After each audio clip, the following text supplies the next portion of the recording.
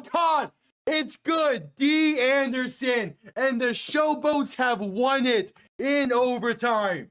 Going to hand this off up the middle for Marable. He's going to fumble. Ball's loose. And St. Louis picks it up. That will do it. The Battlehawks defense makes a play late. Game on the line. Looking to throw. Has time. End zone. Incomplete. It's incomplete. The Stallions hang on to win. For overtime. DeLeo to throw. Pass. Caught by Roland. Needs some help. Not gonna get it. He's stopped a yard short. Houston will pull off the upset. Looking to throw. Has time. Deep. Right side overthrown. Picked off. It's intercepted by Keenan Isaac. He's gonna need it right there. They hand this off right side for Roland. They convert the 10-5. Chris Roland. I should shut up. Chris Roland touchdown. That's the dagger. Knicks toss left side and there's room. Pass past the 30, past the 40, past the 20, 15, 10, 5. R.J. Harvey. There we go. One play. Just need one play out of you. Gonna play action and look to throw. Mariota, sometime. Pass, intercepted. It's picked off. Yes, yes. One play was all they needed. Jack Jones. Williams, play action. Rolling left, looking to throw. Has time. Pass, end zone, intercepted. It's Keyshawn Nixon calling game. Darnold to throw. Has time. Pass, wide open. Over the middle. The Seattle Seahawks do it. Play action looking to throw. Williams has some time. Pass deep. Over the middle. Has a man. It's DJ Moore. Touchdown Chicago. They win in overtime. Snap good. Hold good. Kick up. And he missed it. Wide right. The Steelers will host Houston on Monday night. Williams in shotgun. Back to his right. 3 receiving options to the left. 4th and 4. Trip to Seattle on the line. Man in motion. Williams looking to throw. Pressure coming. Rolling left. Trying to buy some time. Back near the 40. Pass left side. Williams is caught. Touchdown Chicago. Cole Kmet. Somehow the magic remains. What? May looking to throw in 3rd and 6. Rolling left. Gonna take it himself. And that will do it. A first down carry. It's a gain of 7. And the Patriots have booked their ticket to Santa Clara. Zeros on the clock. The Seattle Seahawks, for the first time since 2014, are your NFC champion. Hello, everybody, and welcome on in. The playoffs are here for the UFL. It all starts in the first of 2 games, the doubleheader. It is DC taking on Orlando from Daytona Stadium in Daytona Beach, Florida, about an hour away from the usual stadium of Inter & Co., which has a FIFA World Cup Expedition match in a few days. So this is being done in Daytona Beach instead. Welcome on in. Kickoff moments away, a trip to DC on the line, and the United Bowl 3, as I'm going to call it, because it might as well be called that. The playoffs are here. The final full week. 2 games today. The championship is on Saturday. But welcome on in. Let's kick off. We'll be here momentarily. I love the canyon shot of Daytona Beach that they showed there. Also, the Storm are wearing their orange uniforms for this one. I'm here for that. They're going to look nice on the field. This should be a good one. This is the 3rd straight meeting between the 2 teams. Jason Bean gets the start for DC. We pretty much know what to expect from Orlando, so DC is going to be the mystery team if this will be a close game or not. But time will tell.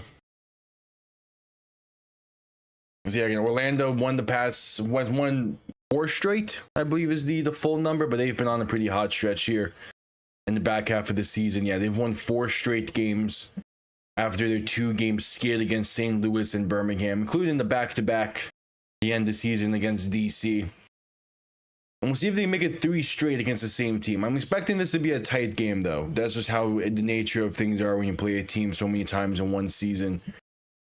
Especially with it being 3 straight times, I'm expecting this to be a tight one. But we will see. Kickoff moments away. And yep, later today at 6, we have St. Louis and Louisville. There's going to be one long stream in this one. The time will tell for this. Kickoff moments away.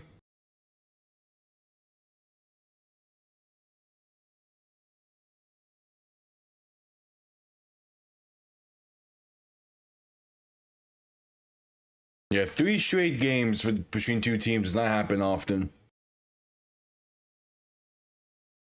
Which is, this is a fun. The last time it happened, the broadcaster show, it was 1943 between the Giants and the Commanders. The Giants won the 2 in the regular season to end the year, and then in the playoffs, it was Washington who got the shutout win.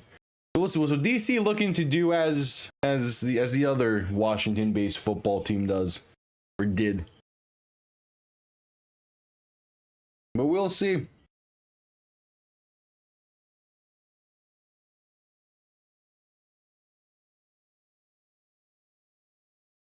Yeah, this is Jason Bean's 4th game against the Storm. There's the 2 against Orlando at the beginning of the season, and then last week's with DC. Yeah. So Jason Bean knows this defense by this point. Like, he fully knows this defense. So if he's still struggling a bit out there, I'm going to be concerned.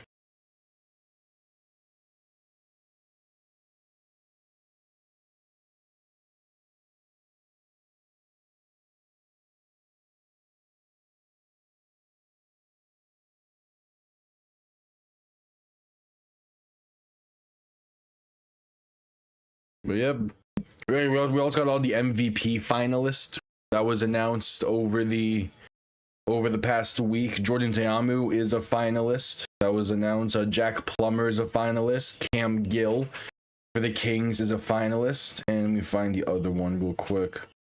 I believe it was also a DC player. Oh yeah, Derek Roberson is an MVP finalist. So DC has 2 MVP finalists. One of them is not playing, as he got hurt a few weeks back. So there's going to be a battle of MVP finalists nonetheless, though. Jack Plummer against Derek Roberson. Those 2 are going directly head-on-head against each other. So it should be interesting.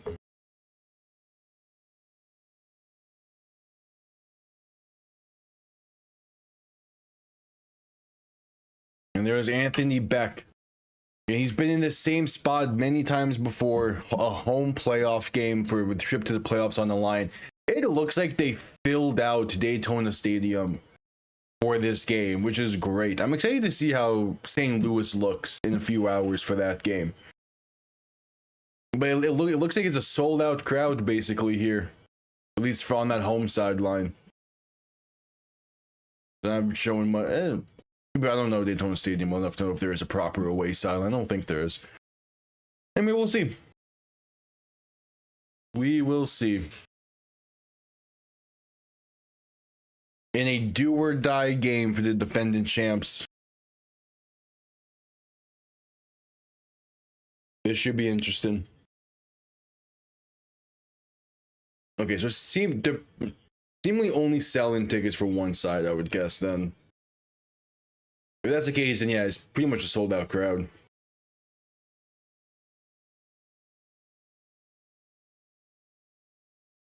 .10-mile-per-hour winds, a feels like of 87.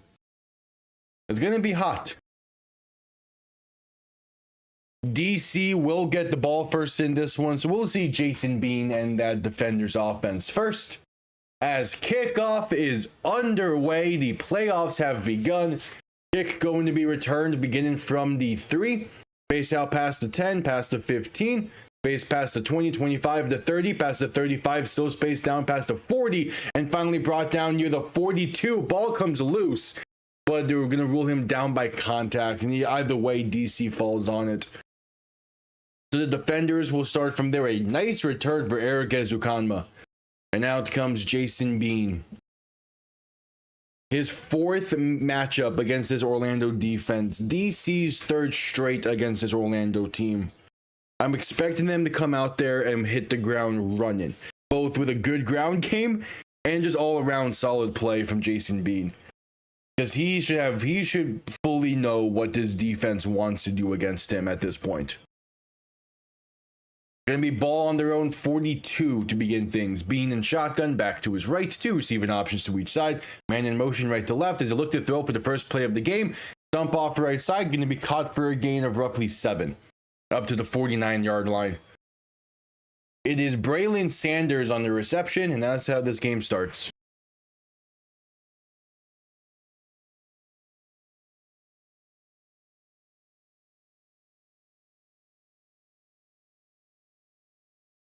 Being in shotgun, back to his left, going to hand this off going right, and that's going to be met at the line of scrimmage for roughly no gain. So a 3rd and 3 coming up. All right, not a bad start so far.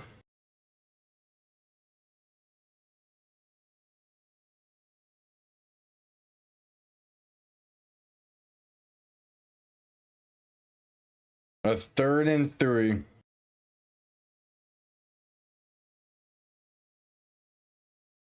Bean in shotgun, back to his left. Back to his right, 3 receivers to the left. Just shy of midfield, Bean going to look to throw. Pass over the middle is caught for the first and brought down right around the 42-yard line. It's Eric Ezukanma on the grab, the former Miami Dolphin. And DC has passed midfield on their opening drive. They're going up-tempo. Bean in shotgun, back to his left. 3 receiving options to the right. Gonna hand this off up the middle, and there's space for Deion Jackson to get past the 40 and down to the 39. So a gain of 3.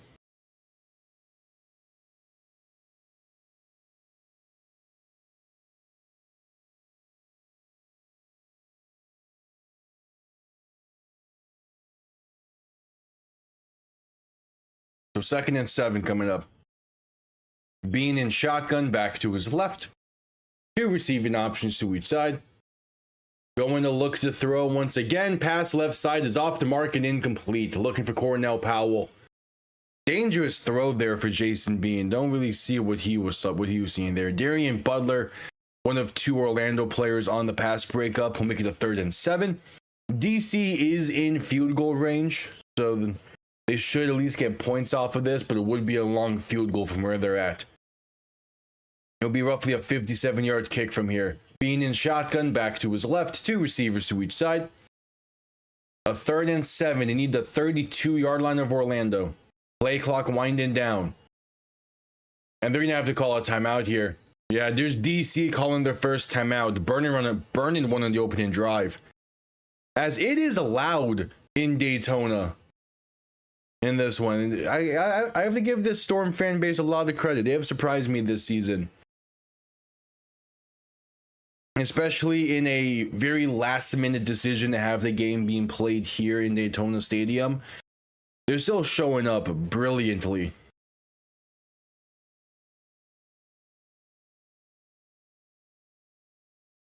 All right, 3rd and 7.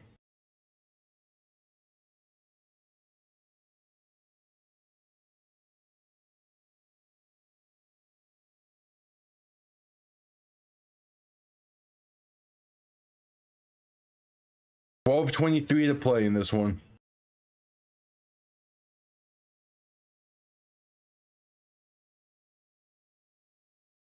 Bean in shotgun, back to his right, 2 receivers to each side. Ball on the Orlando 39, going to look to throw. Bean with some time, pass right side is caught by an open receiver with space. Makes 2 men miss inside the 20. Fights his way inside the 15 and brought down near the 12. It is Kiki QT on the grab, and the DC defenders are inside the red zone on the opening drive of the game. It was good job by Kiki QT to make guys miss there in space and just pick up those extra yards and fight.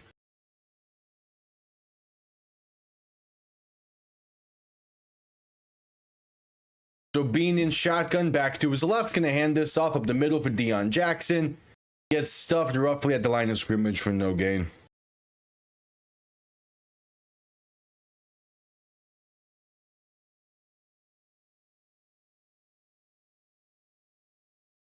So a 2nd and roughly 10 coming up.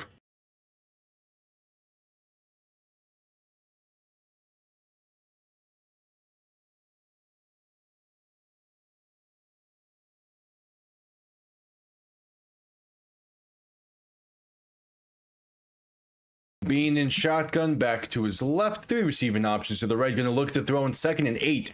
Pass over the middle is a dangerous one, but it's caught nonetheless. Going to be a gain of roughly 4 or 5. They really ruled that handoff on 1st down, gain of 2.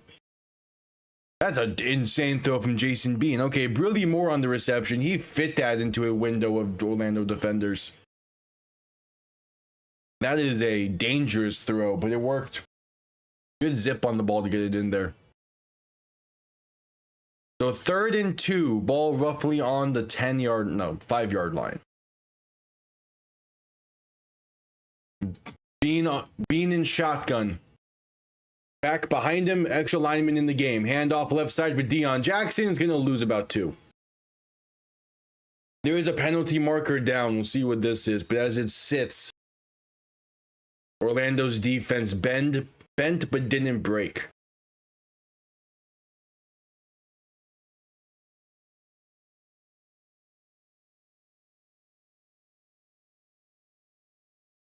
All right, they picked up the penalty, as it would have been against DC if there was one, but the extra lineman did properly report in and is as eligible. So out comes Matt McCrane on 4th and 3 to get DC on the board on the opening drive, as we're just hitting the 10-minute mark. Been a really solid kicker in his UFL career from 25 yards out in the left hash. There's a movement up front. Kick is up and it's down the middle. And there are penalties down on this one. This might be coming back a bit.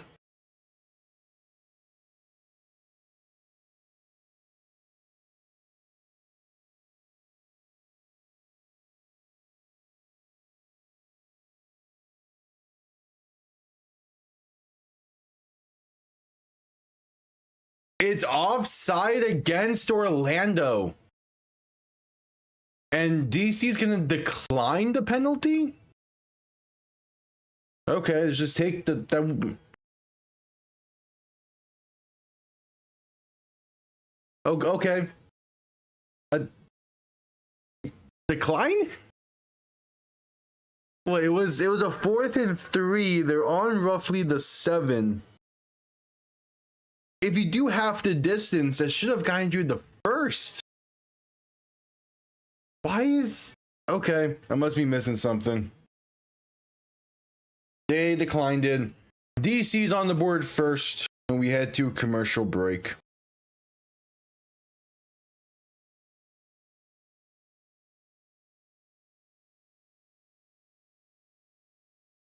And commercial break.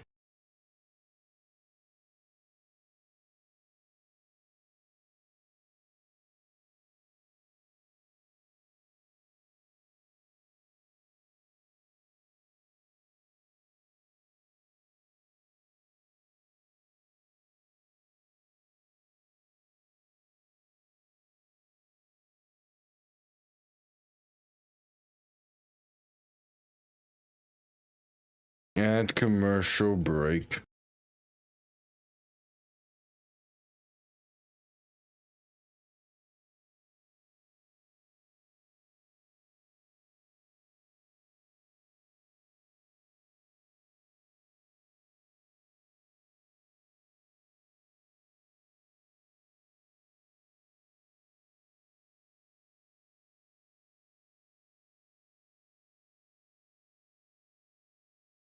So good opening drive for DC. That's how the game starts. We'll see this Orlando offense for the first time.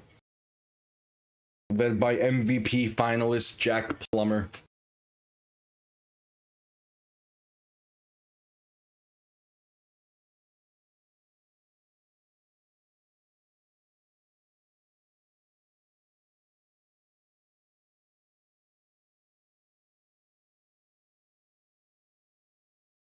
At commercial break.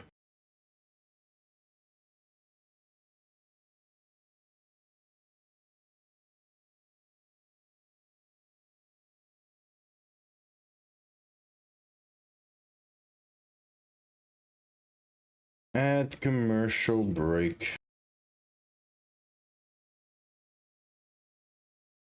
Should be coming out of commercial break here soon.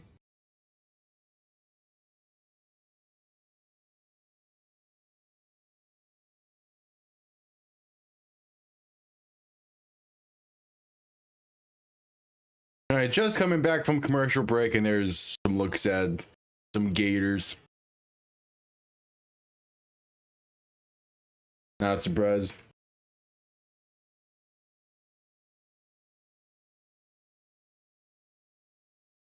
Okay, yeah, no, that's what I thought. Yeah, so DC is going to accept the penalty. That's why, yeah, I was so confused heading into commercial break about why they declined it.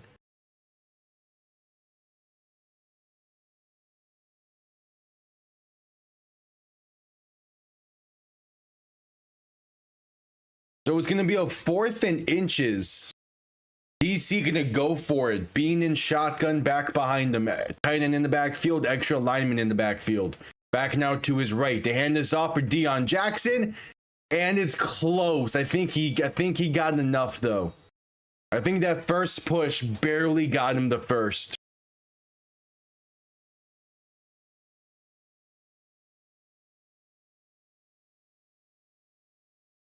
Let's see where this ball will be spotted at. And yeah, that's enough for the first.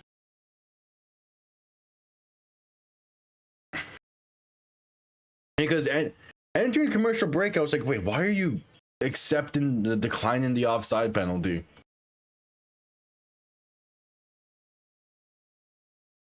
So 1st and goal for DC. Bean in shotgun, back behind him, 2 extra linemen in the game. Back now to his right as Bean is going to hand this off for Deion Jackson, and he is in. DC strikes first. Taking advantage of the offside penalty against Orlando is Deion Jackson finding the end zone once again. It is basically a second home for him this season. And the defenders are on the board first. A great opening drive that lasted 11 plays and just about 6 minutes. Puts DC up top first. That was a beautiful drive to begin things.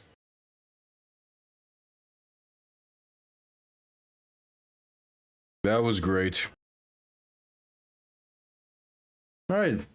Good start for DC. Can they keep it up? So Matt McCrane on for the extra point.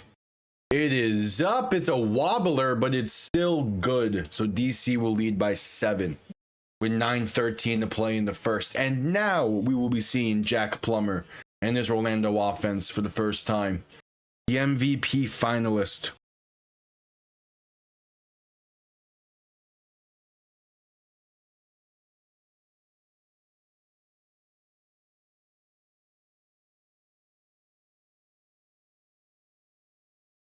As we wait the kick, teams are lining up.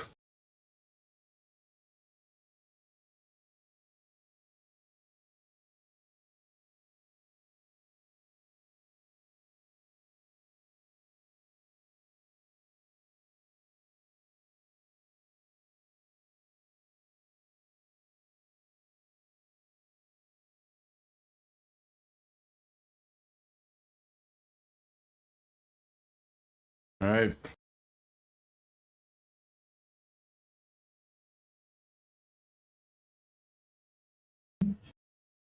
Yep, the road to DC. As Matt McCrane is on to send this one down after the Deion Jackson 3-yard touchdown run. Again, they filled up that home sideline nicely. I'm assuming those were the only tickets they sold for this. Kickoff underway. Going to be returned beginning from the 3. Face up past the 15, past the 20, 25 to 30, past the 35, past the 40. And eventually out of bounds, but right around the 45-yard line. A great return. Orlando will start with great, excellent field position. Deshaun Corbin on the return there. It'll be 1st and 10.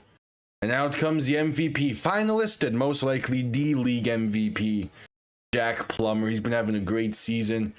17 touchdowns, only 1 interception. Though again, if you look back to that week 1 game against Columbus, should have been about 4 at the very least by now. But he has been very efficient on the season. Plummer in shotgun, back to his right, 3 receivers to the left. First play from scrimmage for this Orlando offense. Pass left side, caught by Chris Rowland. Going to be a gain of roughly 9, and maybe the dive got him 10. But there is a penalty down now as well. Nonetheless, though, should be good for yardage for Orlando unless this is being brought back.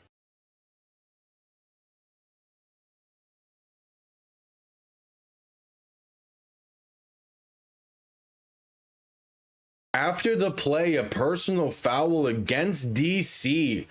An attack on 15 and it's an automatic first. That's a... Who is this on? Is it on Joe Wallace? Yeah, Joe Wallace came in late. I don't hate the effort. I get the call. It's one of those weird things where it's like, yeah, okay, whatever. The ball now up near the 30 of DC. Plummer under center, back behind him, 3 receiving options to the right.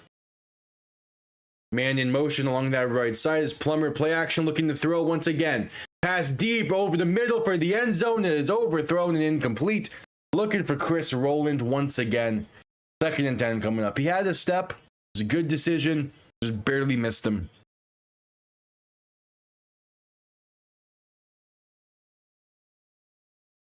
Second and 10 coming up.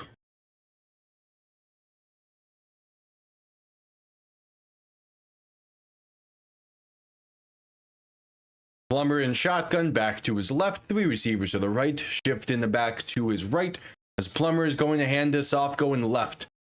Trying to find some space, met behind the line and will lose about a yard. Sam Kidd in for the tackle in the backfield, Elijah Dotson on the carry. It'll be a 3rd and roughly 11 coming up.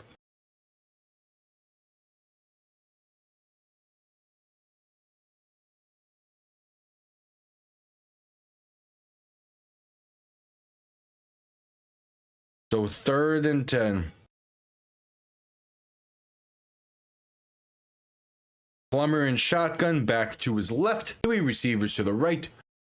Motion in the back out wide to the right as Plummer going to pass this right side for the receiver screen. And is going to be brought down quickly after for only a gain of 2. Chris Rowland on the reception. It's a great tackle from Curtis Jacobs to prevent probably a 1st down pickup. And to seemingly force the field goal try here. So out comes Michael Lance. As the Storm will try to get on the board here on their opening drive with about 7 minutes to play in the first. 47-yard kick from the left hash. Michael Lance been a pretty good kicker this year. Kick is up and it is doinked and in. Hits off the top of the upright. Barely snuck that through. Orlando gets on the board. That hit off the very top of the upright. That is that is something.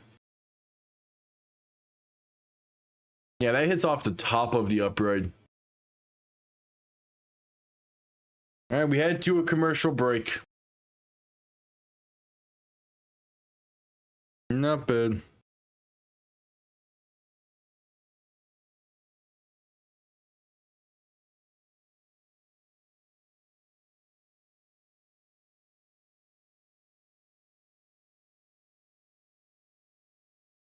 At commercial break.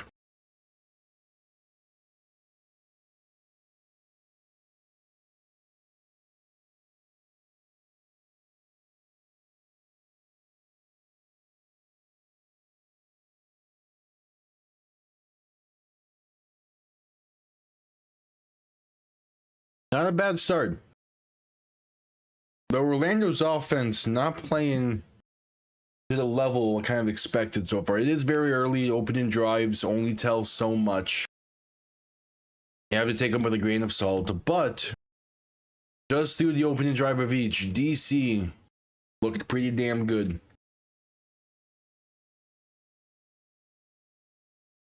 We're at commercial break.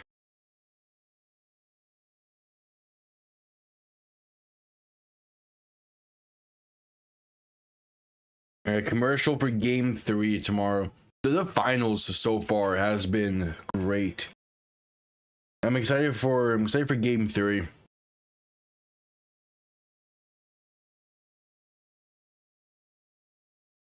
It's just impressive what the Knicks have been able to do.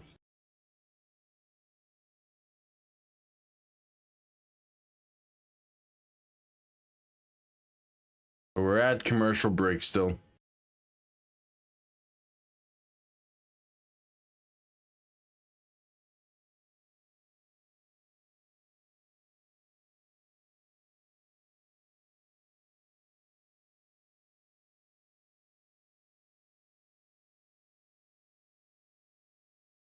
At commercial break. Should be coming out of commercial break here soon. Yeah, the NBA finals have been really good. The NHL finals, the Stanley Cup finals, it has been nothing but fantastic game after fantastic game in those. A tight finish in game 1, overtime in game 2, double overtime in game 3. I mean, those have just been on another level of good hockey.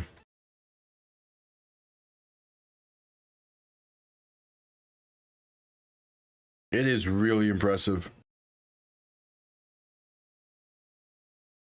Just coming back from commercial break.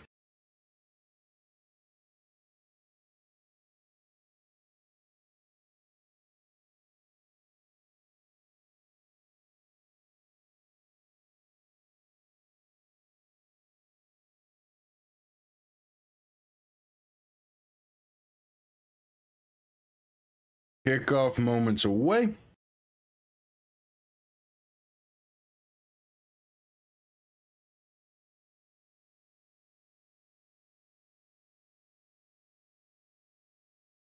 Michael Lance on to send this one down. Eric Ezukanma back to return for the defenders. As it's a windy one here it is windy in Daytona, so kickoff fell off the tee there for a sec.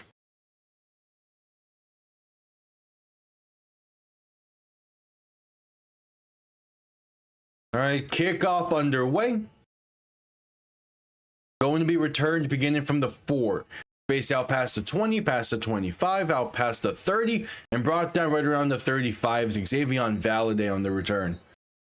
And that's where DC will start things off on this. Found the end zone on the opening drive. Jason Bean looked well on that drive. Can he keep things up? Consistency has been the question surrounding Jason Bean for pretty much the entire season, at least when he was with Louisville early on in the year. So can he be consistent in this one? Look more so similar to how he looked in week 3 than he did last week and back in week 2. Bean in shotgun back to his right. 2 receiving options to each side, ball on their own 35.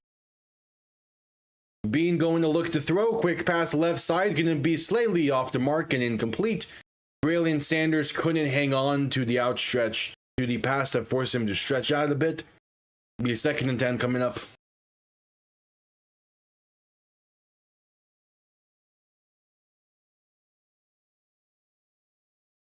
Yeah, correct read.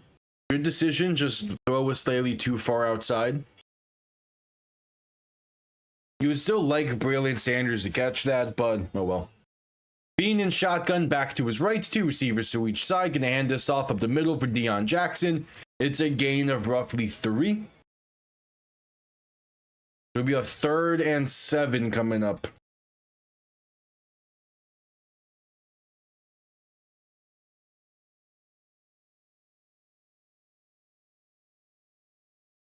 Again, I imagine Orlando's priority is going to be stopping the run. So if you can get him to bite on some play actions, trying to take some shots deeper down the field. Bean in shotgun back to his right, 2 receivers to each side. They need the 45-yard line. Back now to Bean's left as he's going to look to throw. Pressure coming, stepping up, rolling right, buying some time. Will take it himself, has the edge, going to get the first and more past midfield and out of bounds around the Orlando 48.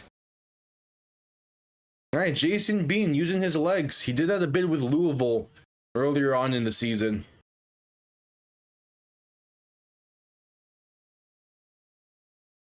Yep. Again, Jason Bean, his legs were great during his time in Kansas. He showed them quite a decent bit during his time in Louisville earlier this season. Gonna need to try and contain him a little bit. In shotgun, back to his right. Gonna quick pass right side. That's incomplete. Aaron throw as he was getting hit while releasing that one. Cornell Powell, the intended target for the RPO. And it'll be 2nd and 10.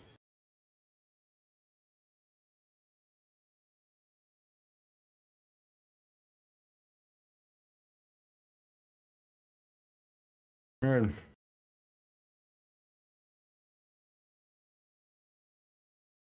So Bean in shotgun, back to his left. Going to play action and look to throw in 2nd and 10. Deep shot left side, has a step. It's incomplete. Slightly. By like an inch too far down the field for Braylon Sanders. It goes off his fingertips, but that's what I was talking about. Orlando going to be focusing on the run, as that's what DC wants to do. You hit him with the play action, you'll be able to take a deep shot down the field. And Braylon Sanders knows that he missed a big one there. It was a good throw. Jason Bean can hit the deep ball pretty well. That time, again, maybe just a half an inch too far for Braylon Sanders. But that's more so one that you would want Sanders to catch than you're going to want Bean to make a better throw on. In shotgun for 3rd and 10. Has some time, pass deep left side, going to be caught and down near the 28. It's Kiki QT on the grab.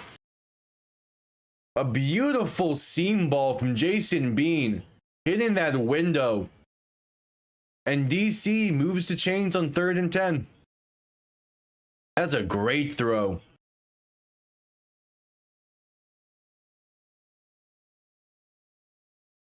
So 1st and 10.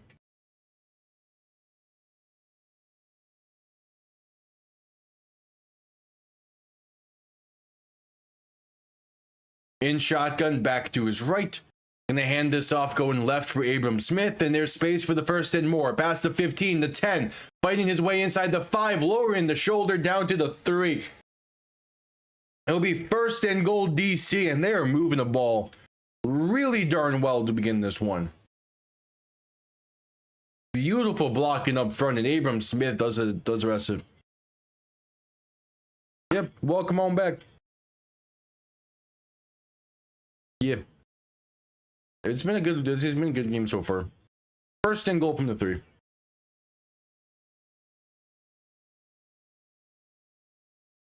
Jason Bean in shotgun, back to his right. And there's a stoppage before the snap. DC will burn their 2nd timeout. I don't love their timeout usages. It is Jason Bean at quarterback. They stuck with him from last week. He's been playing well so far in this one. But I don't love DC's timeout usages. We're at 2:35 left in the 1st. And they only have 1 timeout remaining. I don't love that. As we had to commercial break off of it. Alright.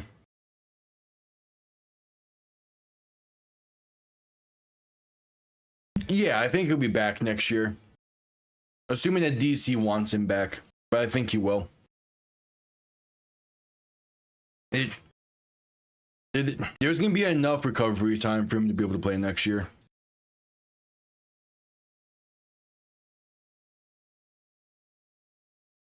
I think if he was healthy and he won MVP, he probably would have gotten an NFL opportunity. But no, I think he likes being a starter in a UFL, and 2, I just don't think he's proper UFL, proper NFL talent. But he's a fun quarterback to watch, though.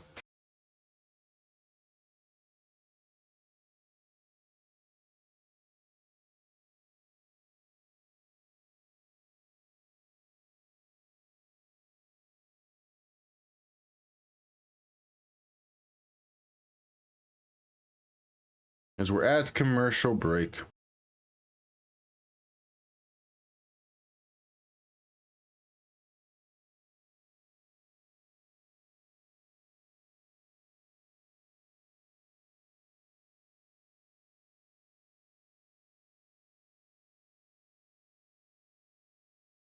We're at commercial break.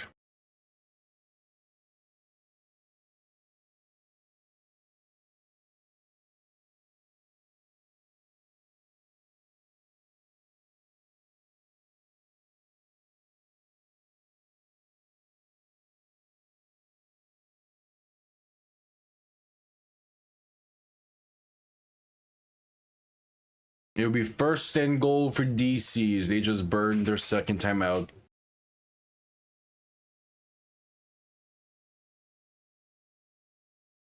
And it's a pretty early timeout.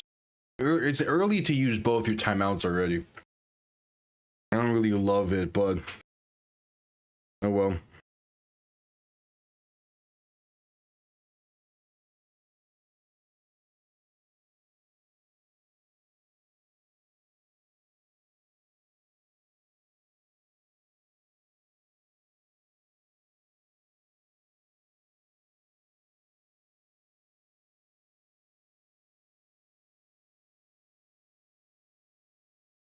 All right, just coming back from commercial break.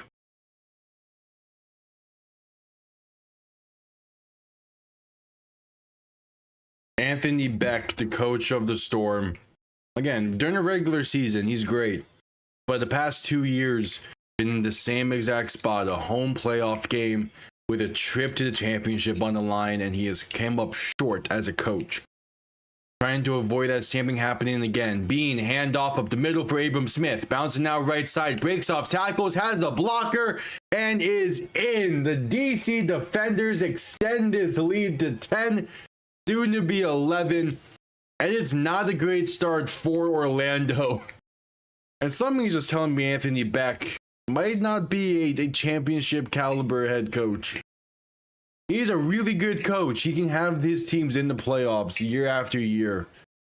But in terms of actually getting the job done, we're off to a potential 3rd straight year of that not being the case. And it'll be 2 years in a row where it was 2 DC. So it'll be a tough look for Orlando. Extra point is up, and it is right down the middle.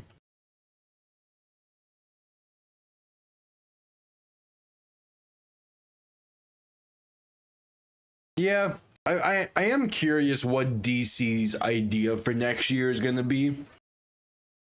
And I think them trading for Jason Bean was them like seemingly setting the stage for a potential handing of the torch almost. And I mean, if Jason Bean, like if he continues to play the rest of today well, and he leads this team to a championship appearance, I mean, I think things are lining up to where he could be the guy next year. It's just you want to see more consistency out of Jason Bean.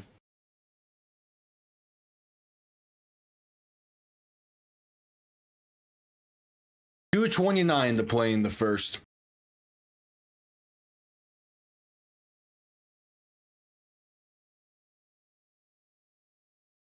And yeah, Abram Smith, one of 3 incredible running backs that DC has relied on this season.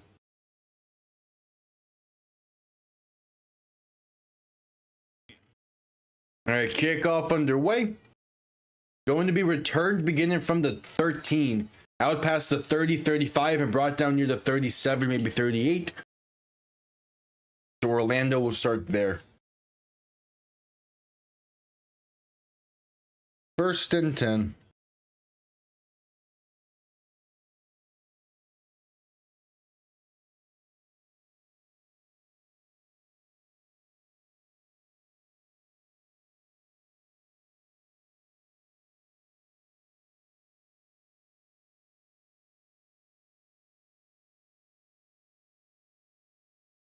All right, Plummer in shotgun back to his right. 3 receivers to the right as well. Ball on their own 37 just about. Plummer going to hand this off up the middle, and that's going to be up to about the 46, it seems, for Jay-Sean Corbin. All right, so solid carry to begin things here. Again, I think at least like for the first half, I would just want to see where Orlando played their style. There's no panic or rush just yet for them.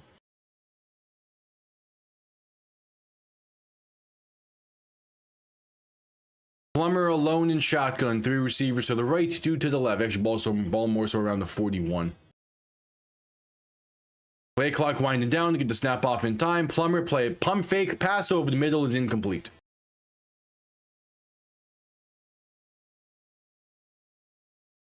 Well, because like the idea wasn't for him to play this season. It's just he had to. He ended up having to because of injuries. But yeah, I think the idea was you trade for Jason Bean, you see how he develops in practice. You can have his rights for next season if you want to bring him back, which you probably will. And then again, just see how he continues to develop and progress. But like they're always gonna have Jordan Ta'amu to fall back on if need be. 3rd and 6, looking to throw. Stepping up, Plummer pass deep right side, has a man wide open, caught at the 21, inside the 20 and down to the 15. It is KJ Hamler on the grab. Because while Ta'amu has not been playing great this season, he's still an MVP finalist. And probably would have won MVP if he didn't get hurt. So like, I think that Ta'amu is going to be like in line to start next season, but similar to like Luis Perez. But if Jason Bean comes out there and plays out of his mind during the offseason stuff, I wouldn't be surprised if they make the change.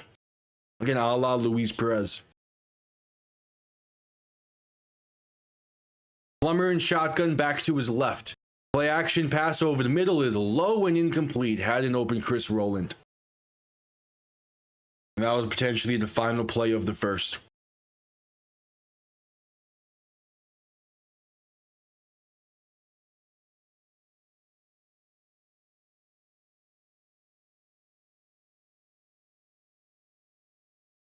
And yep, time begins to roll. And they're going to let the clocks hit 0. That's the end of the first. 15 minutes in the books. DC with the 11-point lead to begin things. We'll see if they can keep this up with a solid first quarter of action from Daytona as we head to commercial break.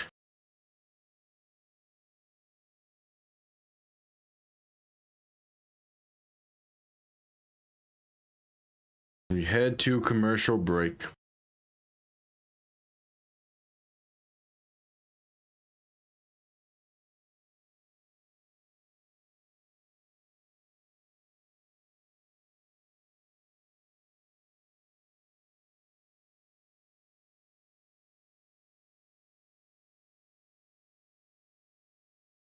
Yeah, it was a tough.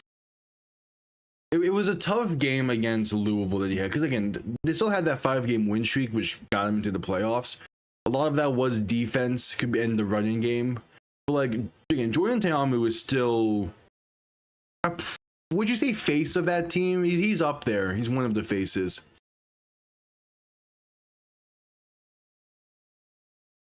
Yeah, and that's true as well. Again, I would expect to see DC eventually get younger at that position, same way that Dallas did this year.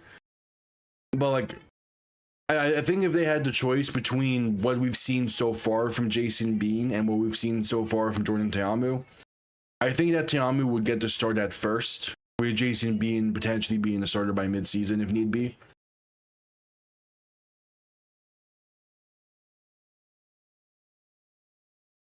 And a lot of that is just the consistency aspect.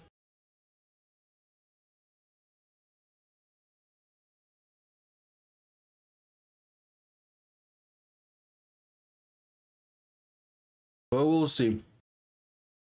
And that could easily change over the next 2 weeks, depending on what DC does in these playoffs.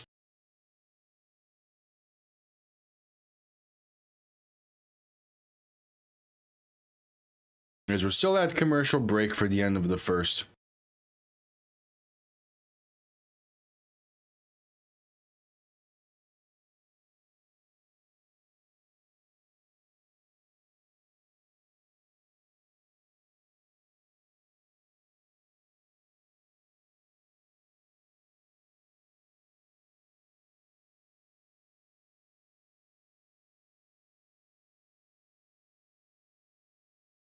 We're at commercial break.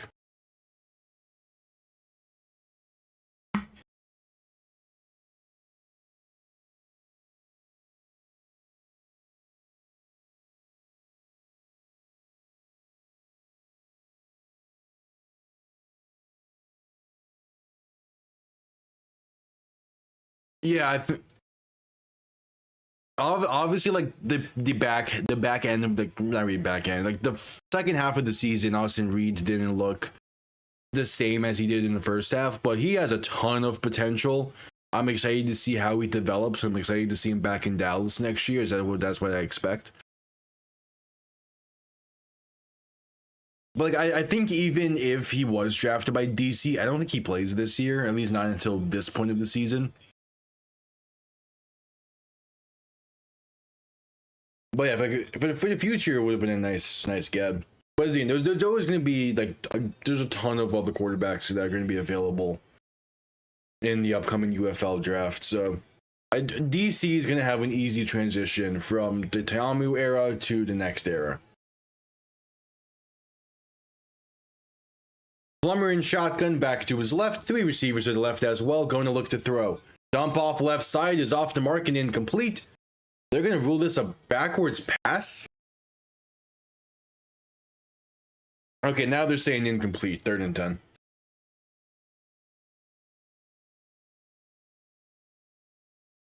Yeah, it's going to be a very interesting offseason. Obviously, one of the bigger talking points of the offseason is going to end up being what happens with some of the cities. I imagine most of them will stay the same, but the player acquisitions could be fun. Plummer in shotgun, 3 receiving options to the left. Back to his left as well. 3rd and 10 from the 14. Going to look to throw. With some time, Plummer pass right side is well overthrown and incomplete. Looking for Elijah Badger.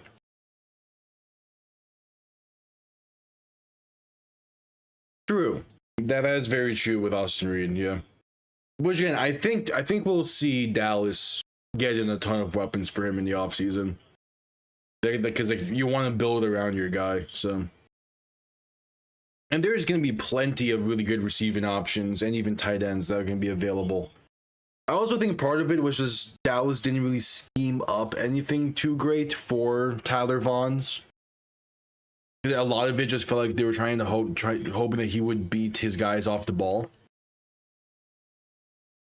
And when that wasn't happening, or teams were running like bracket coverages against him, everything else kind of fell apart.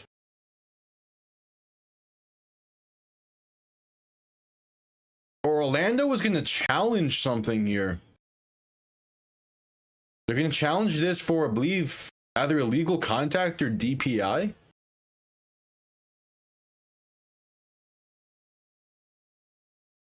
Pretty early challenge, but it should be interesting.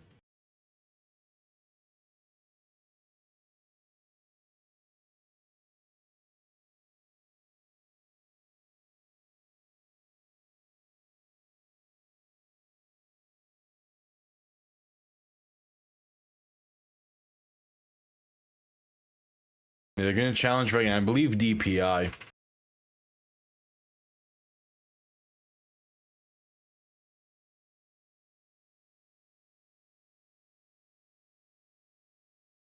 Yeah, that's... Like, so officially they were challenging for illegal contact. And they're going to lose that challenge. That's a weird... Challenging for illegal contact is weird there.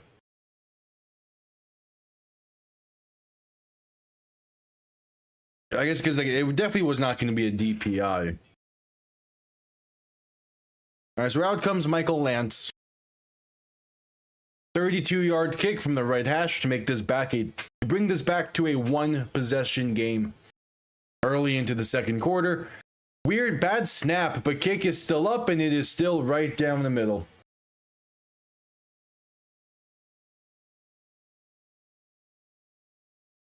All right, so no challenge for Orlando the rest of this game.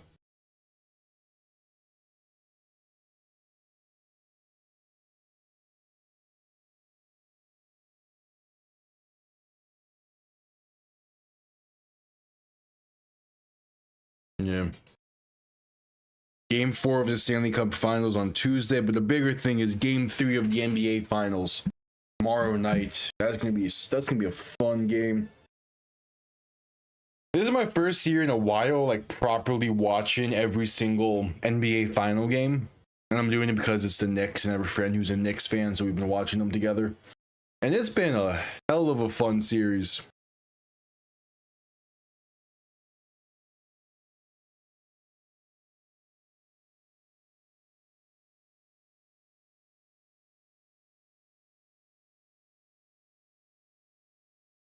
So Michael Lance on to send this one down.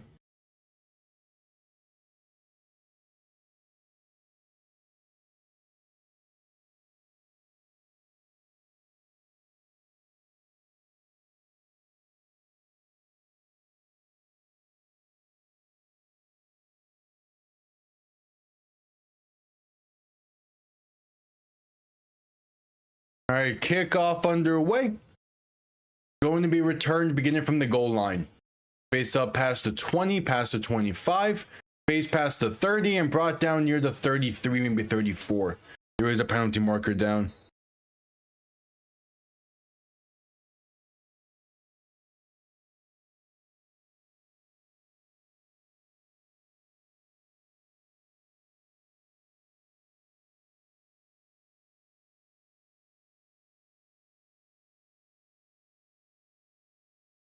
As we await DC's next drive.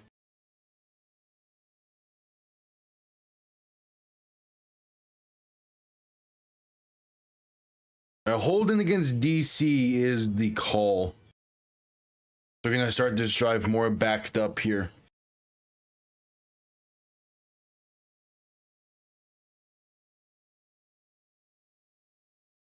So 1st and 10.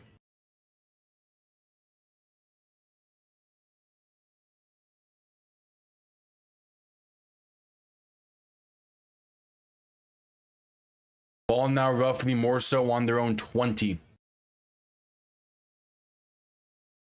Being under center, back behind him too, receiving options to each side. Gonna play action and look to throw, rolling right. Being with space, will take it himself, has some blockers as well. Past the 25 and out of bounds around the 26.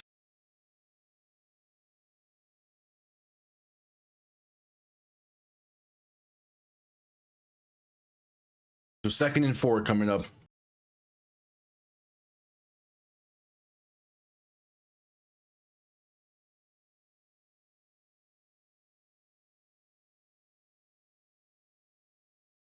All right, Bean in shotgun, back to his left.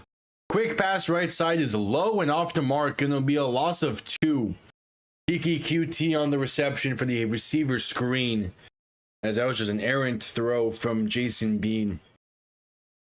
Make it a 3rd and roughly 6.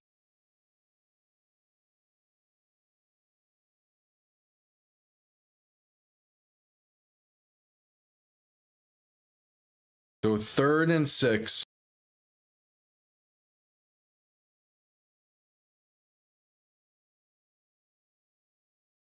Bean in shotgun, back to his left, 2 receivers to each side, going to look to throw, now taking it himself up the middle. The designed QB keeper will get the first. It's a gain of roughly 9. Now we can rule out a gain of 7 actually up to the 31, but the QB draw, nicely done. As Orlando was not set when they snapped that ball, so the middle of the field was completely barren for Bean to take it himself with.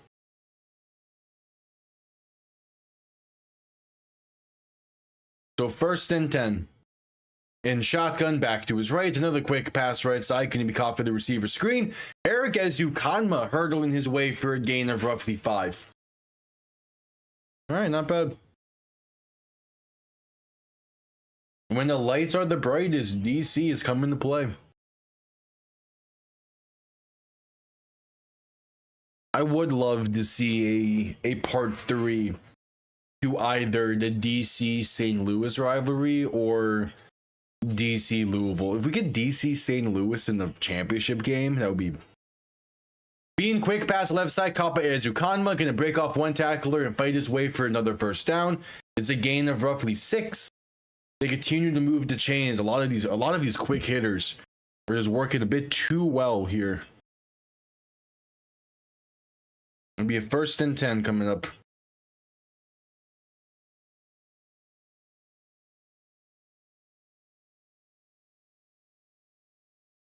So 1st and 10.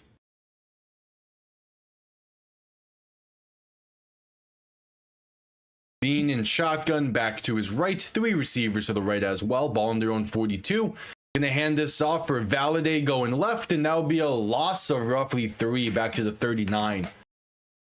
It is Jason Taylor II on the tackle for loss. And it'll be a second and about 13 coming up.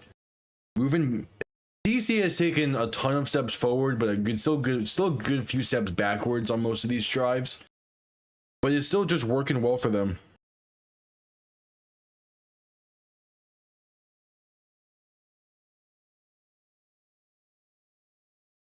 So Bean in shotgun, back to his left, gonna play action and look to throw. With some time, pass over the middle is high and incomplete. Through the hands of, I believe that was Kiki QT, as the hit forces the ball loose. It'll be a third and about 13 or so coming up. DJ James, the initial contact, as it was Ty Scott, the intended target. DJ James lays the initial contact, Dequan Jackson lays the second. Shannon Harris wants a penalty, nothing thrown. And it'll be a third and 12 and a half, 13. Bean in shotgun, back to his right. Two receiving options to each side, looking to throw. Orlando sends pressure, pass right side is well off the mark and incomplete. Pressure and the hit forced a bad pass. And the first punt of the game will come by the defenders. Good defense there by Orlando. Got him into that obvious passing situation and then just sent, was that 8? No, sent 7 basically. And had everyone else on man-to-man coverage. So there's Orlando special teams has blocked 2 punts this season. Those are the only 2 block punts on the year. This one comes off clean, but it's not a great punt. Gonna bounce around to 33. Taking a massive Orlando bounce up to the 43.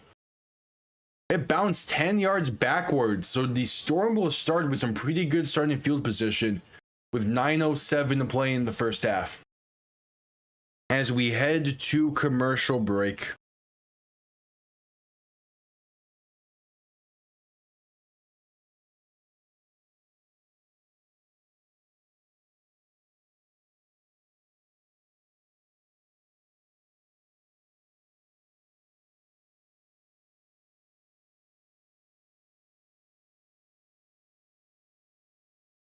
As we're at commercial break.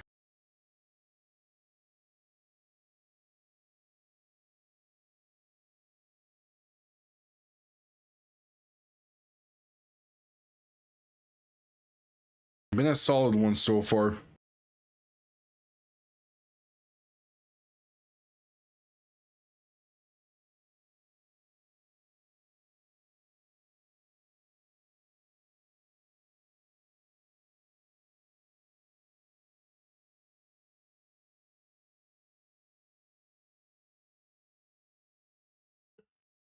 At commercial break. You know, all it could take is one defensive series like that to get the Storm back into business. See if the offense can follow suit with it. But so far, DC is in more control.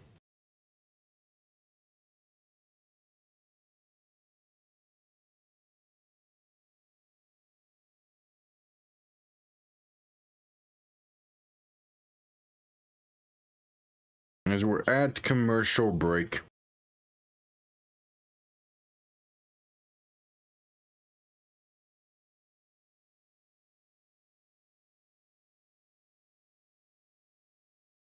$9:07 to play in the first half.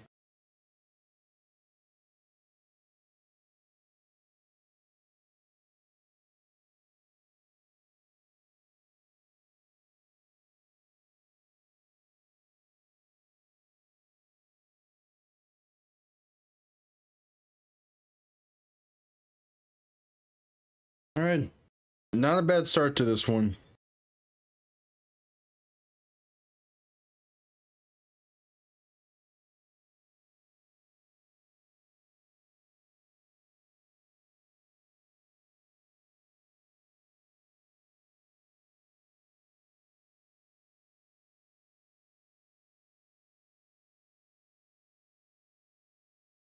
All right, just coming back from commercial break.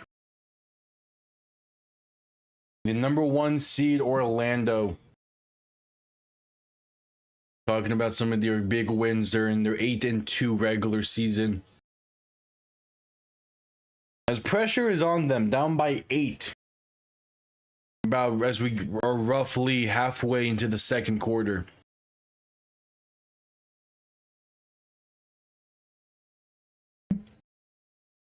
And was very easily a big drive in this game. Plummer under center, back behind him, 2 receiving options to each side. Ball on their own 43. Man in motion along that right side. Moved him in towards the line of scrimmage. Plummer gonna hand this off up the middle, and that's gonna be a gain of 1. Not much space to go. So 2nd and 9 coming up.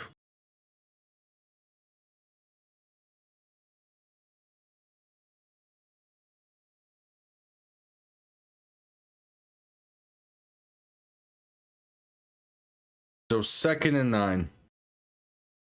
Plummer under center, gonna hand this off up the middle once again, and there's space past midfield, gonna be enough for the first as he's brought down right around the 44 of DC. It is there's Elijah Dotson on the carry, and it'll be a fresh set of downs for the Storm. And it made one man miss in the backfield, and he had a lane to go from there. So 1st and 10, Plummer under center, back behind him. 2 receiving options to each side. Gonna play action and look to throw. Plummer with some time. Pass over the middle is caught. Gonna be a gain of roughly 12 for KJ Hamler going up for it. And another fresh set of downs. That was a dangerous pass from Jack Plummer. But KJ Hamler got his back with it. Yeah, it's a good decision to throw it, but man, throwing it high like that was dangerous. If Plummer in shotgun back to his left, 2 receiving options to each side. Man in motion left to right. Plummer will keep it himself and slide down for a gain of 2 to the 28 or so yard line.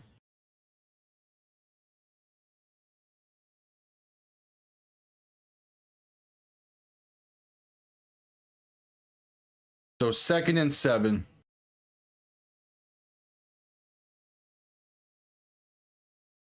Ruled it a gain of 3. Plummer in shotgun, back to his left, 3 receivers to the right. Going to look to throw. Pressure coming, Plummer's pass left side gonna be caught. Breaks a tackle inside the 10 and brought down near the 6 is Elijah Badger on the reception.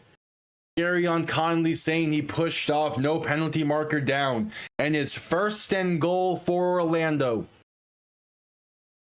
There is an arm extension, but he barely touches him. There was enough separation to where that's not really a push off.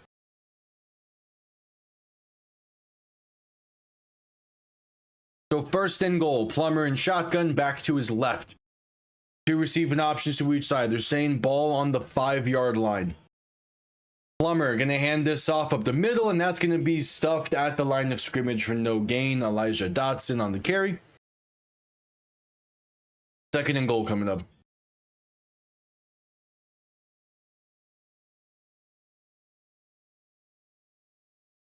Yeah, it's good. Some good anticipation on that throw. But it needed the anticipation as well, as pressure was right on him. So 2nd and goal, Plummer in shotgun, back to his left, 3 receivers to the right. They gave him half a yard on the previous play.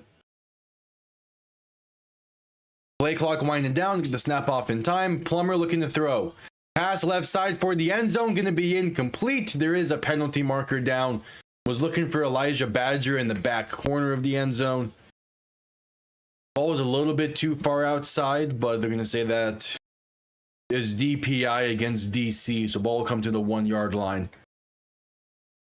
And it'll be 1st and goal. Yeah, he holds them. That's clear. He holds them so he can't get out of his break cleanly. That's clear holding. That's clear DPI. So Plummer under center, back and fullback behind him. An extra lineman in the game acting as fullback. Ball on the 1, gonna hand this off up the middle, and that's stuffed. No gain on the play. He gets tripped up slightly a bit there. Elijah Dotson on the carry. And it'll be 2nd and goal. Yeah, Sam Kidd doing just enough to trip up Elijah Dotson. So 2nd and goal. Plummer under center, gonna hand this off up the middle for Dotson once again. And once again, he is stonewalled at the line for no gain. DC saying fumble, but the whistle ruled the play dead before the ball came loose. 3rd and goal coming up.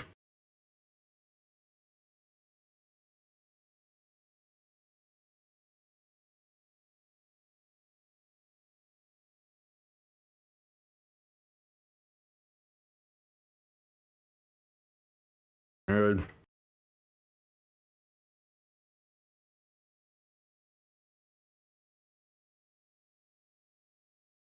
And there is the DC players slow to get up after that one as well.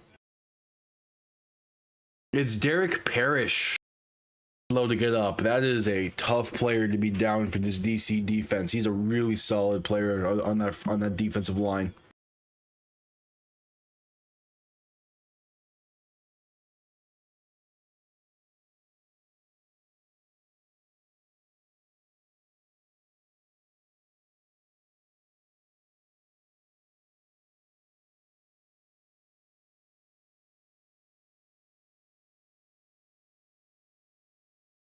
So 3rd and goal.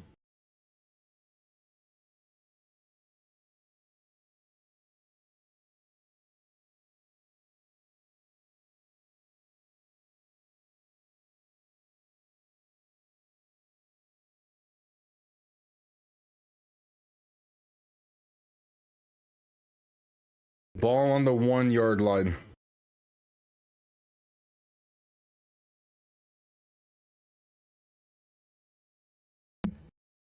Plummer alone in shotgun. Gonna play action and try to shovel this one left side. Play got blown up. They tried to fake the jet sweep and then wanted, assumingly, a pop pass over the middle. But pressure got there instantly from DC. Yeah, they wanted to shovel over the middle for Chris Rowland after the fake jet sweep, but pressure got there too quick, and Plummer just had to get it out of there. It was a good play call. Like, Elijah Badger was wide open on that left side, but that just wasn't the intended target. The Plummer alone in shotgun, 4 receivers to the left. 4th and goal from the 1, and a timeout is going to be called.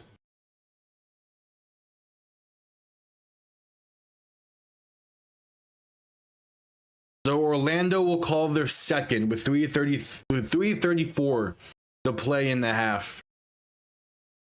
It's a 4th and goal from the 1.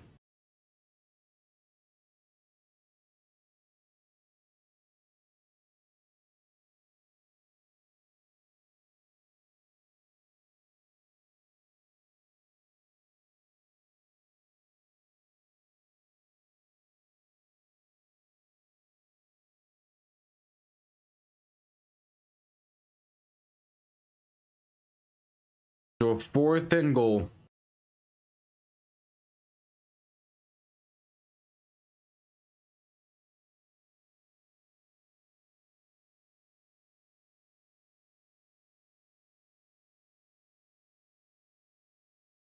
Plummer in shotgun back to his left. 3 receivers to the left as well. Gonna look to throw. Pressure coming, and he's sacked. It's MVP finalist Derek Roberson on the sack. And the Storm stall out at the 1 yard line.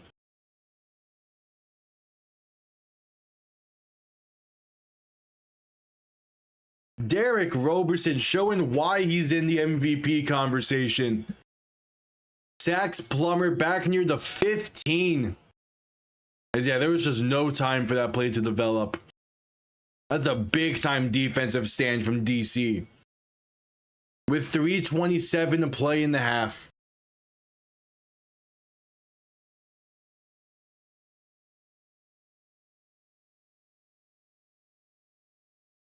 And we head to commercial break.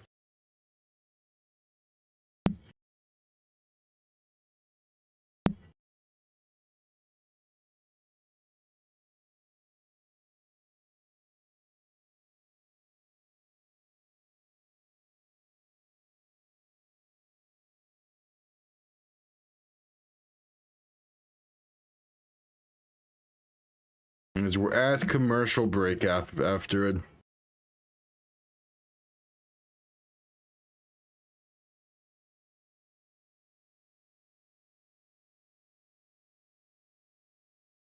At commercial break.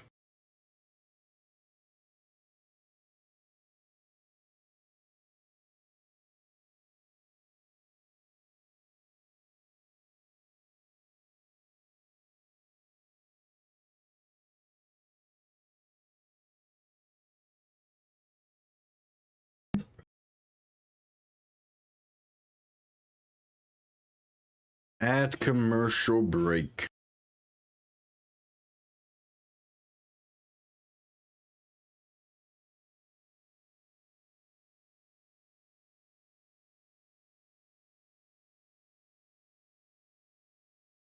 All right, it's been a solid one. Defense is doing their part, especially in the second quarter. But DC as a whole has been surprising to me.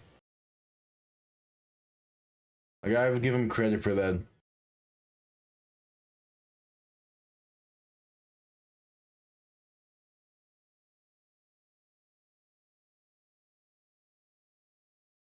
But yeah.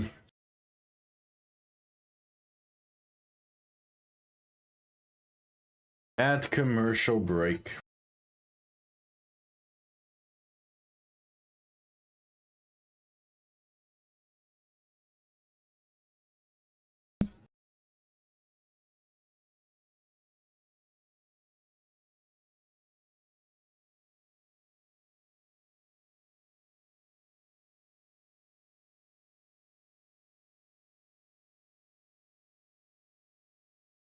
All right, just getting back from commercial break.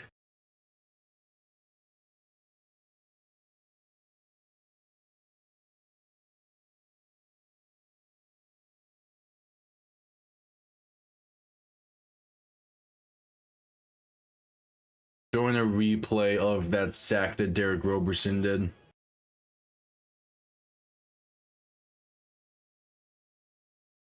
Yeah, again, there's a reason Derek Roberson's an MVP finalist. He knows exactly what he's doing on that line, and he knows the mind game that it is.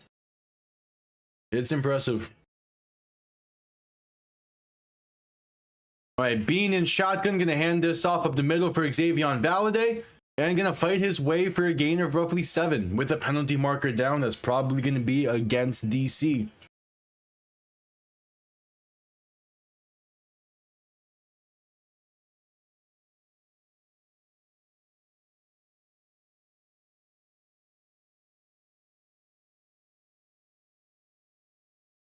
All right.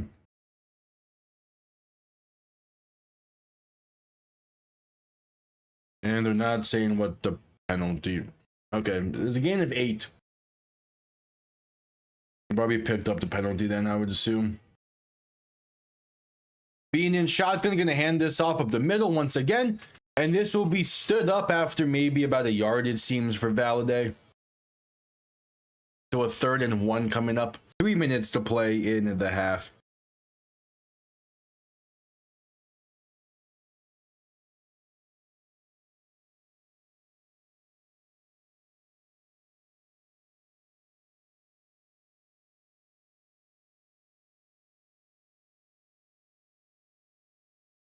A 3rd and 1.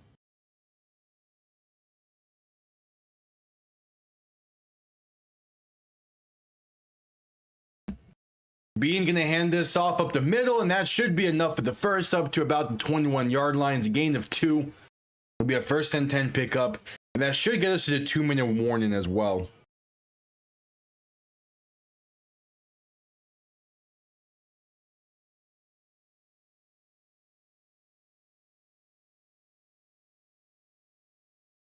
As the clock is going to continue to roll.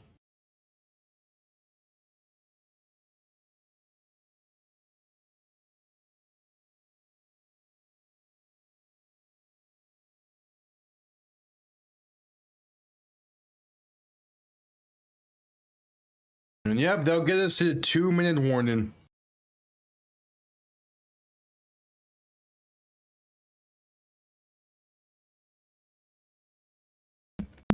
2-minute warning to play from Daytona.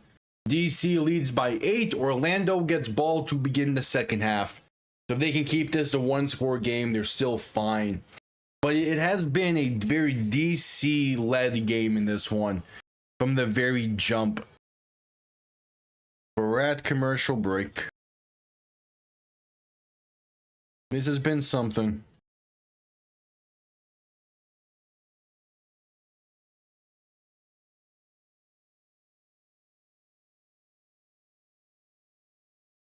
As we're at commercial break.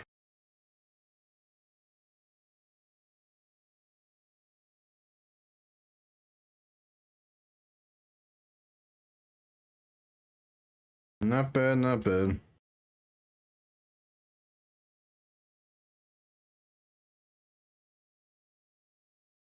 At commercial break for the 2-minute warning.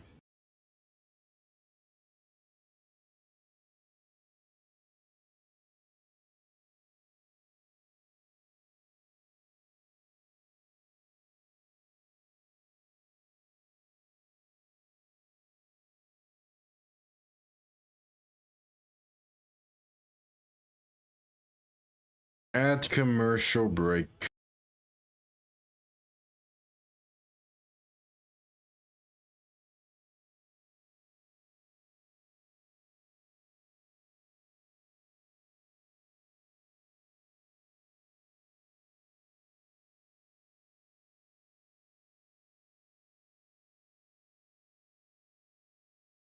Again, it's been a very DC-centered one.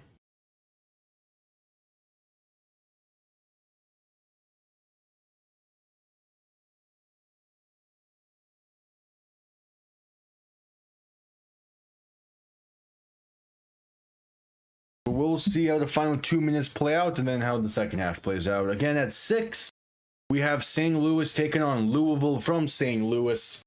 It's as a part of this doubleheader, which that should also be a pretty damn good game.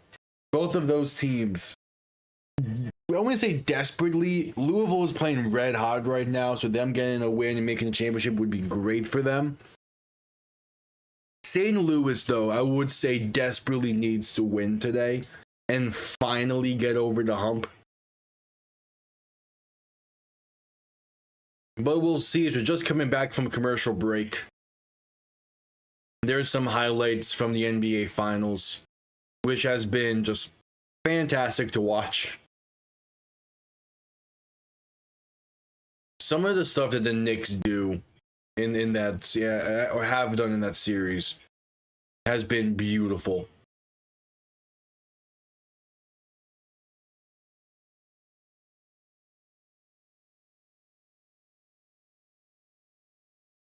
All right, so Jason Bean in shotgun back to his left. 3 receivers to the left as well. 1st and 10 from their own 21. Both teams only 1 timeout remaining. Orlando with no challenges. Bean, handoff right side for Valade, going to fight his way for about 2. Not much else. Does stay in bounds though, so the clock will run.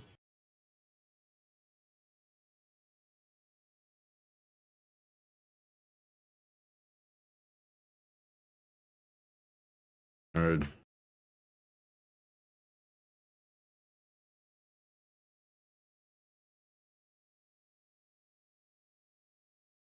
So 2nd and 7, Bean in shotgun back to his left. 3 receivers to the left as well. Going to pass this right side. Now there's a whistle blowing the play dead for a penalty marker. Probably going to be a false start, I assume.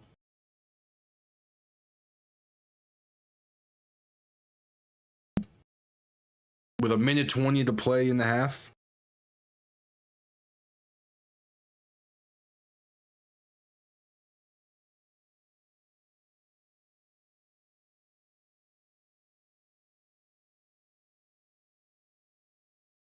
Yes, false start against DC. So pushing back 5 for a 2nd and 12, and I believe there's going to be a 10-second runoff here.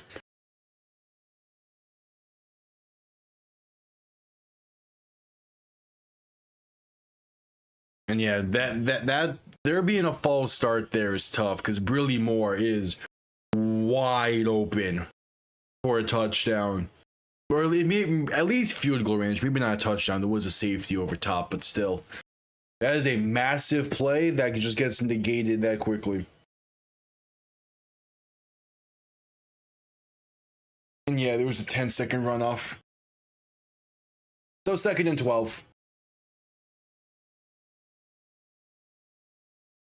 Being in shotgun, back to his right, 2 receiving options to each side. Down to 1 minute remaining in the first half. Play action, looking to throw. Bean with some time, rolling right. Passing deep right side, going to be caught and out of bounds around the 40. It's Cornell Powell on the grab. So they're now roughly 18 yards away from field goal range from Matt McCrane.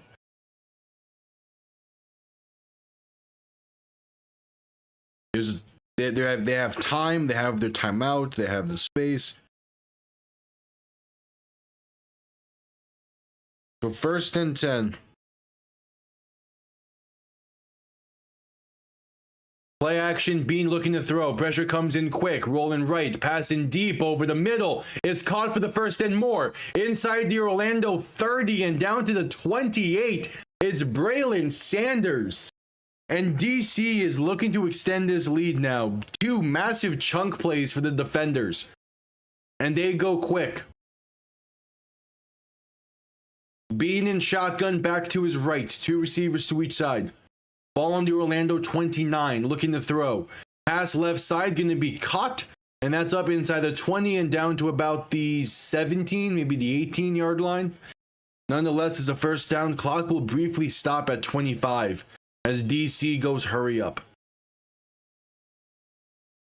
Bean under center, and they're going to spike this. Oh, now actually Orlando called a timeout before the spike. Okay.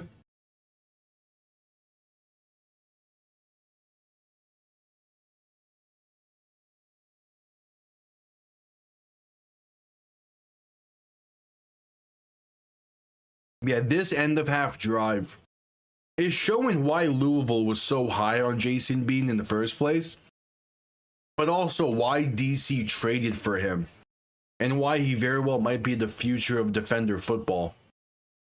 Oh, now they're saying that it was DC that called the timeout.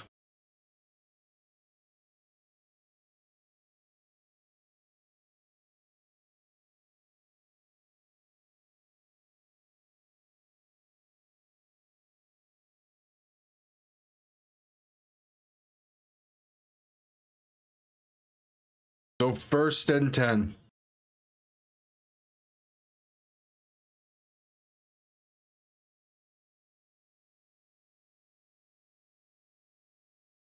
"21 seconds to go in the half. No timeouts though. Gonna make things interesting for DC here.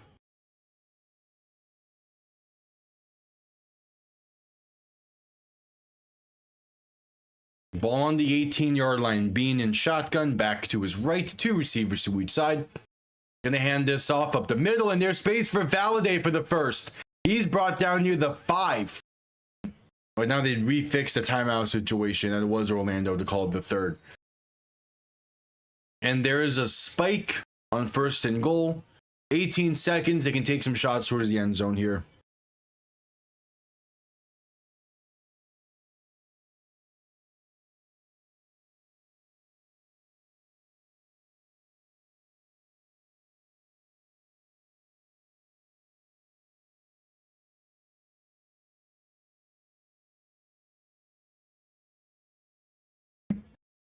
So 2nd and goal.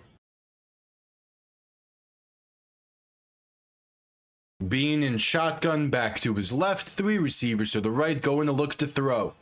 Pressure comes quick. Bean pass right side, gonna be incomplete. Luckily, it fell to the ground, as that probably was more so a throwaway attempt, but he just couldn't get it out there enough due to the pressure. 3rd and goal coming up. 1 more shot to the end zone.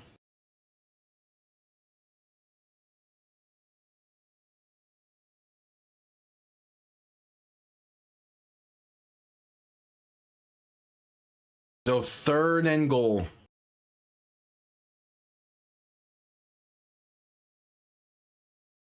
Being under center, back behind him. 3 receiving options to the right. Bean rolling right, looking to throw. Breaks off one defender. Stepping up, trying to find someone. Will pass for the end zone. Is caught by a wide open Cornell Powell. DC extends this lead to 14. And now there's a penalty marker down. Are they going to say a forward pass?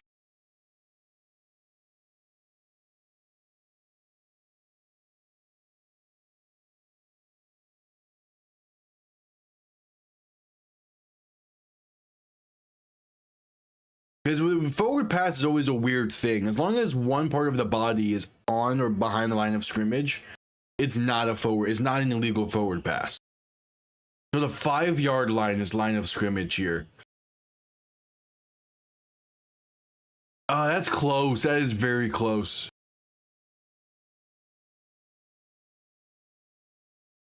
And yeah, they're going to say it was an illegal forward pass.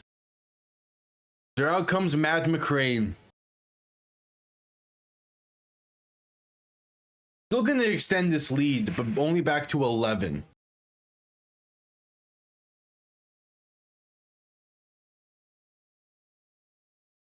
But that's a tough one.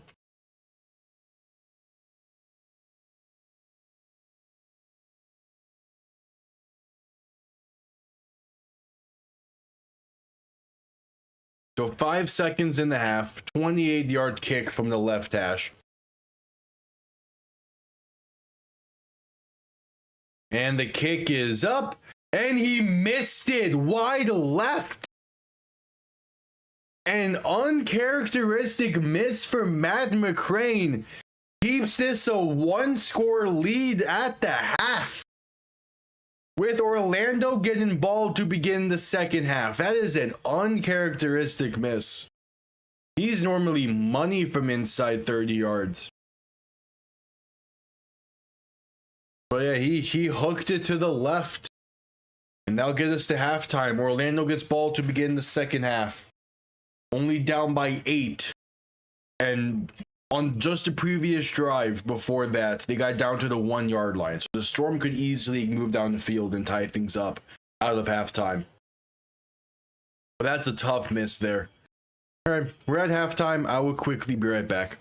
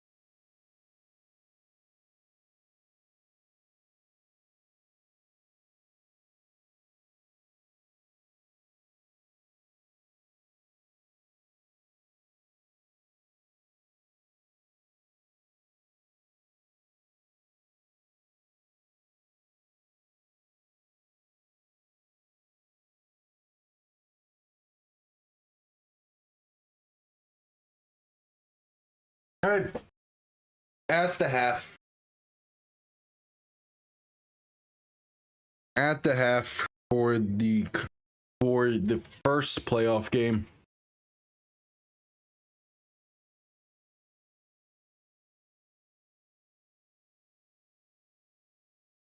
Yeah, DC, their defense is playing well in this one, but again, second half could be a different story.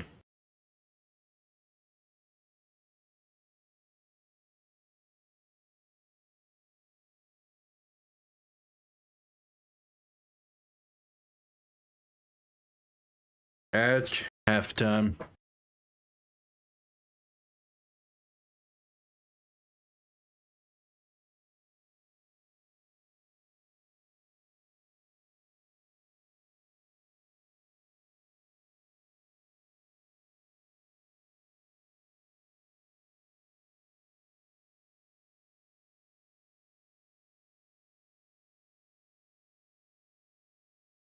We head to halftime. Yeah, it's been a solid one.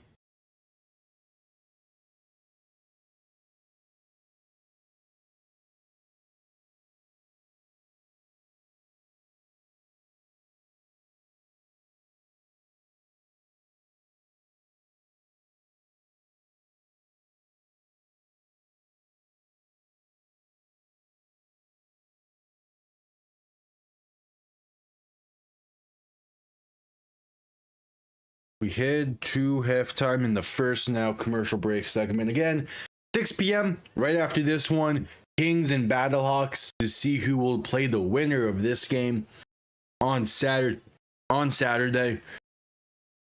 And what should be two solid games. I'm expecting this one to come down to the wire. I'm expecting that one to come down to the wire. I'm also expecting a fantastic crowd in St. Louis. So we'll see.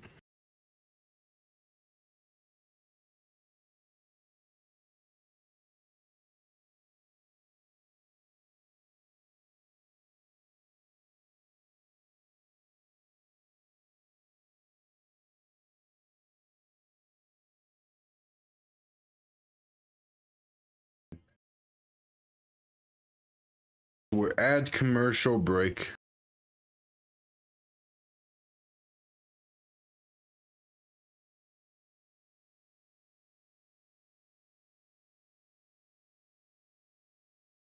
At commercial break.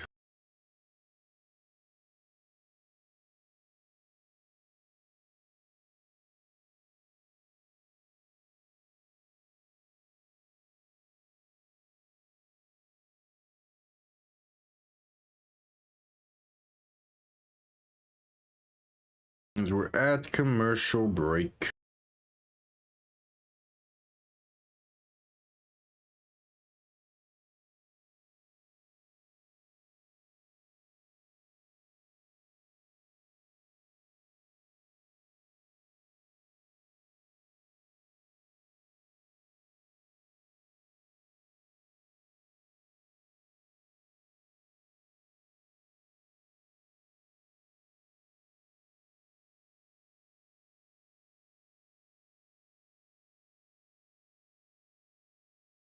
Another commercial for the NBA Finals. I'm very tempted to go live. Like once the Knicks have a third game won, very tempted to start going live with the others, but we'll see. I do think the plan though is for next year to like do more with NBA and NHL stuff as like a once a week type thing. But I'll decide. I'll have to see how my schedule looks in the fall.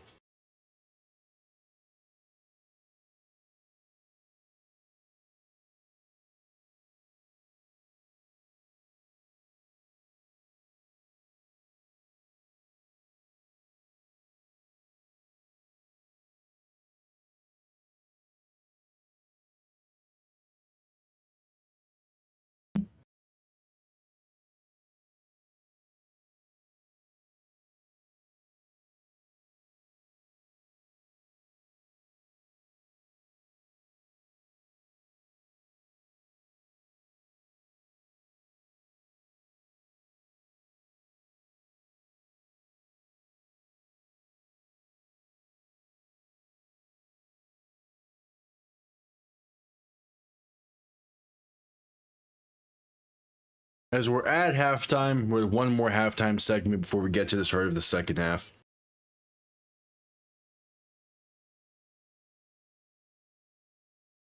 Yeah, it should be a fun game. Should be a fun second half. Should be again. I'm expecting great things from Louisville, St. Louis. That's my game of the two.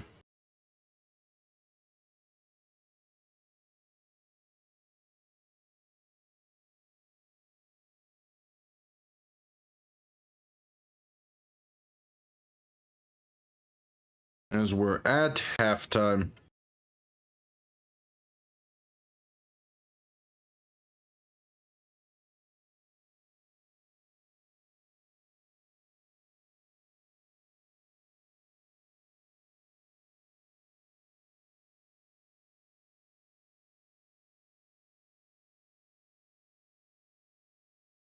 At commercial break.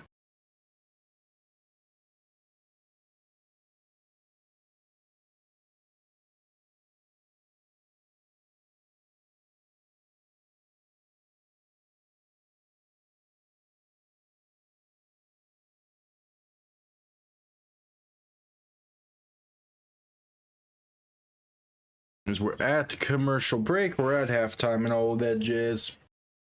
They're talking about the matchups for the second game on the docket here during the halftime show. Especially Akeem Butler. He's been having a great year as always. He's a damn good player. The question is, how much of an impact is he going to have against Louisville the second time around?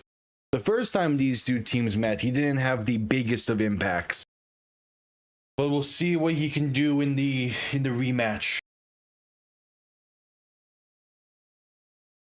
I gotta give ESPN and ABC credit here. They have a proper in studio halftime segments here instead of just like back in the booth with the main two broadcasters. This is a proper full on halftime segment in studio. Yep, the all UFL teams.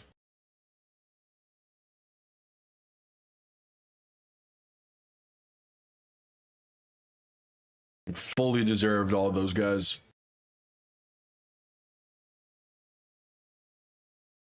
Yeah, Tanner Brown being all UFL kicker, I am not surprised about at all. He is by far the best kicker of the league this year, and I fully expect him to make an NFL roster.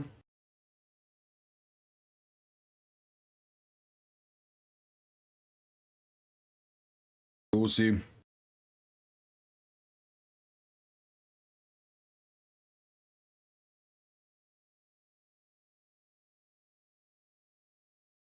All right, one more commercial break, and then we're going to get to the second half. I would like to see for the rest of, like, for next season as well, the UFL to get, like, in-studio halftime segments, but I just doubt that'll end up being the case.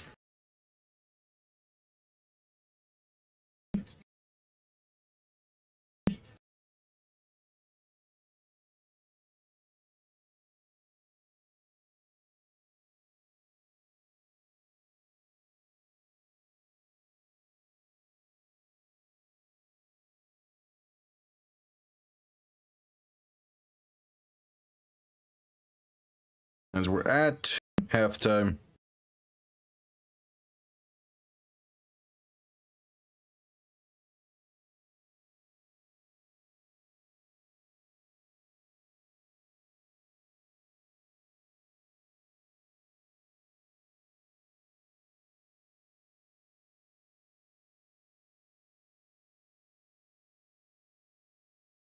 At commercial break. Second half beginning here soon.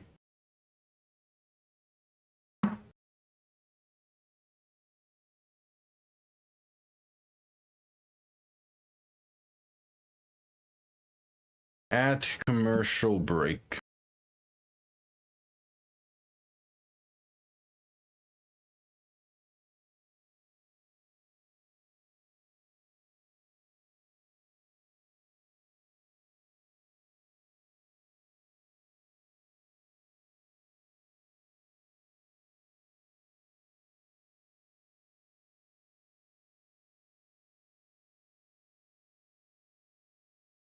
At commercial break.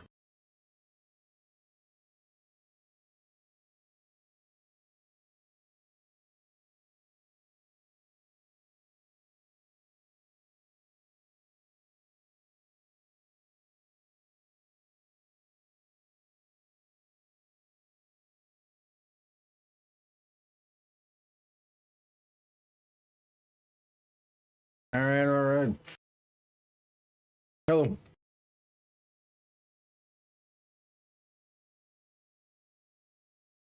Yeah, we're watching UFL. We're at halftime with it. Second half should be getting here soon.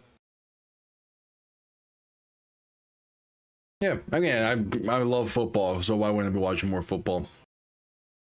That was my mindset with it. Like, even like when the AAF was a thing in 2019, I'm like, I love football. I just want to watch football. You mean I can watch football instead of baseball? Sign me up.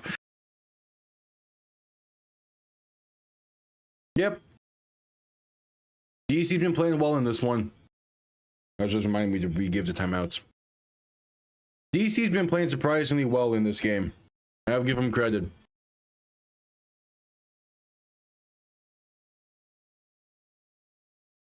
His teams are lined up for the second half kick. Orlando gets ball to begin the second half.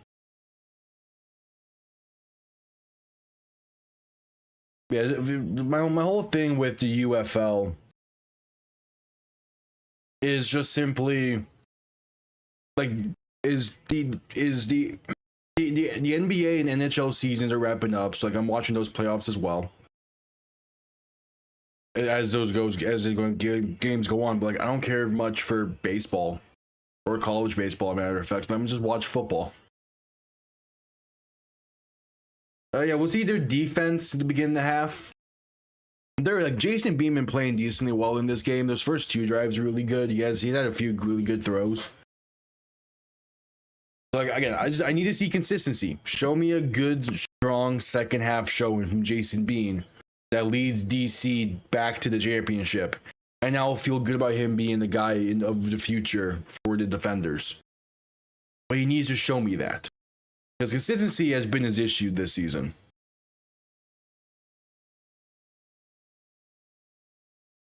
All right, Matt McCrane on to send this one down, and the second half is underway. Going to be returned beginning from the 17 space out past the 30, past the brought down near the 34. Yeah, strong first half showing from DC. Can they keep it up? Yeah, earlier today, Xbox had their showcase of like the summer shit.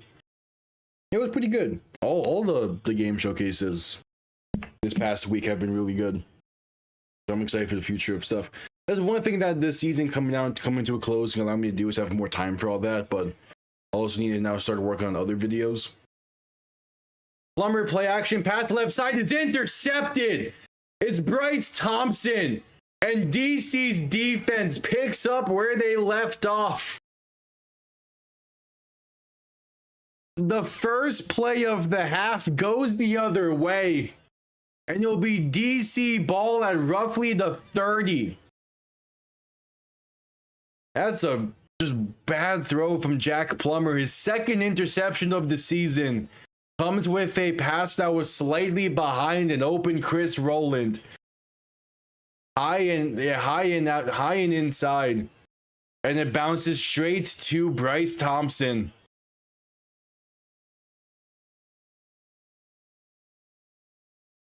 That is a game-changing way to start this half, because Orlando was moving the ball well at the tail end of the first half. He just couldn't punch it in.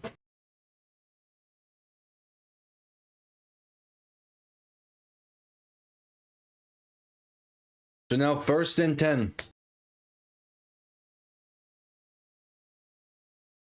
Jason Bean in shotgun. Back to his right, 3 receiving options to the left. Going to look to throw now himself.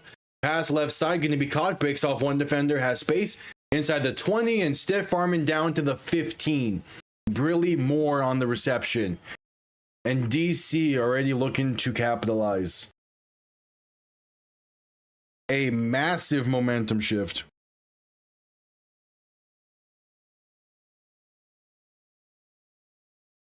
First and 10 coming up.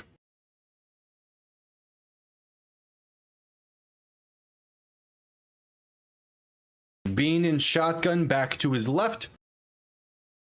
Gonna hand this off up the middle, and that's a gain of about a yard and a half for Deion Jackson. And it'll be a 2nd and 8.5.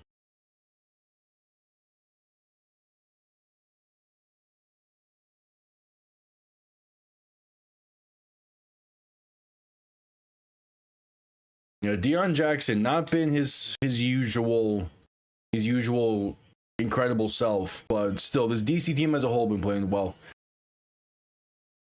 Bean gonna hand it off once again for Deion Jackson, and that's gonna be another gain of about 3. Maybe if the spot is generous, he'll give him the 10-yard line for 3.5, but it'll still be a 3rd down coming up.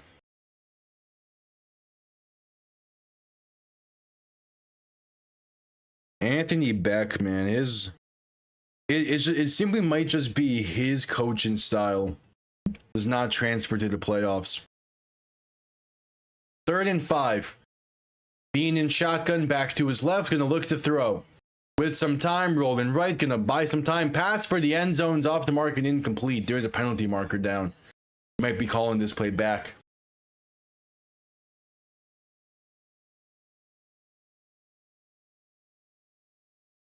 No, it was offside against Orlando. It was a free play.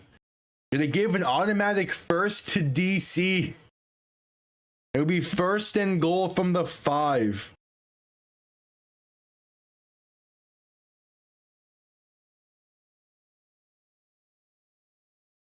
Okay, first and goal.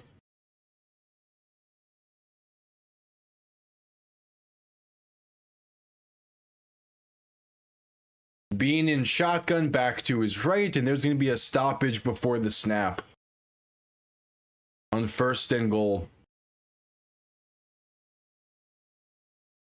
What's the stoppage?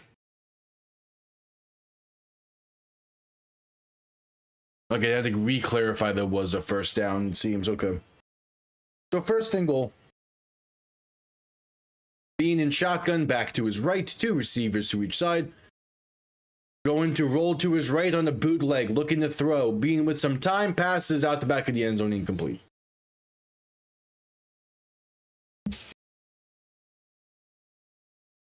All right.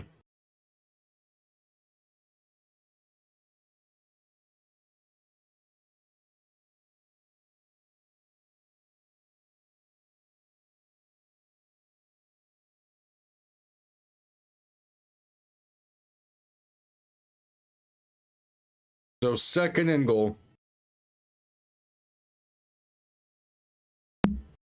Being in shotgun, back to his right, 3 receiving options to the right as well. Going to look to throw. Pressure comes quick. Beans dump off right side. Off the mark and incomplete. Looking for Xavier Valade. It'll be a third and goal from the 5 coming up.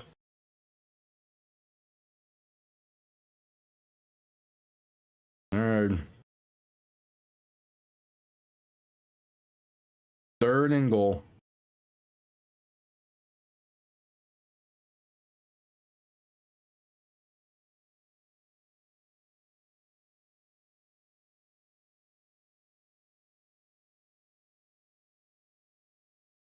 Being in shotgun, back to his right, 2 receiving options to each side. Handoff going right, the back, a throwback pass for Jason Bean going to be incomplete. Handoff to jet sweep to Erguez Ukanma going right. He throws it back to Jason Bean along the left. Pass was a bit short and Bean couldn't come up with it. So after the offside gave him first and goal from the 5, it's going to be drive going to stall out and they're going to have a settle for the field goal. It's not a bad throw. You'd want Bean to catch that, but it was probably not going to find the end zone either way. So out comes Matt McCrane. He missed from 28 right before halftime. This from 23 in the left hash. 23 and the ball is centered. So kick is up. And they capitalize off the interception. They get 3. They lead by 11, but it's not the touchdown they would have wanted.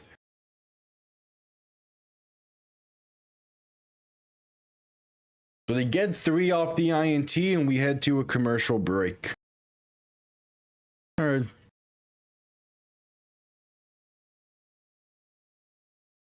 Not bad.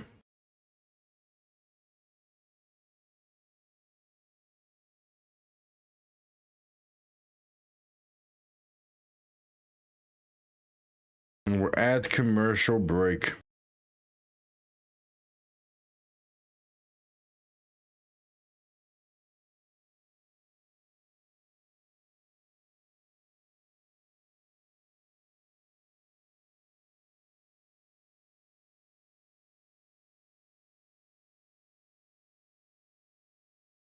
At commercial break.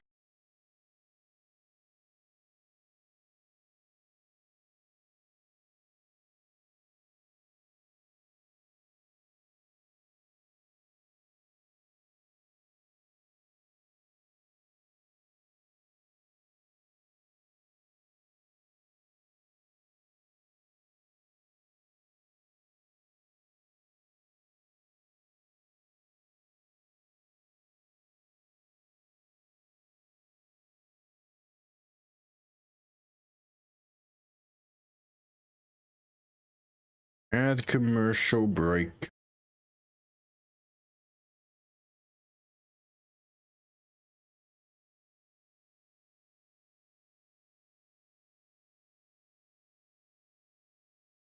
DC leading by 11. They're in business here.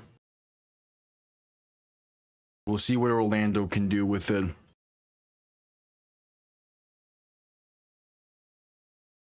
It's been a solid one.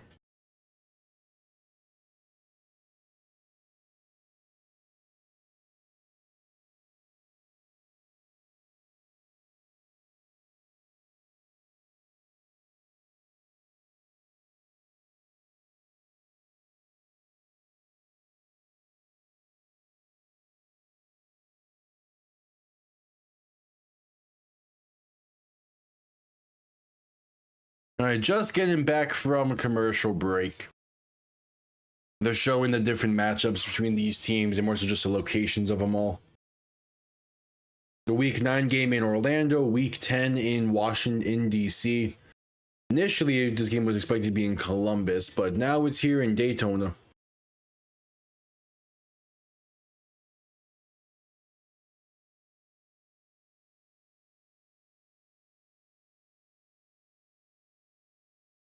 So Matt McCrane on to send this one down.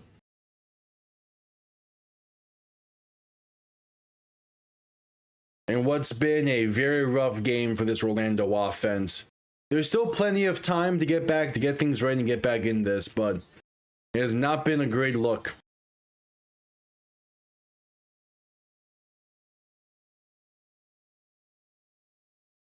It is not. Jay-Sean Corbin back to return. 10:44 to play in the third, and the wind is windy. The ball fell off the tee. Ball fell off the tee there. Again, the broadcast bringing this back up again. I will as well. DC looking to replicate what the 1943 Washington Redskins did. In which case, in the final two games of the regular season, Washington and New York went head-to-head.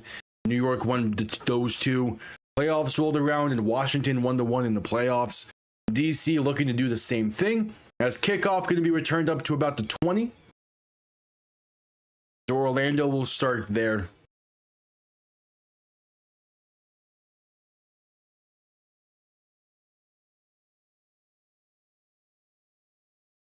Yeah, first interception that Jack Plummer has thrown since week 2. He has not been finding his rhythm well in this one. So Plummer in shotgun back to his right. 3 receivers to the right as well. Shift in the back to his left. Plummer going to look to throw. Pass right side's caught. And going to get up to about the 27, maybe 28 yard line. Cam Camper on the reception. Be a second and relatively short coming up.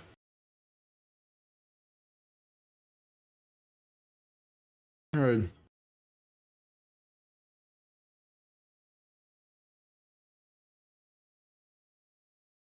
So 2nd and 4.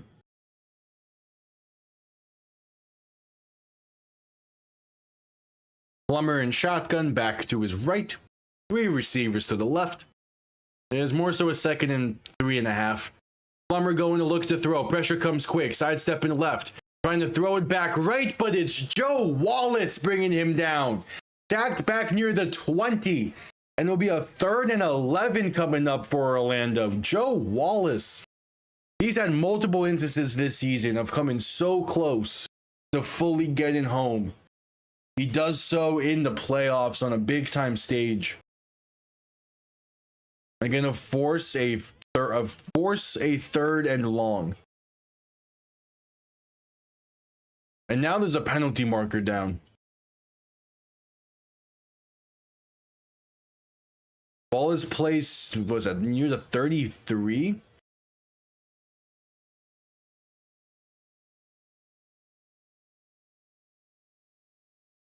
So yeah, it's 1st and 10 from the 33. This was penalty against DC that is not being shared.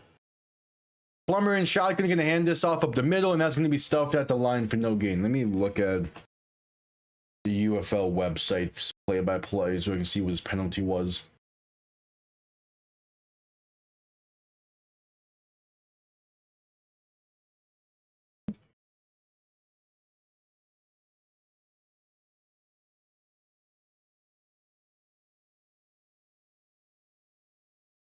Plummer alone in shotgun. 3 receivers to the left, 2 to the right.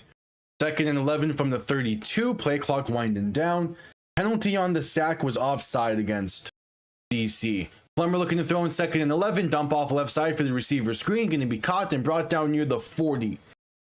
Is KJ Hamler on the reception. Going to be a 3rd and roughly 2 coming up. Yeah, so on that sack by Joe Wallace, a offside penalty was called against DC, so it gave him the first. And now it'll be a 3rd and roughly 3 for Orlando.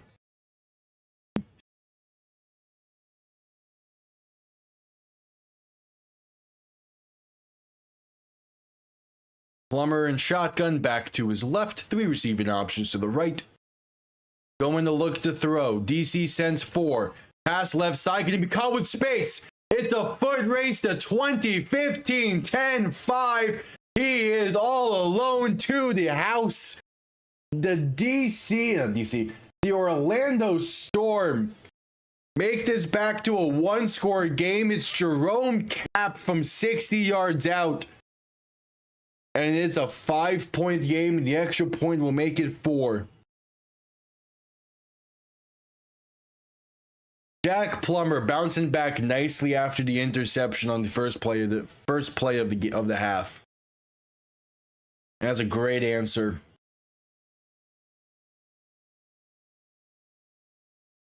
So out comes Michael Lance for the extra point.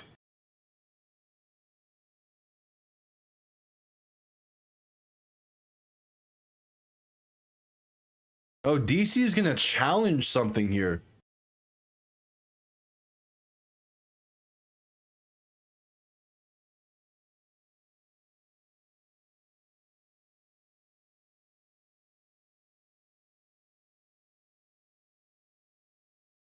They're going to say an offensive holding penalty should have been called here against Orlando. All right, let's see.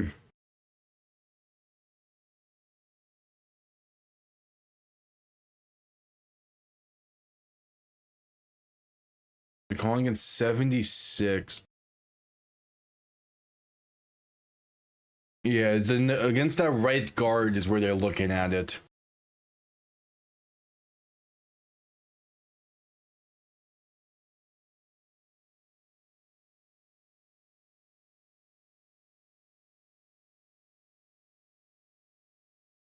Yeah, the D tackle blows by him a bit, and he kind of I want to say hugs, but he gets arms around him. They're going to add on an offensive holding penalty. The touchdown is taken off the board. There'll be another 3rd and long coming up here.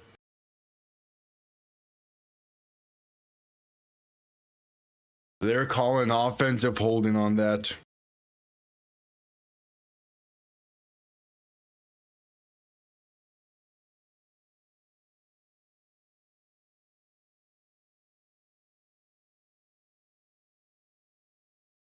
Yep.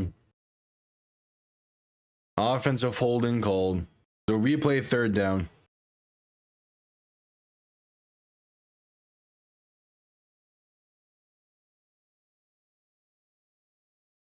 Now a 3rd and 13.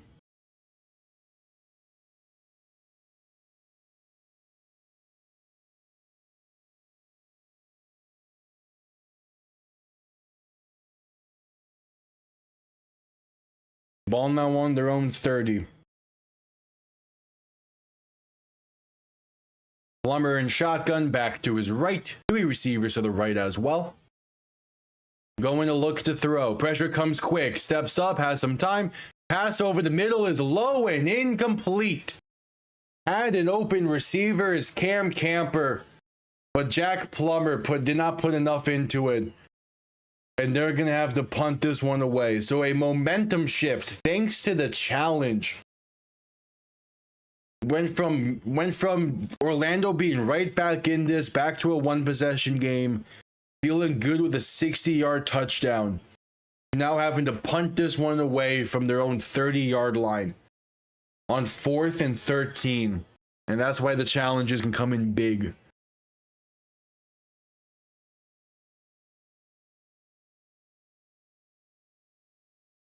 4th and 13.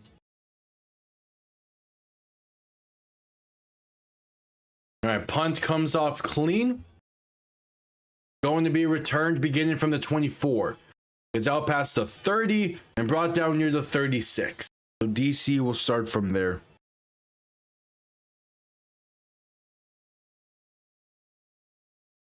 All right. And we head to commercial break with about 7 minutes to play in the third quarter. All right.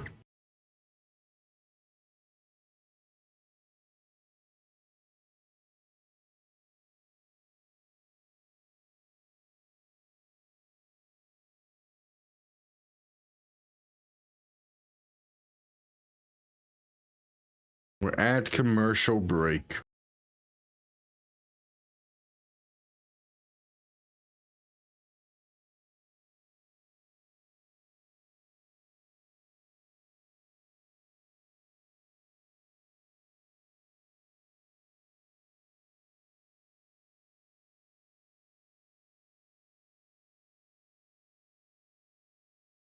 At commercial break.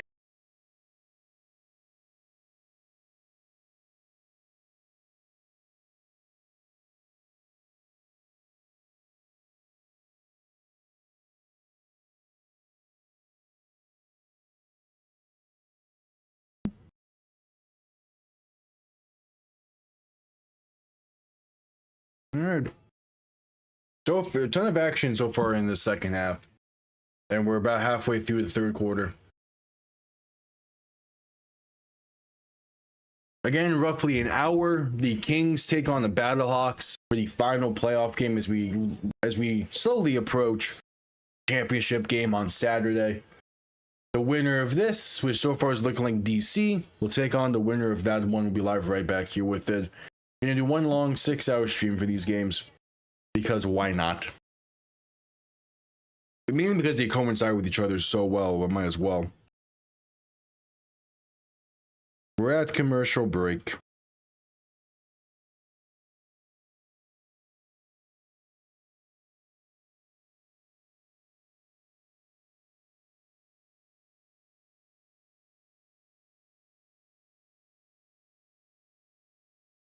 At commercial break.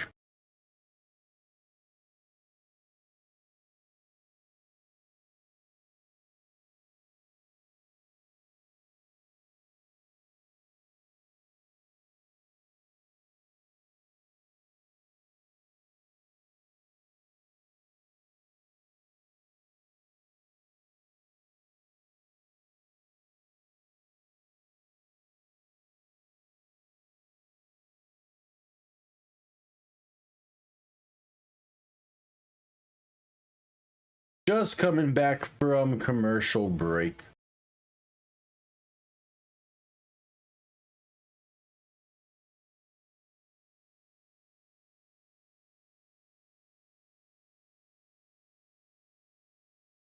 And see what DC can do on this next drive.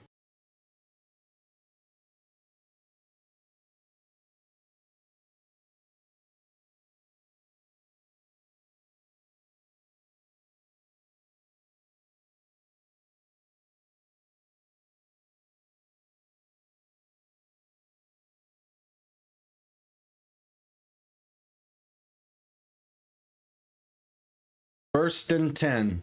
6:59 to play in the third.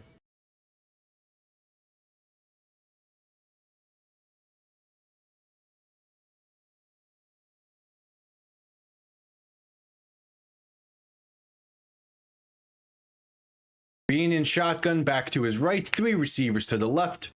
Gonna play action and keeping himself right side on the read option, sliding down past the 40 at about the 42, a gain of roughly 5. Not bad. Oh, and Jason Bean is slow to get up with this. Backup Spencer Sanders for this game. He's a bit slow to get up there.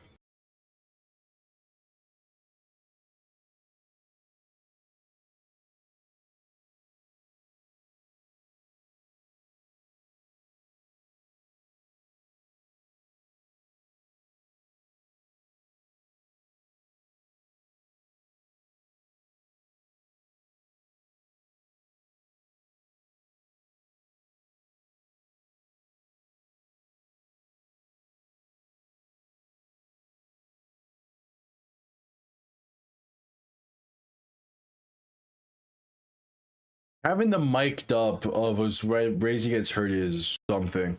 2nd and 4, Jason Bean head into the medical tent.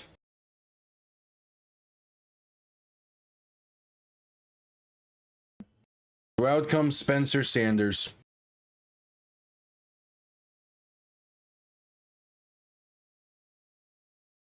He didn't play the greatest in week 8 or week 9 against his Orlando team, and also in week 8. So we'll see how he plays here. Sanders in shotgun back to his right. 3 receiving options to the right as well. Gonna hand this off going left for Deion Jackson, and that's a gain of about 2 or 3. Not bad.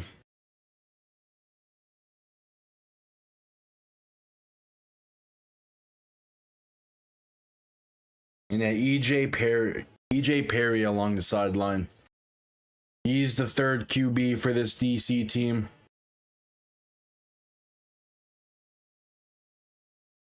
It's a 3rd and 1. Sanders in shotgun back to his left. 3 receivers to the right. An extra lineman in the game. Lined up along that left side. Sanders going to hand this off of the middle. Is enough for the first, and Deion Jackson stays on his feet. Base past midfield and brought down near the 40. Probably going to get him around the 39 of Orlando. But Deion Jackson, his first real breakaway carry of this game. Good to see him finding a rhythm finally.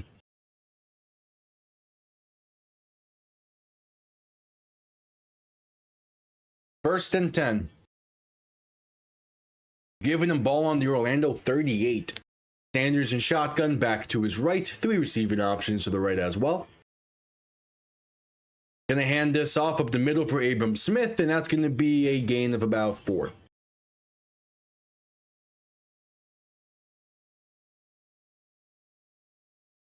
Jason Bean questionable with a left shoulder injury, is what's being said.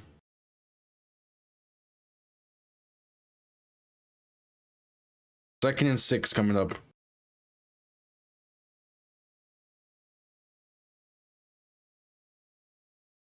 Sanders in shotgun back to his left. 3 receivers to the right. Gonna hand this off up the middle, and that's going to be Abram Smith. Stuffed at the line for no gain, maybe even losing the yard there. It'll be a 3rd and decently long.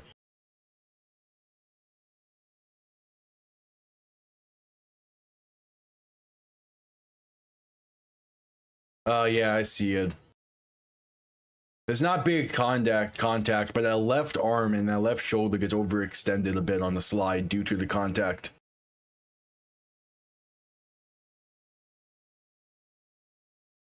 Sanders in shotgun back to his right.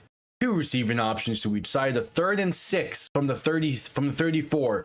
Sanders looking to throw. Dump off right side is intercepted. And there's space. He beats Sanders. 30, 25, 20. He is gone. It's a pick 6 for the Storm. Finally, they find the end zone on the halfback screen. It goes the other way with Kanai Mauga on the INT. And there is Orlando's big time play.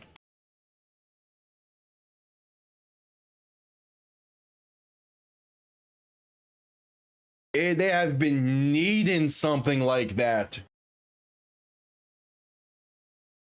Kanai Mauga, the INT, and what has been a fantastic game played by DC up to this point, might be seeing a momentum shift. The extra point is up, and it is right down the middle. It is a 4-point game. Trying to get the halfback screen going there for Abram Smith. Pressure came in quick. Mauga read it well and got in the way. No, actually, it was a tight end screen they tried to get going there for Briley Moore. And yeah, that just did not stand a chance. Yeah. Yeah, it was a okay, that's a very weird play call in the first place. I get why it didn't work. It was a block and release tight end screen for Briley Moore. And the guy that Briley Moore blocked and then released is the one that gets the pick 6. In part because there wasn't, you probably want a bit more air under that throw then from Spencer Sanders, but pressure came in instantly. It was just an all-around weird play design and a weird play call to have there on 3rd and 6. But Jason Bean along the sideline, warming up a bit, trying to test out, see how he feels. And now Kanai Malga is being checked up on after that. He let up a bit towards the end of that return.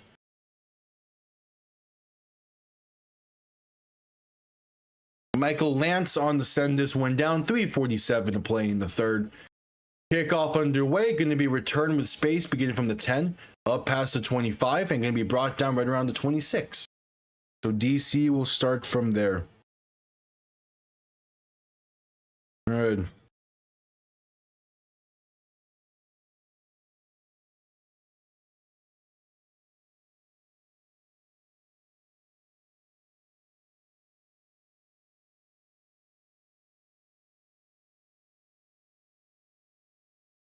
Not bad.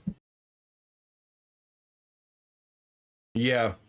Jason Bean back on the field after he missed the past few plays due to that left shoulder being checked up on. But that was also the thing, was like when Jason Bean went down and was slow to get up. Like Spencer Sanders has not been playing well for DC this year. So him coming in really limited what DC was able to do. But you're hoping that Jason Bean is healthy enough to go for the rest of this. Bean looking to throw, dump off right side, caught by Validate, going to have space for a gain of roughly 6.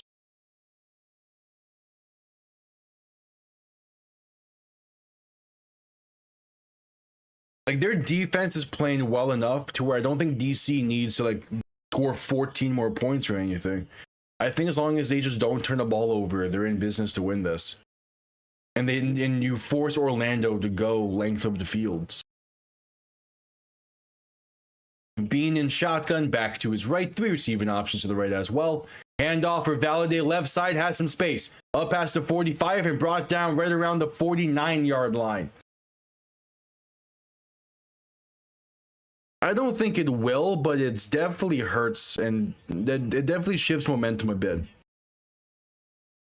But as long as you keep getting runs like that, you'll be fine.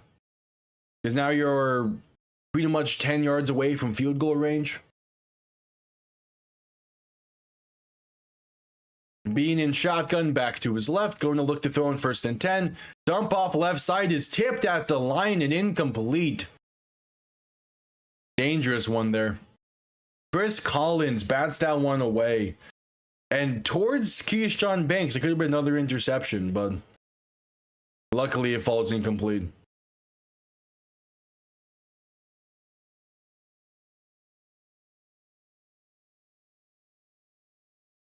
Yeah, they get a bit too confident with that. That's possible. 2nd and 10, Bean in shotgun, back to his left. 2 receiving options to each side. Play action pass over the middle is caught for the 1st. Past the 40 and down to about, what's that, the 37? Geeky QT on the grab. And that's confidently field goal range now.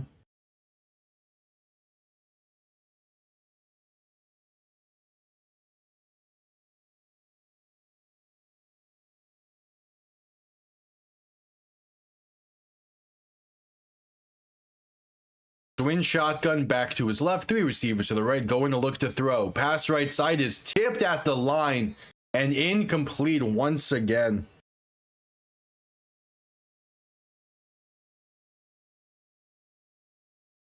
So 2nd and 10 coming up.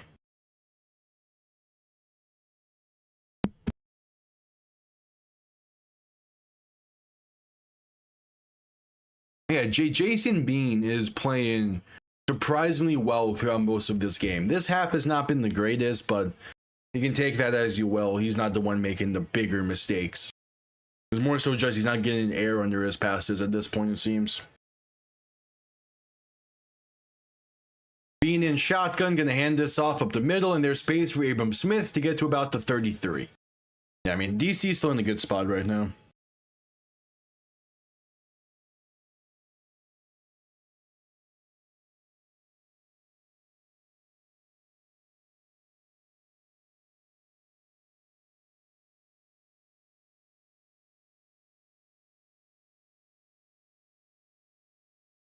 So 3rd and 5.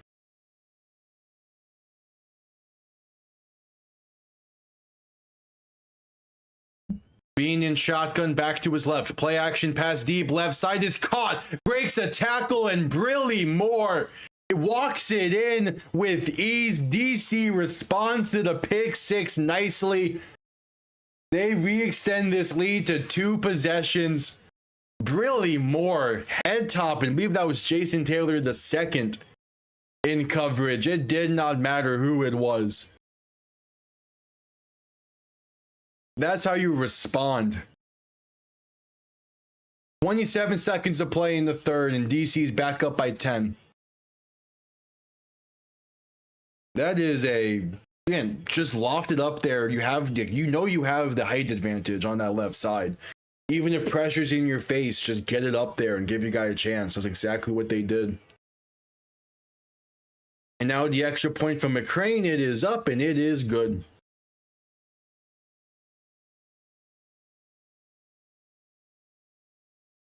Yeah. Yeah, tight ends are catching passes finally, which is nice. That's a great catch there. The key thing to that is if Jason Bean keeps this up. He needs to keep this up. His consistency was an issue with Louisville earlier on in the season, throughout that first month. He would have some really good throws, some really bad throws, some really great games, some not so great games. He needs to be consistent, and if he can keep this up, yeah, the DC has no issue going back to back because their defense is there. Like, their defense is there in spades. If they have to play St. Louis again or Louisville again, they're gonna have the talent to keep up with them. Question is just the consistency at quarterback.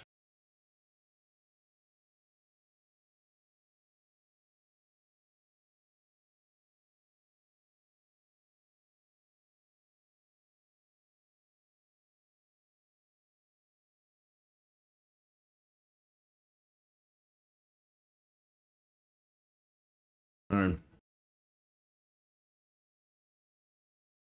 Yeah, I think DC is the best matchup for both St. Louis and Louisville, but it's not because DC is a bad team. It's just because of the inconsistency at quarterback. That is the only reason both of those teams would rather play DC right now. But at the same time, if you play in DC in the championship, you have to deal with the home field advantage because that game's in DC. So it's a very mixed bag. I think St. Louis, they beat this Orlando team earlier in the season with Harrison Frost at quarterback. I think St. Louis could beat them again, especially if it's neutral site. And then Louisville has played a lot better since their week 2 and 3 matchups against Orlando. Like, I think both of those teams are in a decent enough spot.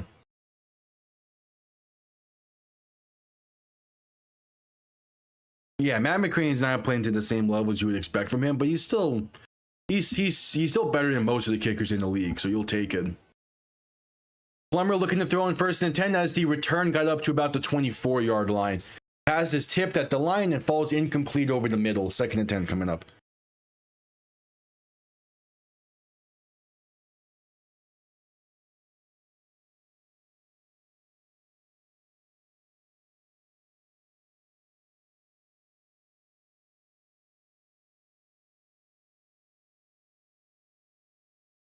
Second and 10, and that'll be the end of the 3rd. 15 minutes remain. I realized one had the wrong quarter on there, but 15 minutes to play in the game.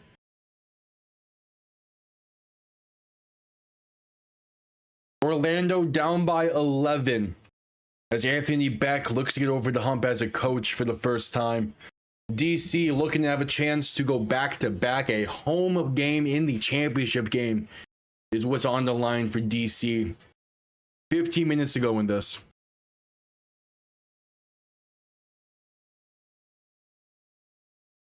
Yeah, that's true as well. Again, like Matt McCrane is an incredibly talented kicker. He's having a rough year. I'm not going to put too much of it against him. I'm not going to put too much into it in general. He's a damn good kicker. It's a rough year.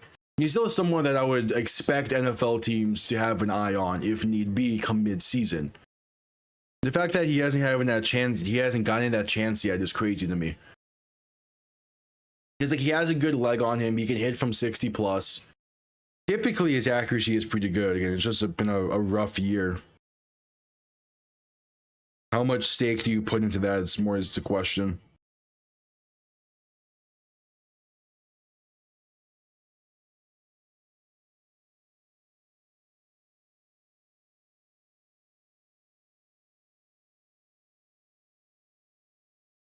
As we're at commercial break.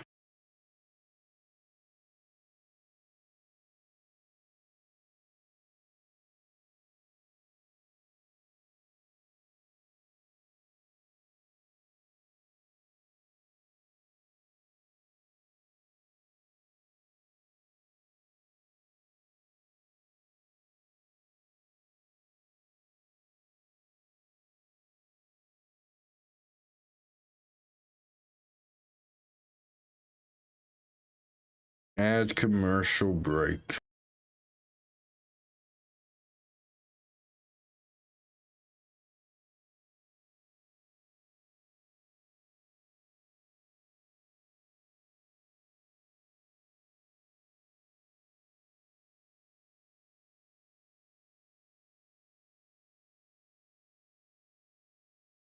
$15 minutes to decide who will be in the UFL championship.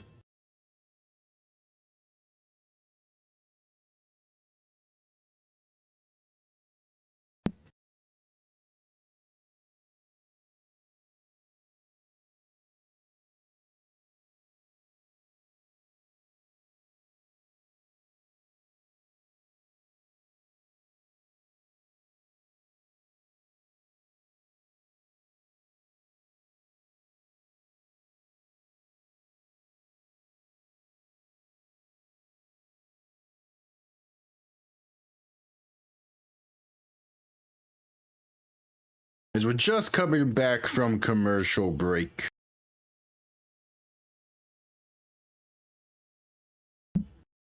Orlando gonna need something here soon.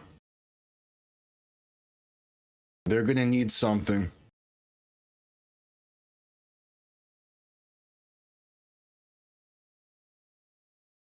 Ball on their own 24. A 2nd and 10. Plummer in shotgun, back to his left. 2 receivers to each side. Ball on their own 24. First play of the 4th quarter. Plummer looking to throw. Pass tipped at the line and intercepted by Derek Roberson.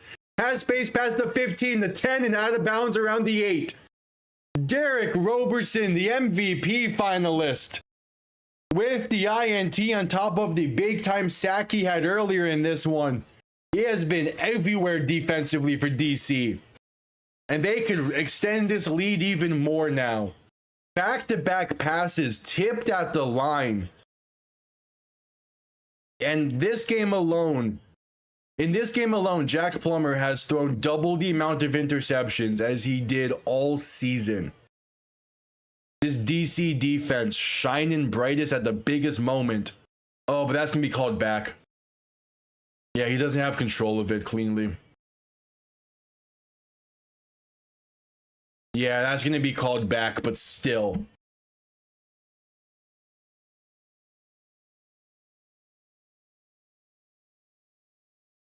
Either way.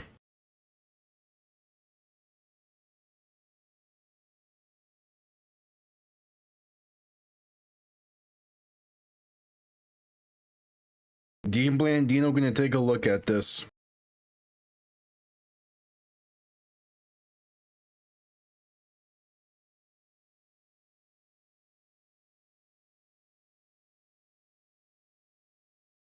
Yep, after further review, Blandino going to overturn this. All right.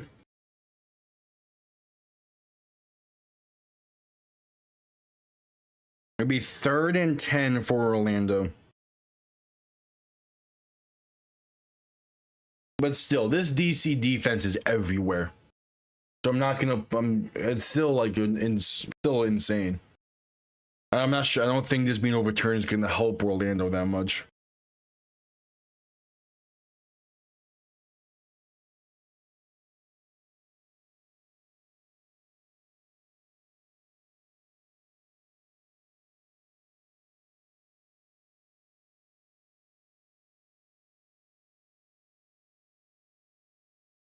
So 3rd and 10.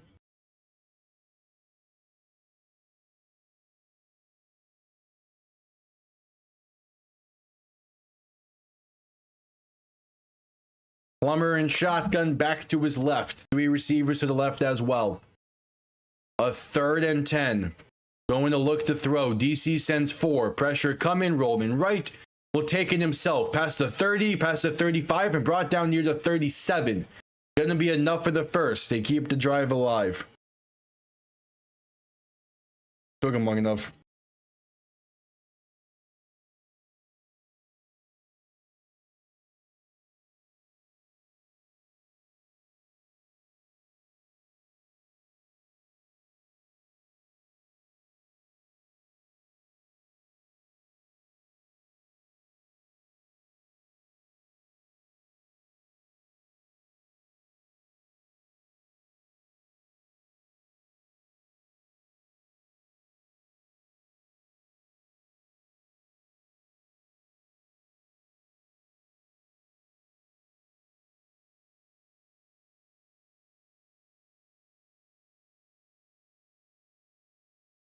All right. 1st and 10. Derek Roberson going to be taking a look at here on the sideline after that play as DC called their first timeout. Him potentially being banged up is going to massively hurt this defense.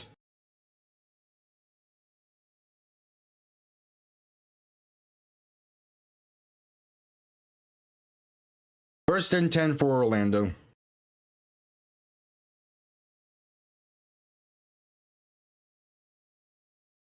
In shotgun, back to his left, 2 receiving options to each side. Tight end in motion, right to left. Ball on their own 36. Man now in motion, left to right, 2 receiving options to each side. Plummer gonna hand this off up the middle, and there's space for the 1st and more. Up to about midfield for Jay-Sean Corbin. There we go.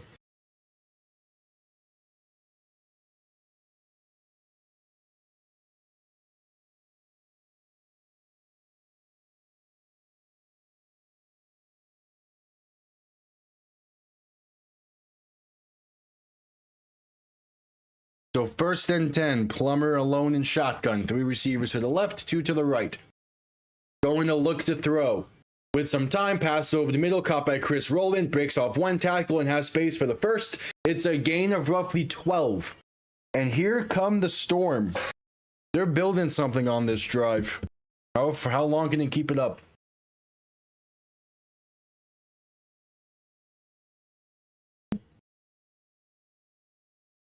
Plummer under center, back behind him. 2 receiving options to each side. Ball now on to DC 38.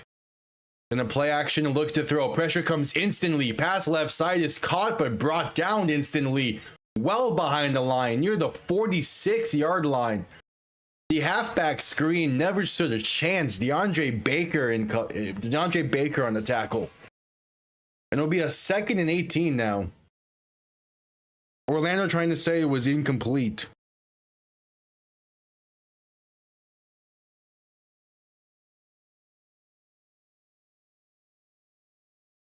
I'm not sure if they're going to look at this or not.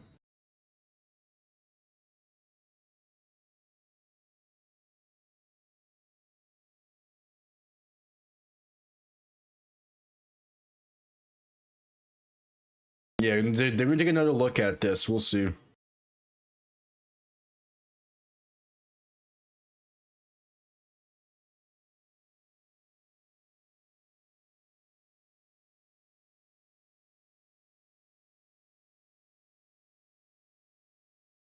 Yeah, now going to rule it incomplete. So 2nd and 10. Play action pass over the middle. Going to be caught to about the 30-yard line by Chris Rowland. A gain of roughly 8.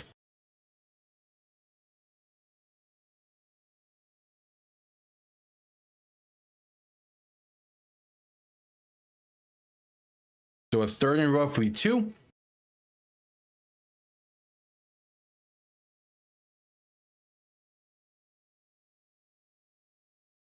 Plummer in shotgun, back to his left, 2 receiving options to each side, man in motion left to right.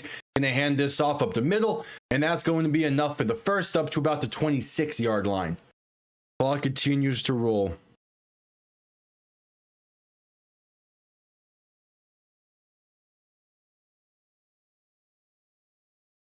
So 1st and 10. Plummer rolling right, gonna launch this one out of bounds along that right side. 2nd and 10 coming up. Pressure came in instantly.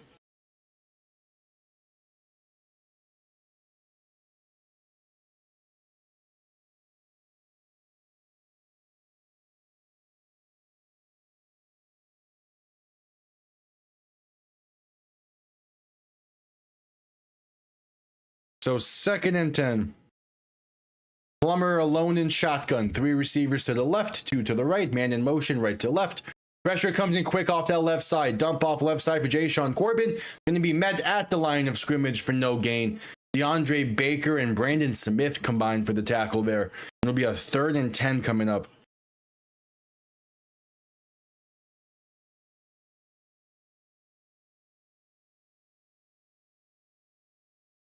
So 3rd and 10.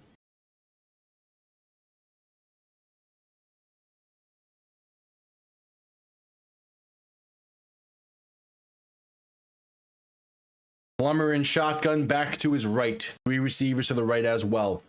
Going to look to throw. Pressure come in, pass over the middle is caught inside the 10 and going to be brought down right around the 7. With pressure in his face is a good pass to Cam Camper to keep the drive alive. It'll be 1st and goal. 9:55 in counting the play in the game. Clock continues to roll.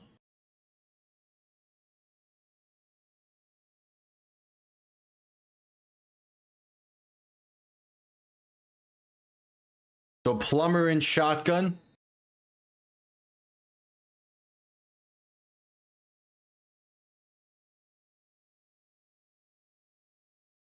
And there is a DC player still to get up that Jack Plummer believes is faking it in order to stall things out.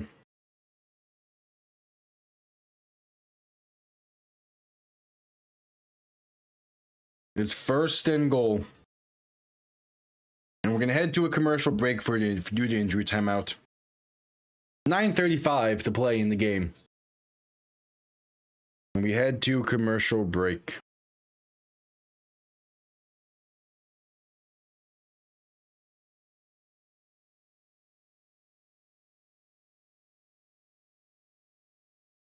All right.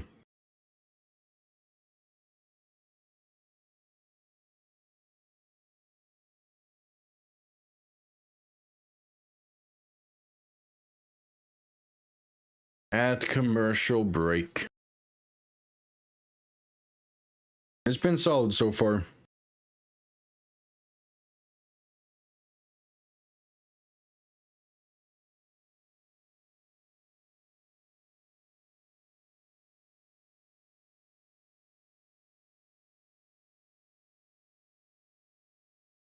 At commercial break.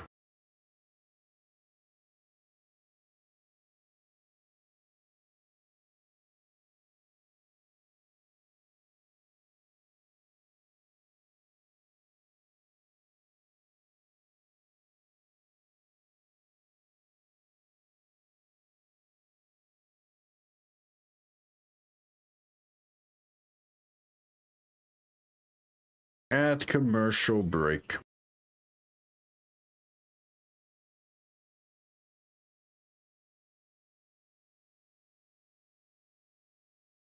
It's a 1st and goal for Orlando at about the 7-yard line of DC. A big time drive here coming up. Big time end of the drive. Orlando trying to finally punch it in offensively in this game. As we're at an injury timeout commercial break. Should be coming out of it here pretty soon.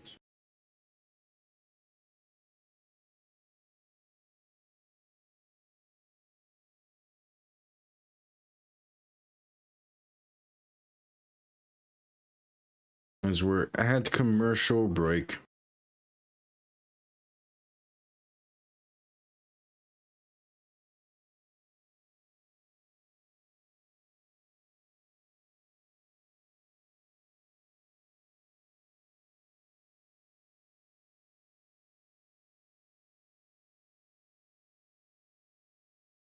Again, injury timeout commercial break.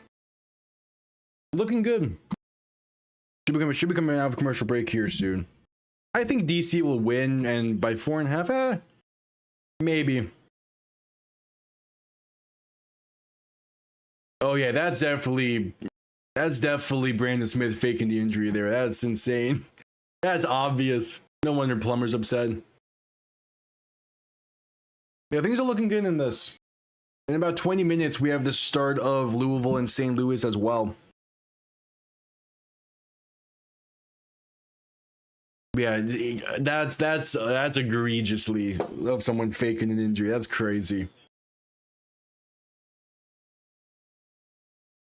All right, first and goal. Plummer and shotgun back to his left. And there's movement up front before the snap. Gonna be a false start against Orlando. Like, Orlando has just not been playing well in this game. Their offense is not there.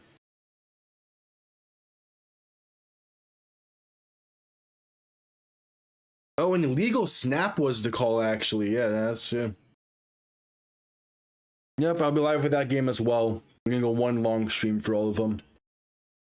Plummer and shotgun back to his left. Two receiving options to each side. Handoff for Jayshon Corbin going right. Going to get about 3 or 4.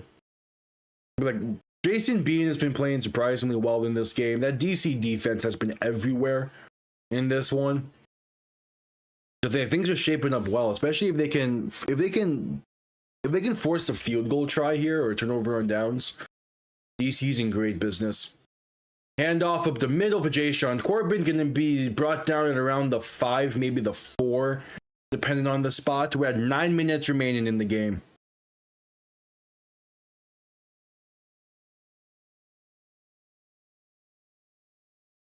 Yeah, appreciate it. Yeah, Beck setting up field goal unit here.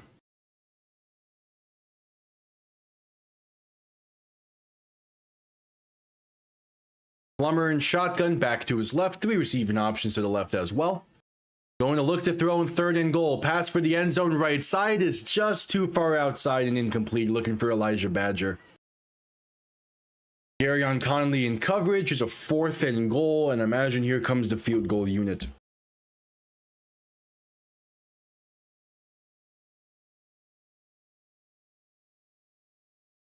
$8:20 to go in the game, and yep, out comes Michael Lance.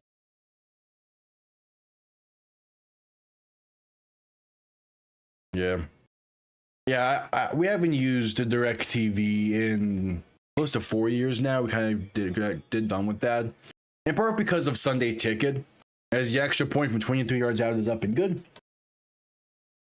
Like when we switched off of DirecTV, it was the same year as my first year of college. So like we needed Sunday Ticket so I can still watch the Dolphin games from Orlando. So we switched to YouTube TV, and like it's been fine. I've had like maybe 2 issues in total with. Yeah, we've had maybe 2 issues with this for the UFL of me not getting games, but I have not had that happen this year, so I'm fine with it. Yeah, because Sunday Ticket is great, and even with going live with all this stuff, and like during the NFL season, going live with games, it gives me more options, so I can legit be live with any game I wanted to during the week. It's great.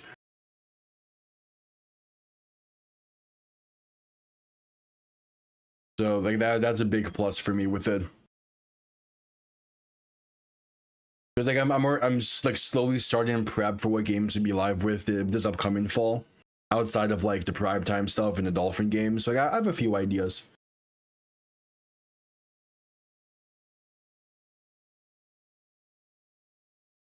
As we're at commercial break after the extra point, back to a 1-score game.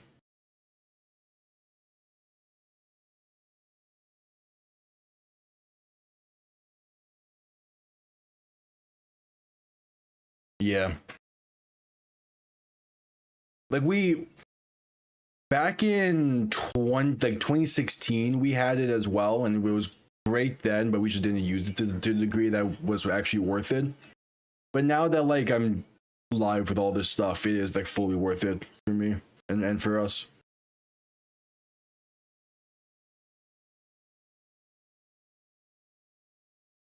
As we're at commercial break.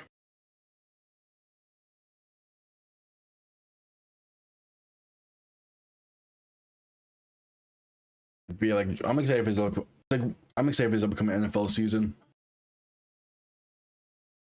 There's a ton of like, and it's great because like the NFL season starts with two great matchups in a Super Bowl rematch, and then now all of a sudden the Rams 49ers looking even better. Yeah, just a tad bit late. We're 15 minutes out from Kings and St. Louis going at it, so it's a tad.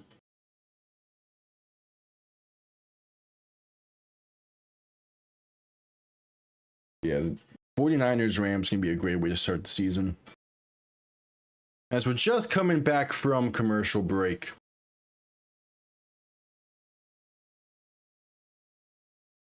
Showing the Daytona Speedway on the broadcast as they're coming back from commercial break.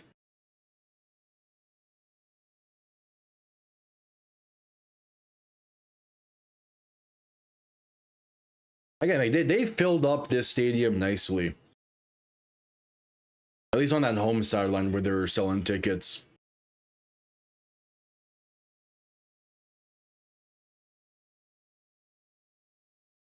Michael Lance on to send this one down.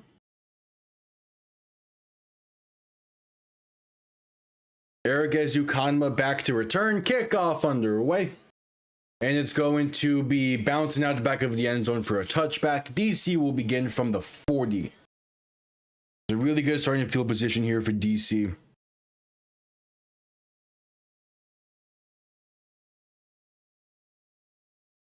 Yeah.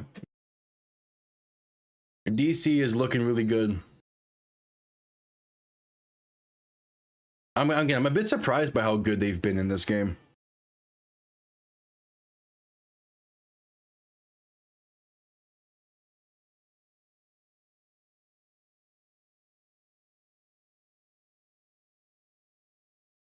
So 1st and 10. No, Jordan Ta'amu was not playing. He was placed on IR back in week 8. So he's out for the rest of the season. Handoff up the middle is going to be a loss of about 2. Chris Garrett on the tackle for loss. Yeah, he tore... I want to say he tore it was either his ACL or his Achilles. He tore back in week 8. No, it was week 7. Either way, against Louisville in week 7 or week 8. He tore his Achilles or ACL, and yeah, it's a tough way to end the season for an MVP candidate, an MVP finalist now, but DC has been getting by. Being in shotgun looking to throw, pass left side, going to be caught. And that's a gain of roughly 6 for Cornell Powell. Yeah, it's yes, it was unfortunately it was season ending. That was like the big straw for me to like kind of jump off the DC train. Good old South Florida in that Miami area. Hence all the Dolphin stuff behind me. It's also hot as hell out here, so that's something. We're usually it's the summer month, so when it goes from an average of like 84 to 94. DC will burn their second timeout as there is only 1 second left in the play clock. So a 3rd and 5 coming up. But yeah. Ah, damn, that sucks. Yeah, you didn't mention it. Yeah, his down here is tomorrow, so I'm making sure. I still haven't thought about what to get him to sign yet. I'll probably grab something random off my desk and have him sign it. I have a few potential ideas.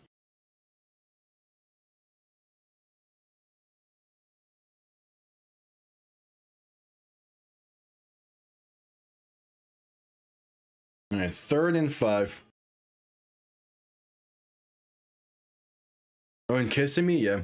I haven't been to Kissimmee yet, like specifically, but I drive by there every once in a while. I drive by there when I go up to Orlando. Bean looking to throw in 3rd and 5. Pressure comes quick, rolling right, buying some time. Head down, gonna take it himself. Gets the first and gets out of bounds around the 45 of Orlando. all about 10-yard pickup for DC to move the chains. I probably will, like, not directly mention, but I probably will. And there's like, it's gonna be weird in person being like, yeah, I appreciate the raids you've done over the NFL season, and people have stuck around, and it's been great. So I'll probably offhandedly mention some of that, but for the most part, I wanted to get his thoughts on the Packers and the rest of the NFL, because I might end up using some of his thoughts to help formulate mine for when I do my off-season coverage in a few weeks. Jason Bean, quick pass to the right for a gain of about 2 to Briley Moore. Yeah, it's gonna be fun. I'm gonna try and, because he's going to a sports bar near, so I'll probably end up going like half an hour or so earlier and have some drinks and shit. Have like a early dinner and everything. Yeah, should be fun. Being in shotgun, gonna hand this off up the middle, and that's going to fall forward for another gain of about 2. And they're at the 42-yard line. They're at that 60-yard field goal mark, with just about 5:25 to play in the game.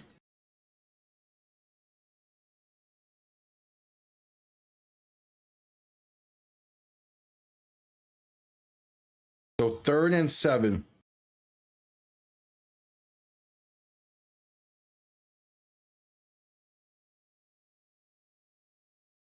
Being in shotgun, back to his right. Two receiving options to each side, going to look to throw. Pressure comes quick, pass over the middle is well high and incomplete. Looking for Ty Scott. There's a 4th and 7. And a choice to make for DC would be a 60-yard field goal. Matt McCrane has hit from here twice this season. It's a 4th and 7. It's either they kick this from 60 or they go for it.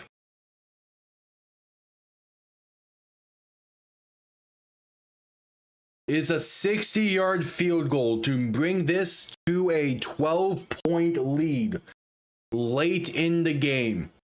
61 yards out. Ball is centered pretty well. Matt McCrane, it is up, it's online, and it is drilled. His 3rd 4-point field goal of the season. And DC leads by 12 with 4:17 to play. That's a beautiful... See, he has kicks like that, where it's absolutely beautiful from 61 yards out. And then he misses from 28 wide left. But that's right down the middle. That's good from like 65 maybe. That's a beaut. Yeah, that is plenty of leg on that one. All right, 12-point lead for DC.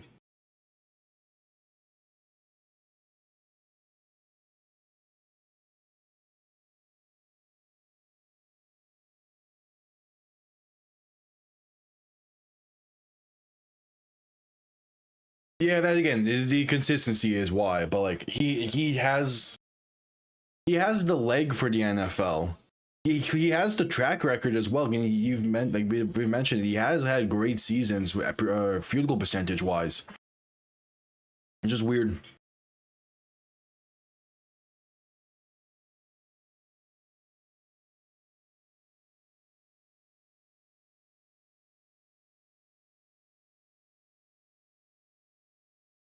All right, kickoff underway. Going to be returned beginning from about the 5. Space up past the 20. Going to be brought down around the 22. Orlando will begin from there. Did the Timberwolves announce a rebrand out of nowhere?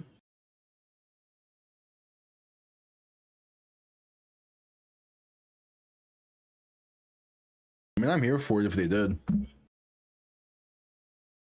Oh, yeah?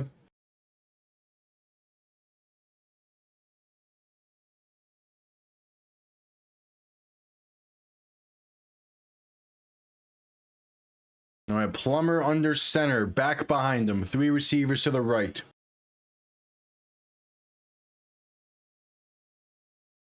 Ball on the 21. Play action looking to throw with some time. Pass right side is going to be caught up past the 35. Is KJ Hamler down to the 37.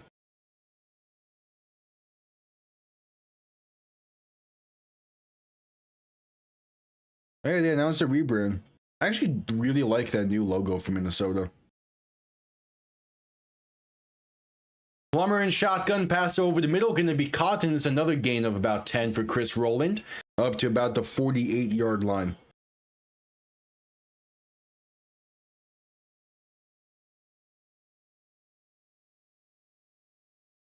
And they're trying to go quick, but there is a DC player slow to get up after the plays. Derek Parrish, slow to get up, and I'm sure Orlando's not going to be happy with some of these potential injuries for DC players after what we saw Brandon Smith do the last time this Orlando offense was out.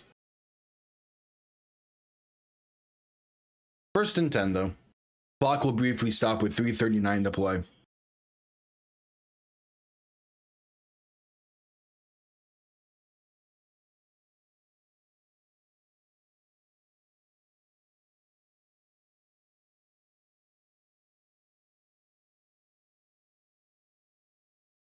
So first and 10, oh yeah, these new Minnesota uniforms are beautiful.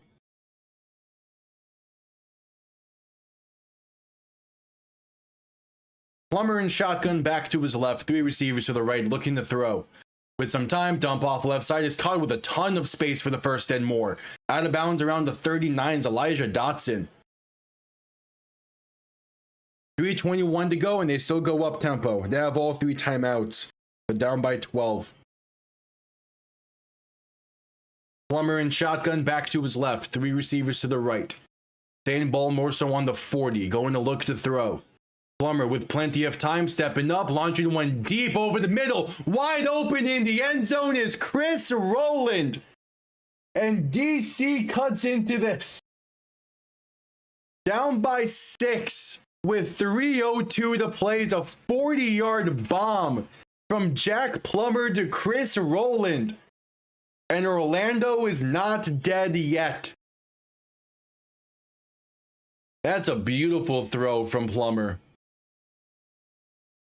Chris Rowland, while falling, keeping his eyes on that one to make sure he maintains the catch. That's just too easy.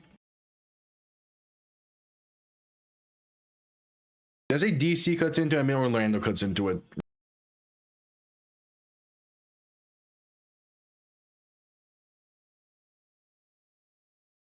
It's already been a decently long day. I woke up earlier than I wanted to. Orlando would go for the 3-point conversion attempt. Plummer and shotgun back to his right. Also doesn't have the Chris Rowland played for DC last year. Low snap, Plummer to throw. Pass left side is incomplete. It will still remain a 6-point game. I'm not fully used to Chris Rowland being on Orlando just yet. I still think of him as a DC defender.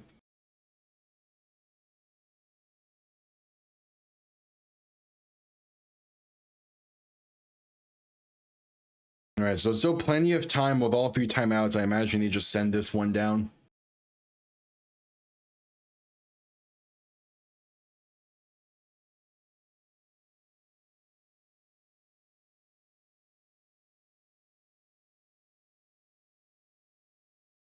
.302 to play. I'm going to pull up the Louisville St. Louis game off to the side here to make sure I don't miss a snap, as that's going to be starting soon.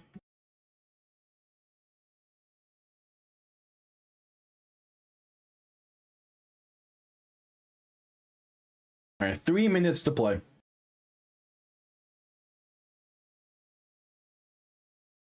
I've been live with pretty much every game of the UFL season since its first year, back in 2024. But I've been a fan of spring football since the AAF back in 2019. With the the Orlando Apollos was such a fun team to watch. Kind of wish that they brought back that Brandon for the Storm, but I'm fine with the Storm Brandon as well.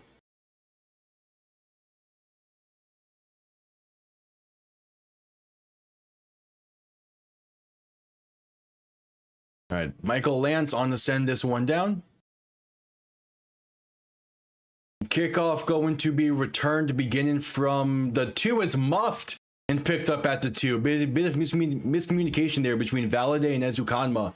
And thus the return only gets to about the 17 plus a penalty marker down. Yeah, there was miscommunication between Eric Ezukanma and Xavier Valaday on who was going to return that one. And an illegal block in the back will push him back even more. Oh, DC. Oh yeah, in terms of like football specifically, I've been a fan since 08, 2010-ish. I mean, even earlier, but like in terms of like oldest memories of football is about that far back. And yeah, blocking the back against DC. Half the distance to the goal. So just rough mistakes late in this one.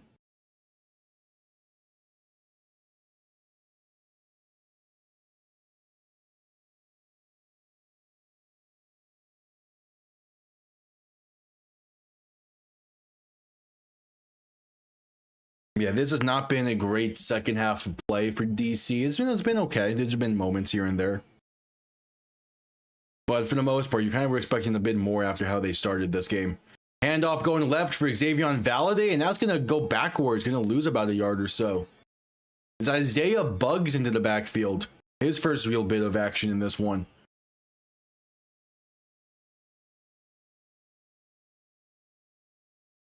I mean, again, in the first year of the UFL in 2024, the Memphis Showboats blew a 18-point lead in 2 minutes.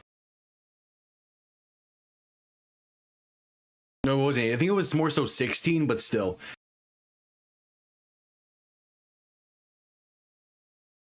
I still think that is the game to show people. Or like the fourth quarter to show people. If you want to prove why these UFL rules could work really well.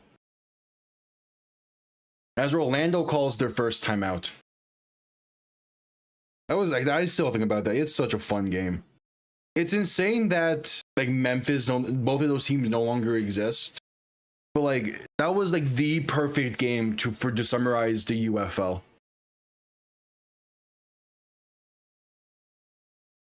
Second and 10. Yeah, the 4-point field goals has been a bit weird at times, but it's still been fun. Bean play action pass deep over the middle is overthrown and incomplete. 3rd and 10 now. He had someone there, but put way too much into it. Yeah. Because,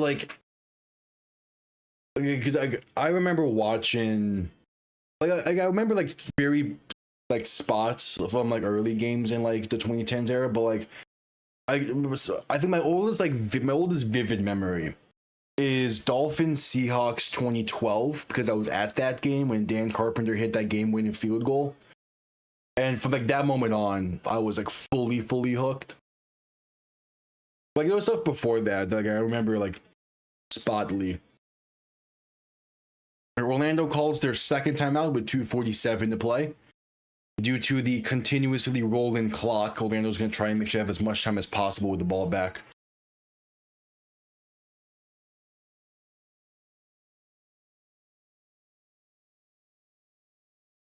Jason Bean in shotgun back to his left. 3 receiving options to the right. Ball on their own 7. Going to look to throw. Pressure comes quick. Bean's pass right side is caught. Past the 20 and down to the 23. It's Eric Ezukanma on the grab. And DC moves the chains, and that should pretty much do it. Might need one more first down. But for the most part, DC can run out the rest of the clock here. Arguably for a roughing the passer call against Orlando. 2, arguably a holding penalty against DC. You probably could have had offset the penalties here. Instead, it just didn't throw anything. One more play needed before the 2-minute warning. Bean in shotgun, back to his right. 3 receiving options to the left. Gonna hand this off up the middle, and that's gonna be a gain of roughly 4 or 5. Yep. it's nice to see Eric Ezukanma like succeed in the way he has this season, because he was always one of those players from Miami during preseason, looked really good, but just was never able to see the field during the regular season due to injuries. He just couldn't stay healthy for Miami, but he was always latching on because you saw the potential during preseason. In this league, that's a tough one, because no one has really jumped off the page for me this year in the same way that like Bryce Perkins did last year or Adrian Martinez did in 2024. But I guess like the Austin Reed, through the first month, Austin Reed was my favorite. Since then, no one has really like done a whole lot, as Orlando calls their final timeout with 2:09 to play.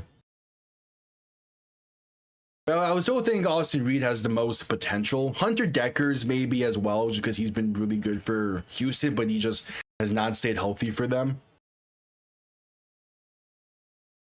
Being in shotgun, back to his left, gonna hand this off up the middle for Abram Smith, and that will be enough for the first. Gets up to the 40-ish yard line, and that will get us 1 to 2 minute warning, but also allow DC to run out the rest of the clock here. I am shocked at the attendance in St. Louis for this game. That's not as full as I thought it was gonna be. We had to do the 2 minute warning here. Yep, that game is about to start. Seems like St. Louis will get the ball first in this one, so we'll see Luis Perez and that St. Louis offense first. St. Louis in the same exact situation for the third year in a row, a home playoff game for a chance at the championship, when they've been pretty solid most of the season. Similar to Anthony Becht. Anthony Becht, his third straight year with a home playoff game on a team that is one of the better teams in the league. And for the second straight season, he loses to DC in the semifinals. It is a tough look for Anthony Becht.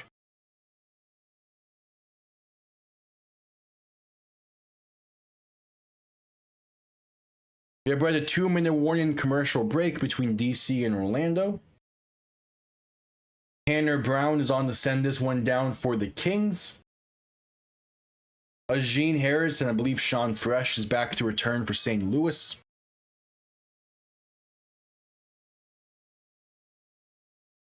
As I have that game on off to the side here while we wait for this one to wrap up. As kickoff is underway between Louisville and St. Louis, that'll be returned beginning from the 9, space up past the 20, past the 25, past the 30, brought down near the 35. So St. Louis will begin from there. And out comes Luis Perez.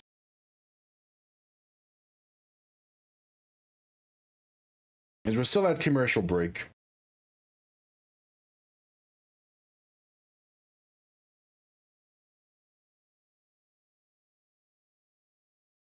Yeah, but Luis Perez, what can he do in this? Been a bit hit or miss this season. And going against his Louisville defense that has been, I think, the best defense for the past month or so of play. Going to be interesting. Perez in shotgun, back to his left. Going to hand this off, going right for Jarvion Howard. Gain of roughly 5. Everything now, nice. Hell yeah.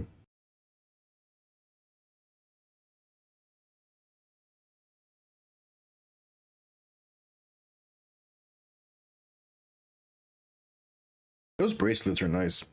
You made. Now, 2nd and 4. Perez in shotgun, back to his right. Going to hand this off up the middle for Jarvion Howard. Going to be a gain of roughly 3. We're still at commercial break, but should be coming out of it here soon. There we go. So 3rd and 1 for St. Louis. Perez in shotgun, back to his right. 3 receivers to the left. Another handoff for Jarvion Howard. Stonewalled at the line for no gain. Maybe the second effort push gets him half a yard, but not enough for the first. St. Louis potentially goes 3 and out to begin things. That Fox broadcast has the possession indicator on the wrong team. 2 minutes to play here here from Daytona for Orlando and DC. They can run out the rest of the clock here if they choose. They don't have to run an actual play, but they're going to. Jason Bean in shotgun, back to his left. 3 receiving options to the right. Another first down guarantees the game's over. Hand off up the middle, going to be a loss of 4. for Abram Smith. Instant pressure into the backfield for Orlando. And yeah, St. Louis goes 3 and out on their opening drive and will send this one away. I would think a fake could be in the question for St. Louis, but I kind of doubted. Now, no punt comes off clean. Being in shotgun back to his left. Punt going to be returned beginning from the 20 to the 25. Being in shotgun back to his left. 3 receiving options to the right. A second and more so 13. Another handoff up the middle, and there's going to be space to get those yards back, and then a little extra is a gain of 5. So a 3rd and 8 coming up. And yeah, there's not enough time left for Orlando to get the ball back here.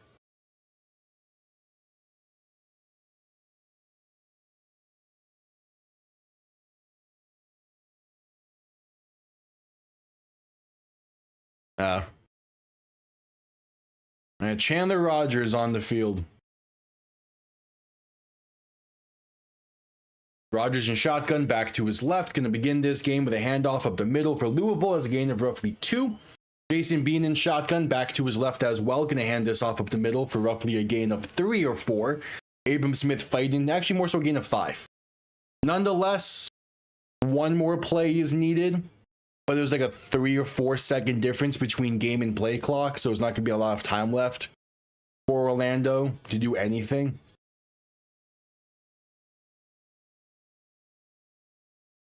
There's a 2nd and 8 for the Kings.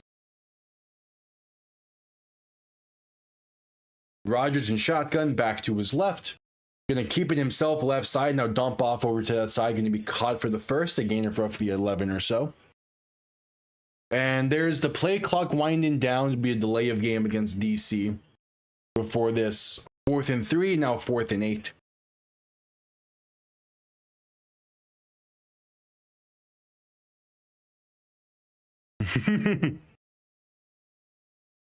Yeah.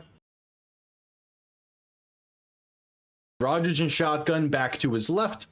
3 receivers to the right. A 1st and 10 from their own 39 going to look to throw. With some time, pass right side is somehow caught for a gain of 8. Great catch here by Lucky Jackson.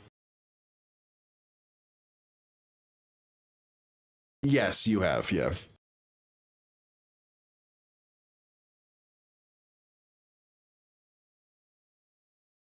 Anthony Becht. There's going to be some questions surrounding his coaching ability. 3rd straight year with a home playoff game. Only to end up falling short. It's mainly the offense. The offense can't get much going until way too late in these games. Rogers in shotgun, going to hand this off up the middle. Going to be enough for the first and a whole lot more. Past the 30, 25, 20, 15, 10. And James Robinson is in for the Kings as the just Hail Mary throw from DC to burn the rest of the clock is incomplete. So DC will be able to repeat as defending champs. They'll face off the winner against Louisville or St. Louis as James Robinson just broke off a big carry for the Kings to begin that game there.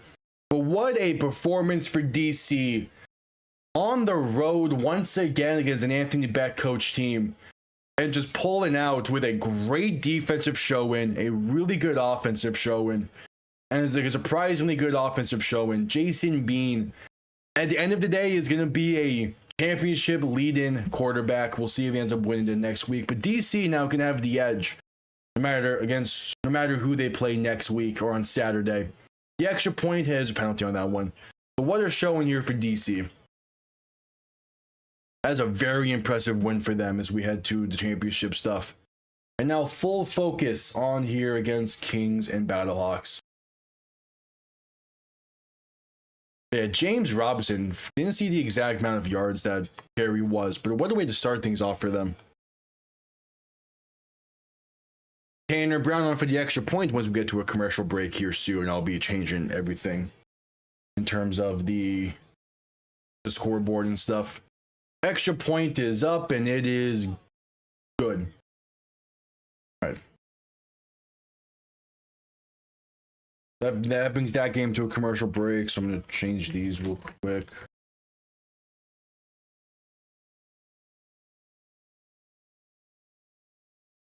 That was a beautiful carry for James Robinson. All right.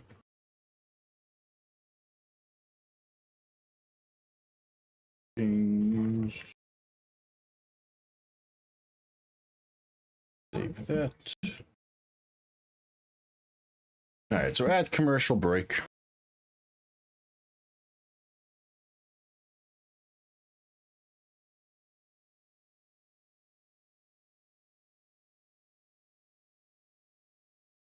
Yeah.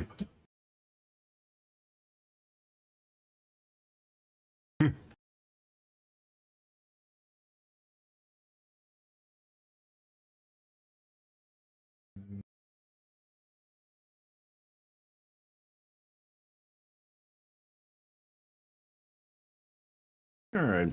So first game in the books. Anthony Becht, man, he's such a good coach during the regular season. Those are the wrong teams. Timeouts I'm giving. Okay.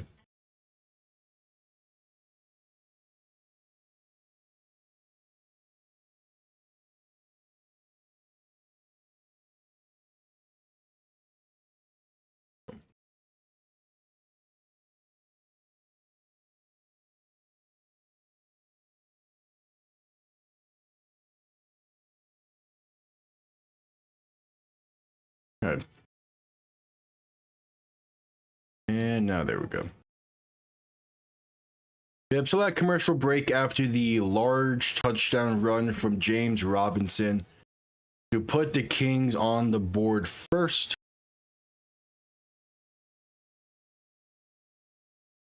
Gonna be seeing the screen covered with something here for a sec as I make adjustments to this. There we go. All right, just coming back from commercial break.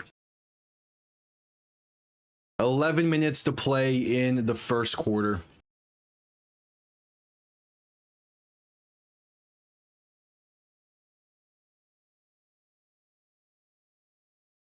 And there we go, everything's set up now. Hell yeah.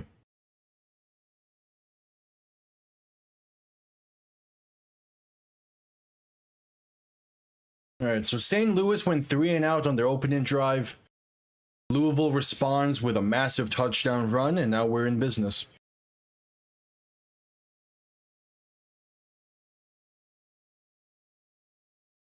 This St. Louis run defense is the league's best normally. Did not look like it on that play. Kickoff underway, going to be returned beginning from the 6. Face up past the 20, 25, past the 30, and out of bounds around the 34, maybe the 35, depending on the spot. But still a solid return nonetheless for Gene Harris. The DC punches their ticket.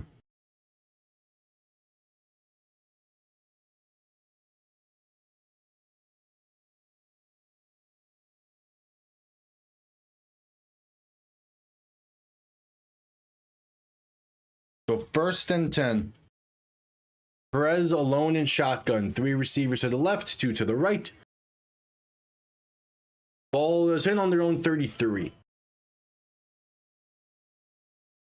Perez going to look to throw with some time. Trying to roll to his right. They're going to throw this one away incomplete in the vicinity of Stephen McBride.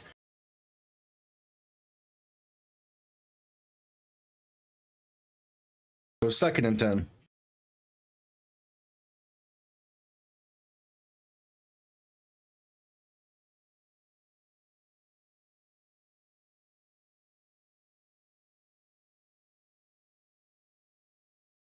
Perez in shotgun, back to his right, 2 receivers to each side. Play action, quick pass right side, caught by McBride, going to be a gain of about 5. All right, 3rd and 5 coming up.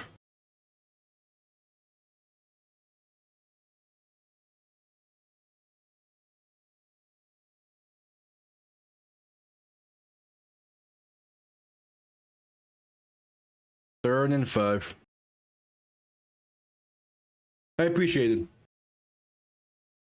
Perez alone in shotgun. 3 receivers to the left, 2 to the right. Ball on their own 37.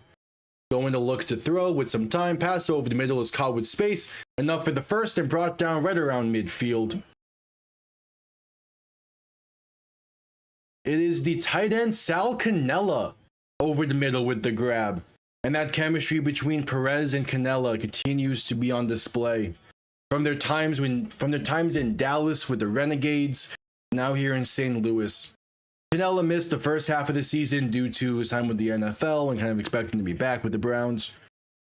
But he said, screw it, let me hop on with St. Louis since Perez is now the starter here. The ball in midfield, Perez in shotgun back to his right. Gonna hand this off up the middle, and there's space for a gain of roughly 3, not much else. It is Kylan James on the carry. So 2nd and 7 coming up.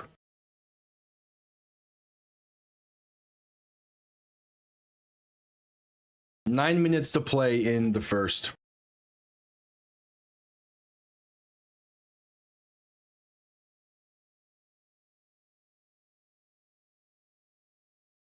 Clock continues to roll down to 8:45. As there's 5 seconds left on the play clock as well. Perez in shotgun back to his right. 2 receiving options to each side. Going to look to throw. Pressure comes quick. Dump off right side. Going to be caught for a gain of roughly 2 or 3. It's up past the 45-yard line as Kylan James once again on the reception. And it'll be a 3rd and 3. And yeah, there's AJ Smith, the offensive coordinator here for St. Louis, also the OC for the San Antonio Brahmas back in 2024, who went into the Dome during the playoffs and won. So now he's looking to be on the other side of that coin with a home playoff game. Perez in shotgun back to his left, going to look to throw on 3rd and 3. Pass right side is caught into Sal Canella once again, and it'll be enough for the first once again, a gain of roughly 6. Again, that chemistry between Perez and Canella is going to be on full display in this game. He is going to be the main target. It's just they know each other too much.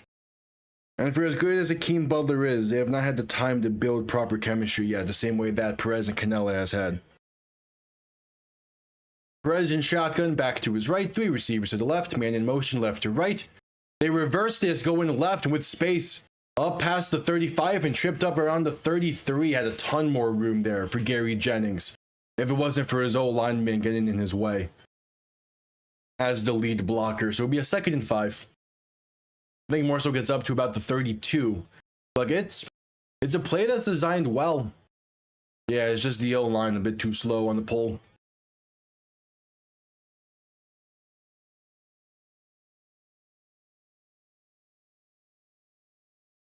So in shotgun, back to his right, 2 receivers to each side for Perez. Play action, looking to throw, pass right side, caught by a wide open Stephen McBride. They get down to about the 20 before being tripped up. So St. Louis looking a lot better on this drive compared to the first. Responding nicely to the 53-yard touchdown run that James Robinson had. Next commercial break, I'm getting another drink because I ran out of water. And I am starting to feel it.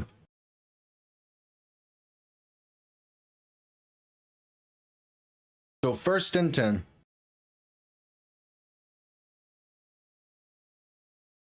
Perez in shotgun, going to hand this off for Kylan James, and that's going to be stuffed at the line of scrimmage for no gain.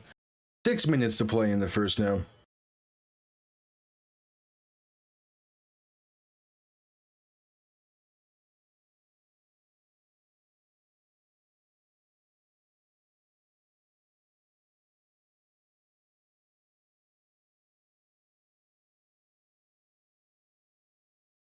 So 2nd and 9. Perez in shotgun back to his right, 3 receivers to the left. Really gave him a half a yard there. Okay, Perez looking to throw, deep shot right side for the end zone, is off the mark and incomplete. Overthrow and looking for Stephen McBride. I do not like that instant decision. Okay. Okay. Yeah, let me hear it. Yeah, but a cat coming back after that long is crazy.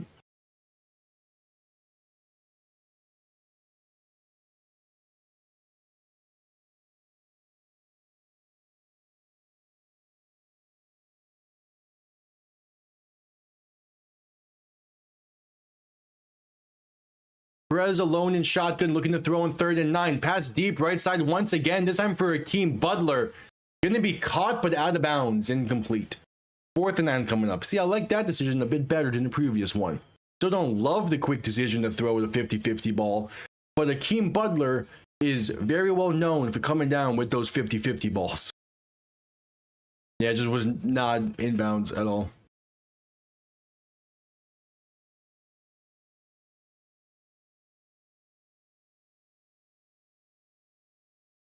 Yeah. 37-yard kick from the right hash to put St. Louis on the board. It is up. It's right down the middle.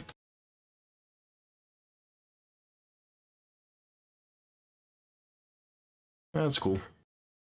Actually, I'm not sure if I've heard of. I don't know as much about cat. I was about to say cat brands. Cat species, same way I do dogs. So.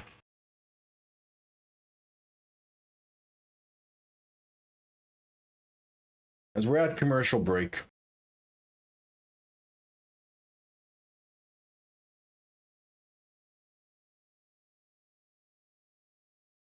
Ooh.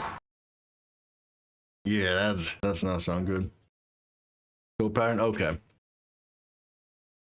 And we're at commercial break. Quickly be right back to get some more drink.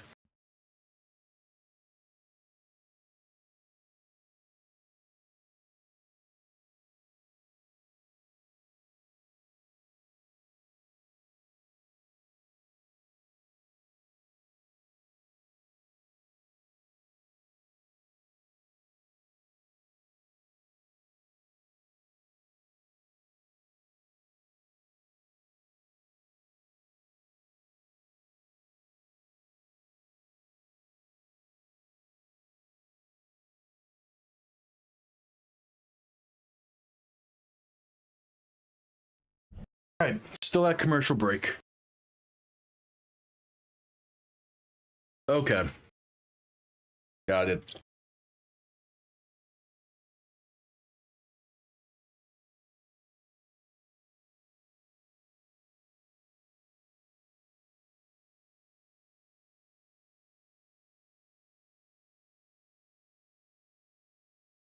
Well, that's so good to hear.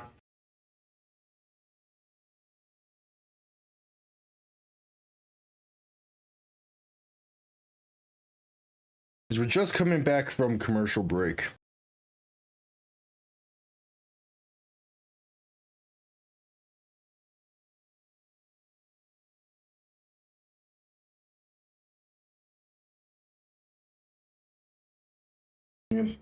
St. Louis's offense has been very hit or miss this season. You never really know what you're going to get out of them. Aside from the fact that once they get into the red zone, they're probably going to stall out, which not quite happened there, but for the most part it did.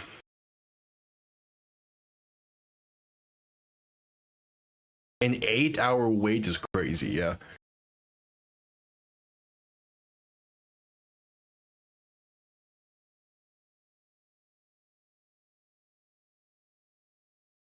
Okay, kickoff underway.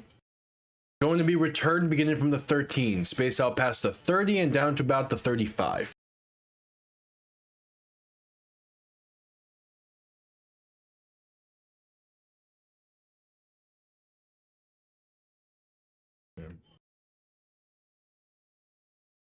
Okay.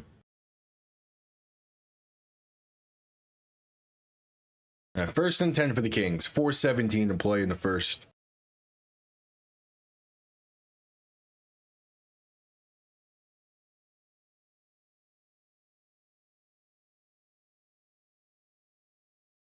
Rodgers in shotgun, back to his left, 2 receiving options to each side.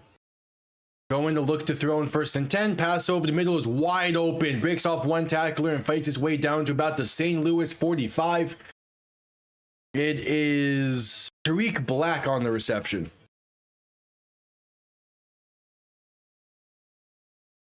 Yeah.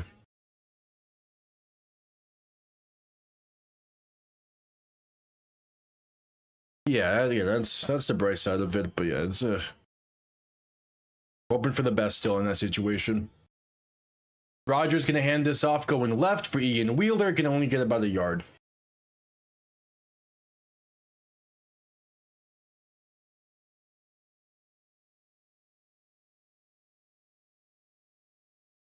2nd and 9.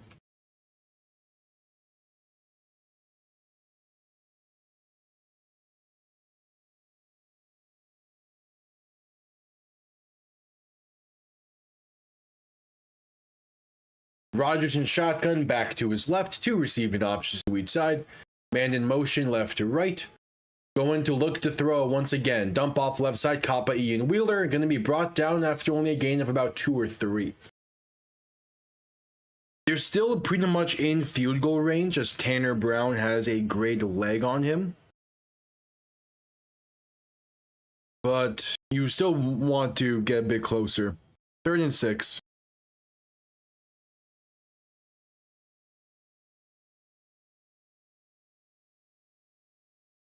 Rodgers in shotgun, back to his left. 3 receiving options to the right as it's starting to get loud here in the dome.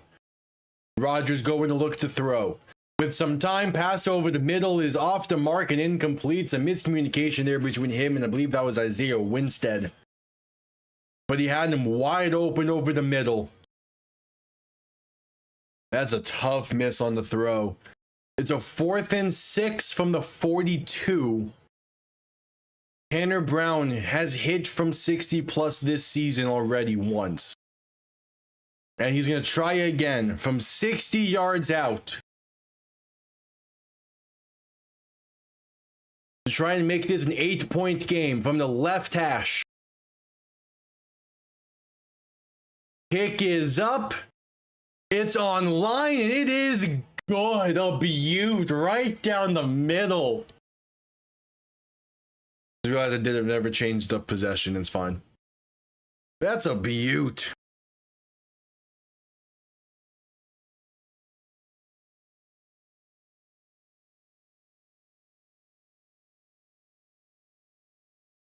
Tanner Brown is for sure going to be in the NFL in the fall. He has been incredible this season. With 1:52 to play in the first, we go to a commercial break.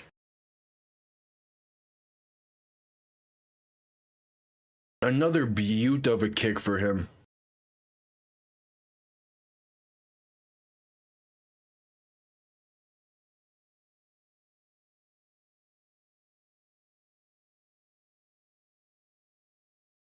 At commercial break.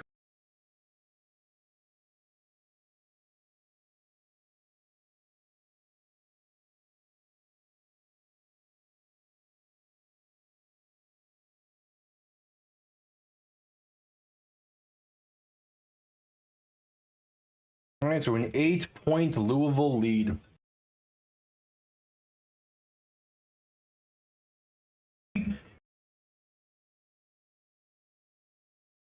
It's been a solid one so far.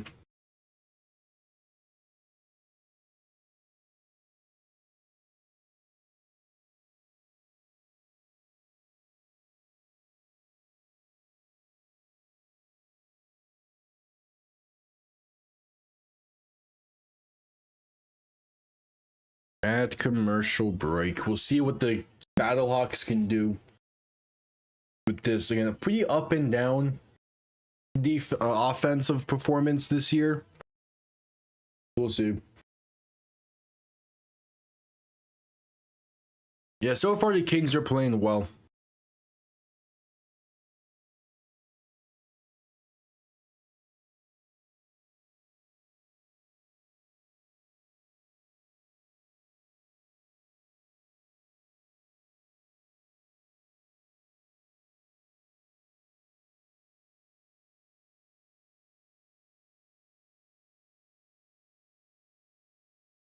As we're at, should be coming out of commercial break here soon. There we go. Just coming out of commercial break. Kickoff gonna be here soon. Yeah, again, seeing the I wouldn't say rise. That's not a great way to put it. But seeing the improvement of the Kings throughout the season has been fantastic to watch. As someone that from week 1 was saying the Kings could be a surprise team this year. Kickoff underway, going to be returned beginning from the 10. Face up past the 20, past the 25, past the 30, and out of bounds around the 33 and 34. St. Louis will begin from there.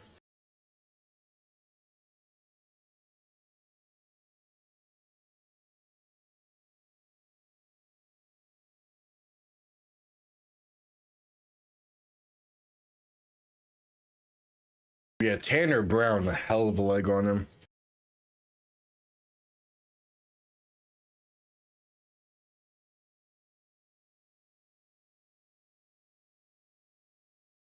Oh yeah, it would be really funny. It would be really fun to see Bean go against his former team. Perez handoff up the middle, going to be a gain of about 3 or 4 for Jarvion Howard. I mean, I think like with DC winning, it makes either matchup a perfect matchup for storylines. Because it's either Jason Bean going against his former team and Louisville playing as well as they have without him, or it's just part 3 in this year's DC St. Louis rivalry, which I'll take either. Perez dump off right side on 2nd and 6, going to break off 1 tackle in the backfield, have enough for the first, and brought down near the 49, just shy of midfield. Like, it's a win-win for the league either way for Saturday, especially because it's DC in a home game for the championship. You know attendance is going to be great.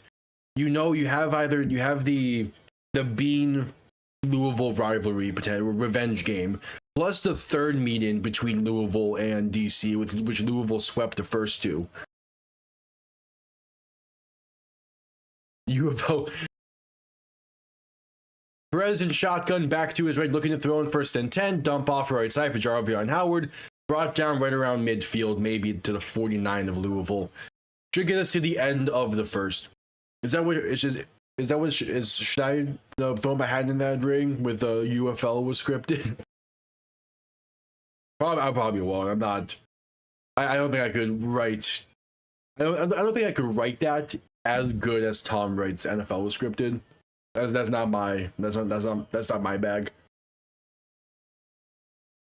Perez in shotgun for the final play of the first quarter. Pass is tipped at the line and incomplete. So it'll be a 3rd and 5 when we get back from commercial break.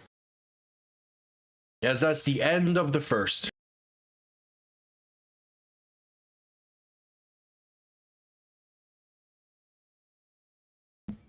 Yeah, like for as fun as that probably could be, I don't think I could, 1, write it that well, or 2, act it that well. That's just not my style.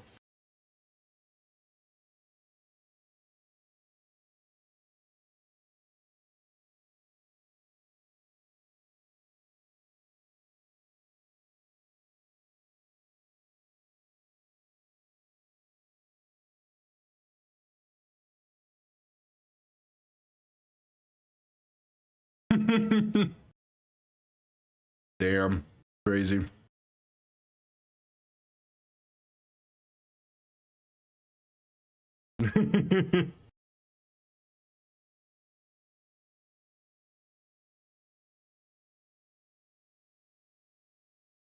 As we're still at commercial break.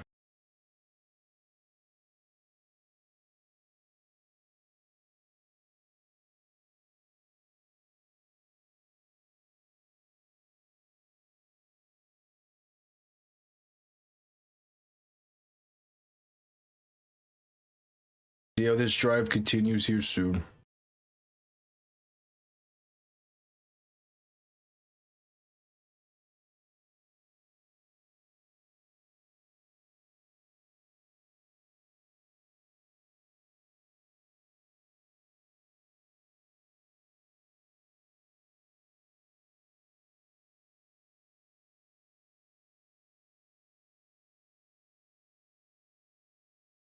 I had the good old Disney commercials.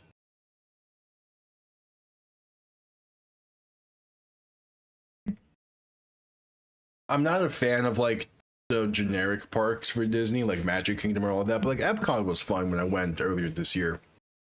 We need to actually schedule the later in the year one that my family's been talking about.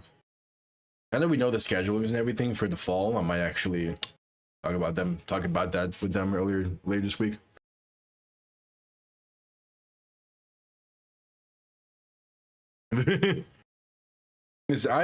I've been pounding the table for the past like month or so of Tanner. I wouldn't say past month, for a long time that I wanted to see Miami go after a UFL kicker, and Tanner Brown is my pick. Probably not gonna happen. At least Miami won't go after him, because Miami, at least with Chris Greer, that was never gonna happen. Also, it seems like Miami is content with one of their two kickers, which is well, if he keeps kicking like this, that's not gonna happen. If he keeps setting field goal made records, that's not gonna happen. I believe that field goal got him to 30 on the year. Like an 88% field goal kicker that could hit from 65. No, that's an NFL kicker right there. The 20-year.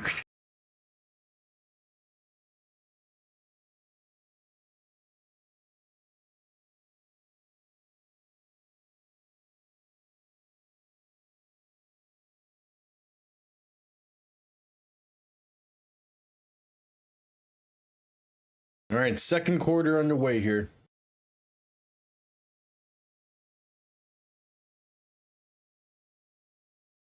Perez in shotgun, back to his left. Three receivers to the left as well. Ball on the Louisville 47, 48-ish. Going to look to throw.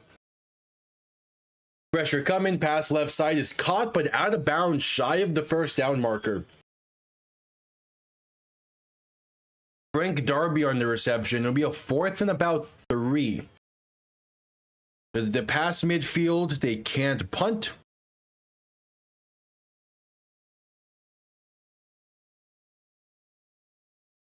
It was a 4th and 3.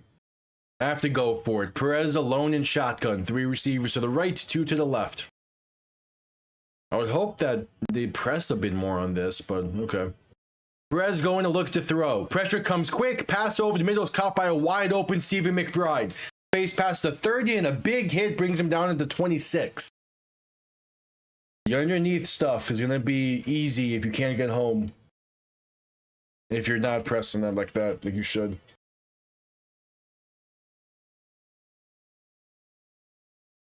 They got closer to getting home in time. But Perez, a good job getting rid of it.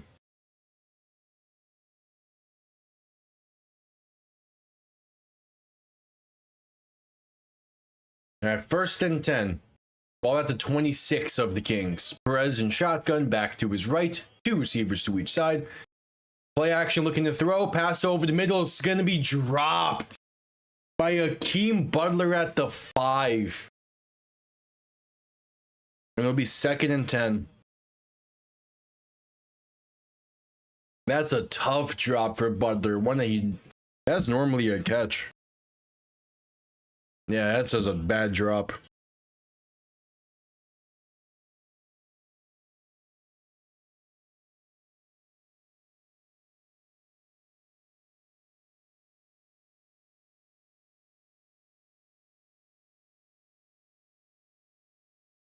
All right, 2nd and 10. Perez in shotgun, looking to throw once again.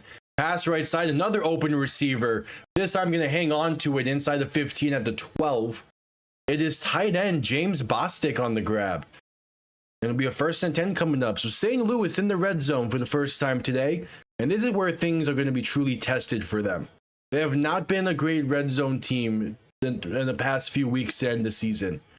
Hand off up the middle, going to be a gain of roughly 4 or 5 for Jarvion Howard. Can they punch it in from the red zone?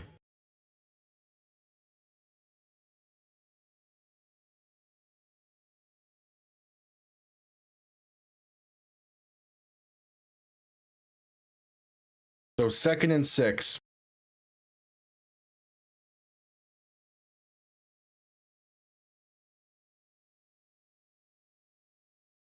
Perez in shotgun, back to his right.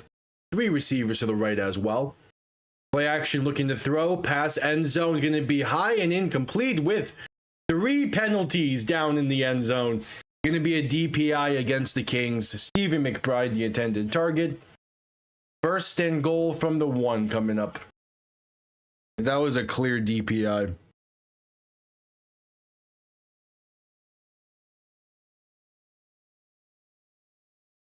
That was a clear DPI.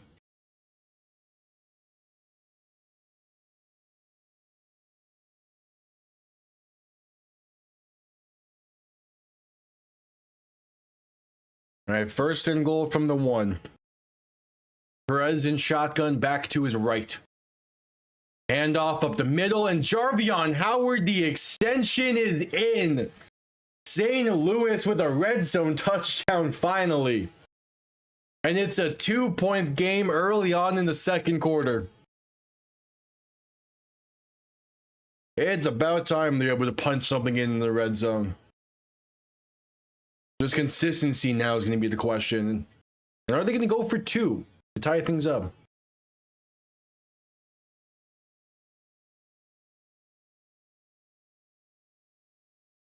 Yeah. Oh, they're going to go? Okay, out comes the field goal unit for the extra point. I don't fully get this, but okay. Extra point is up, and it's right down the middle. So it's a 1-point lead for the Kings.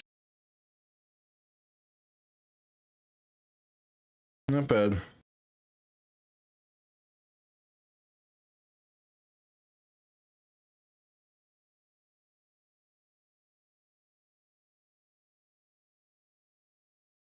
True. Disney is not great. That's part of the reason why I don't really care for a lot of their parks. But like, I'm not gonna say no to drinking around the world at Epcot. It was a great experience I did in February. I would be fine doing it again, especially because Epcot isn't like a typical Disney park where it's very like focused on kids and I won't say exploiting them, like very focused on like trying to keeping the kids' attention going and all that. Epcot's very more like laid back. That was a surprisingly fun experience. Again, I probably won't go there often, but yeah, we're probably gonna schedule to go again in the fall.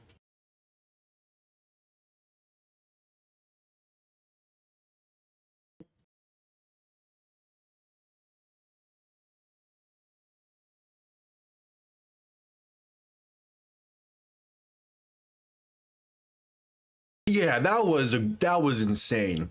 I don't get what their logic was for that.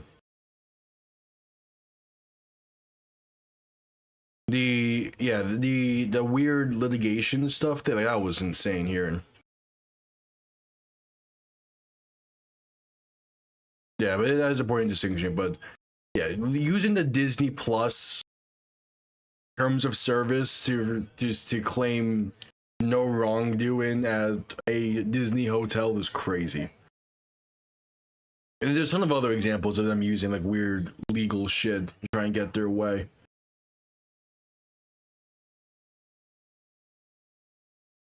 Also, a fun story from the DC Orlando game. Andre Mintz returned for DC for this playoff run after being retired before the year. So he took 2 weeks of paid time off in order to help him with this playoff run. So that's gonna be fun. He didn't make any massive plays in the previous game, but like his presence was definitely felt.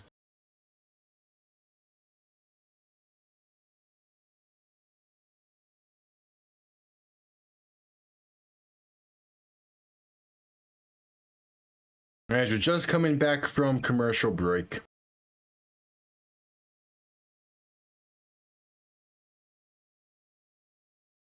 St. Louis to send this one down.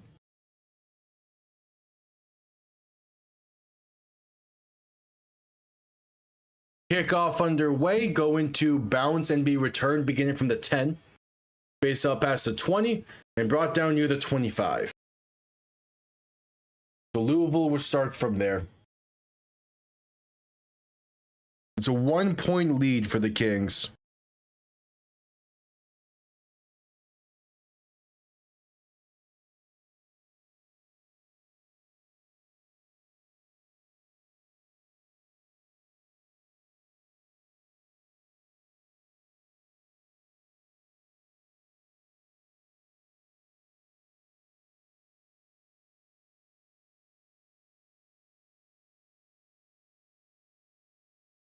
All right, Rodgers in shotgun, back to his right, 2 receiving options to each side. Ball on their own 26, gonna hand this off going left, and that's James Robinson stuffed at the line for no gain.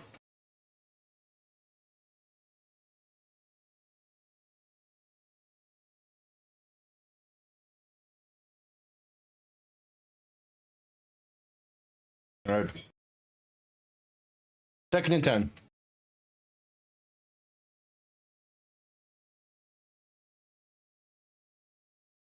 $11:15 to go.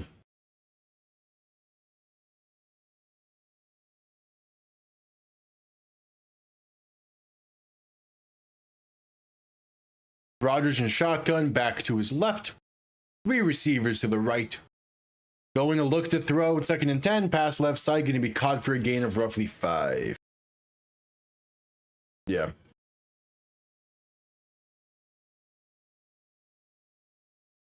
As someone that lives in Florida, I deal with that mega corporation bullshit constantly, so that's always my first thought with them.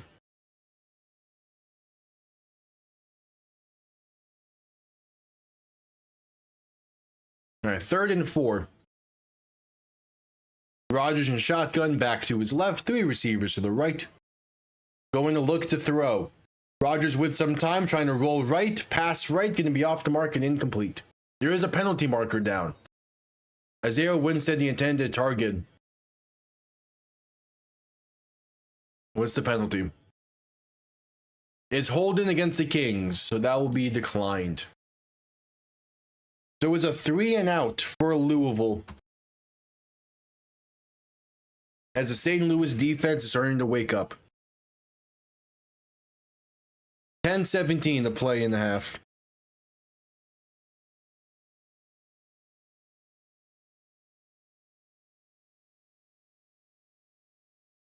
So the first punt of the game comes off clean.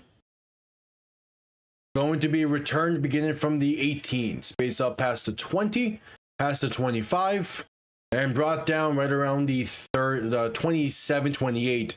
The punter comes in late, laying a hit on someone. Okay, I like it.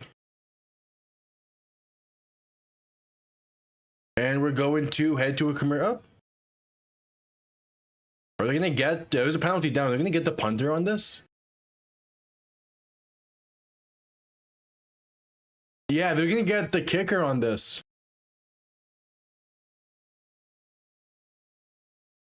Get the punter on this one. It's going to be against Louisville. After the play, a personal foul against the punter for that late hit. So tack on 15 to the end of the return.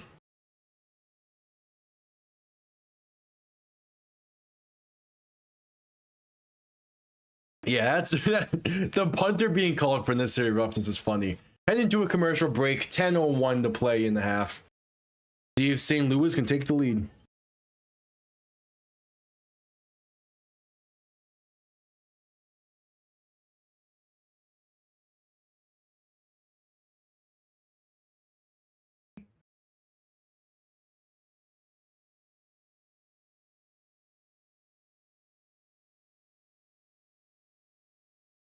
All right, at commercial break.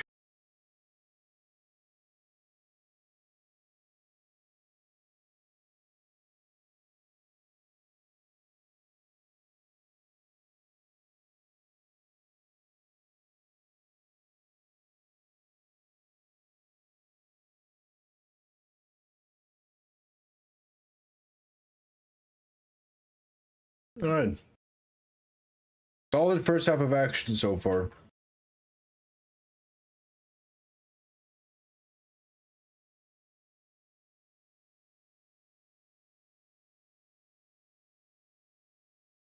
See if the Battlehawks can take their first lead of the game.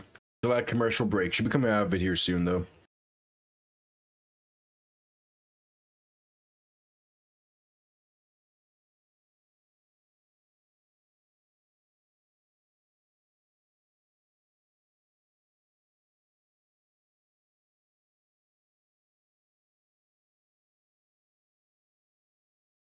All right, at commercial break still.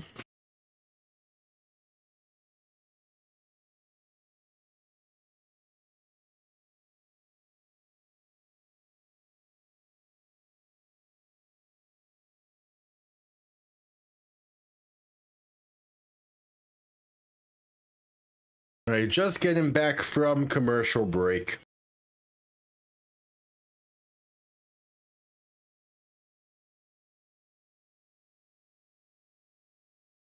All right, all good.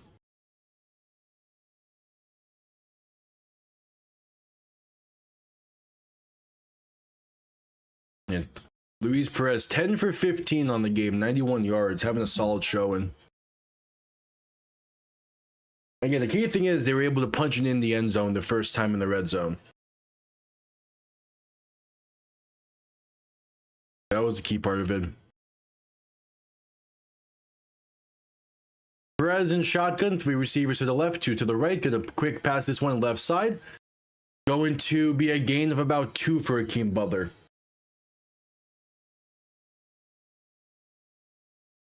What exactly do you mean by that?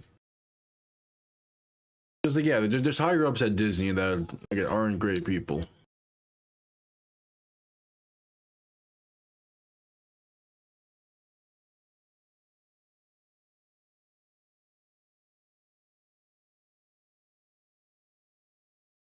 Perez in shotgun, back to his left, 2 receiving options to each side. A 2nd and 8. Gonna play action, look to throw with some time pass deep left side off the mark for a wide open Frank Darby. Would have been an easy walk-in touchdown. It'd be a 3rd and 8. That is a tough miss for Luis Perez. Yeah, that's when he needs to hit. Wide open. You threw too far outside. Cam Gill did get pressure in there pretty quick, but still, you would want to see Perez hit that. But there is a reason why Cam Gill is also an MVP finalist, and it's for making plays like that. Perez in shotgun, back to his right, 2 receiving options to each side. Play clock winding down, and there's going to be penalty markers here. Perez was not ready for the snap. The play clock winding down. It's a false start against St. Louis. Nope.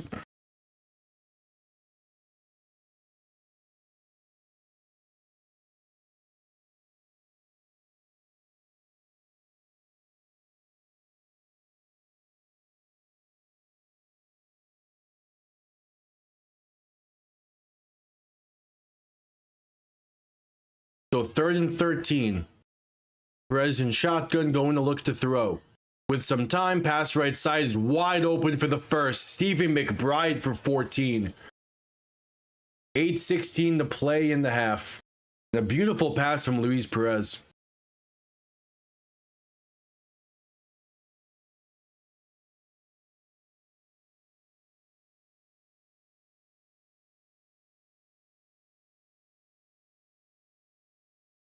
All right, Perez in shotgun, back to his right. 2 receivers to each side, going to hand this off up the middle for Kylan James. Stuffed at the line, maybe fights for half a yard, but not much else.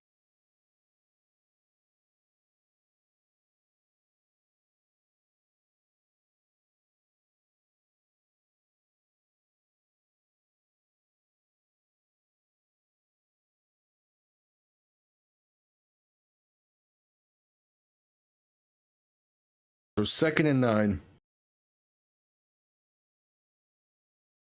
Perez in shotgun, back to his right, 3 receivers to the left. Ball on the Louisville 46. Going to look to throw, pump fake and down, dump off right side is incomplete. Through the arms of Kylan James and luckily falls incomplete. 7:16 to play in the half, a 3rd and 9 coming up.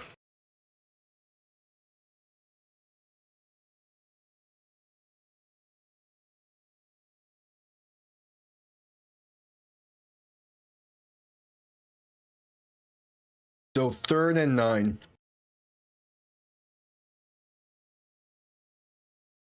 Perez in shotgun, back to his left, 2 receivers to each side. Play clock winding down to 5 seconds.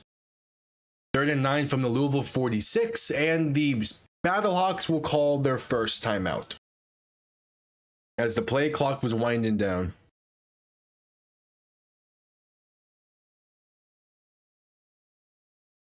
All right.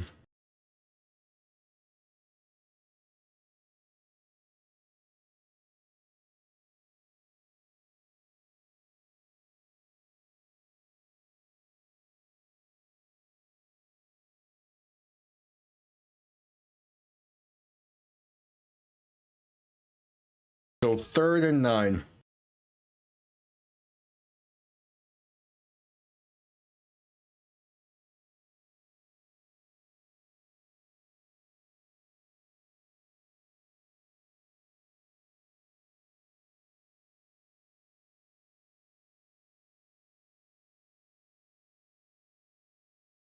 Perez and shotgun back to his right. 3 receivers to the right as well.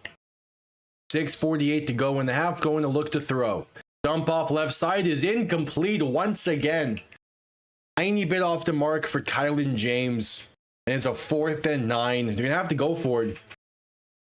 They're passing midfield or not in field goal range. For free? I'm not sure about specific sites that would have it. But I'm just watching it on Fox.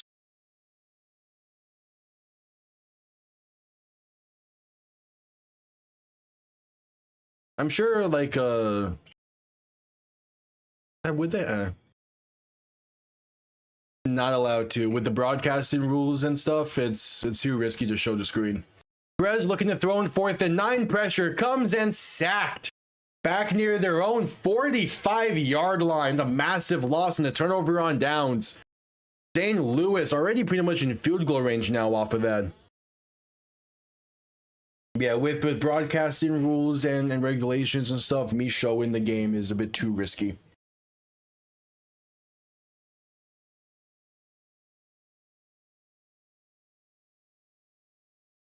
.606 to play in the half, and we head to commercial break.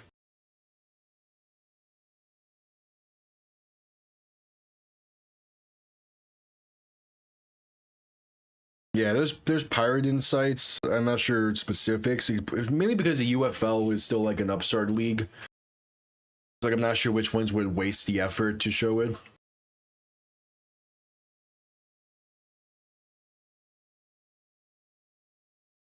You know, for a last minute change to Daytona Stadium where you're only able to use half of the stadium, 6,300 in that stadium's not bad.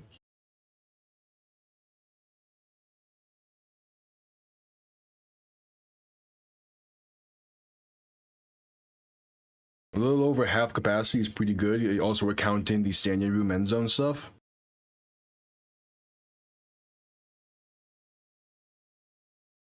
Not bad. Very curious about what this game's attendance is at.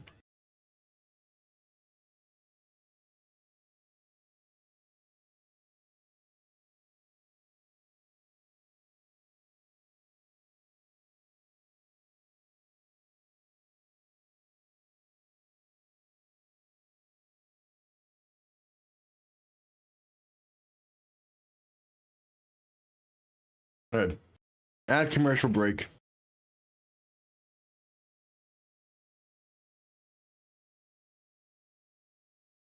Yeah.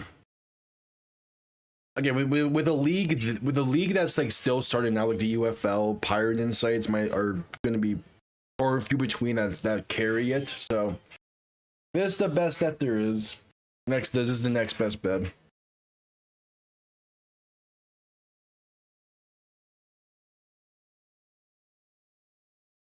Yeah, I love that football's on. Even though this is the second to last game of the season, I love that we've had football as long as we've had in the spring. It has made the past few months manageable.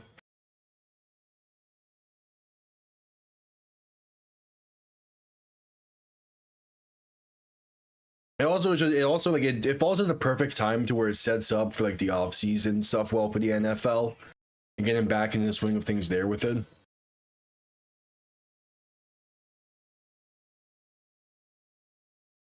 All right, 1st and 10. Rodgers and shotgun back to his left. 3 receivers to the right. Going to look to throw in 1st and 10. St. Louis sends 8, and Rodgers is sacked. St. Louis sent everyone basically and got into the backfield. There'll be a 2nd and long coming up. That was, they sent 8. They legit sent 8.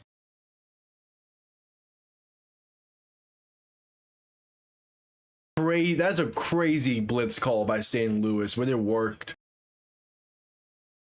If If Louisville realized they were hot there on that play, that could have been a massive pickup.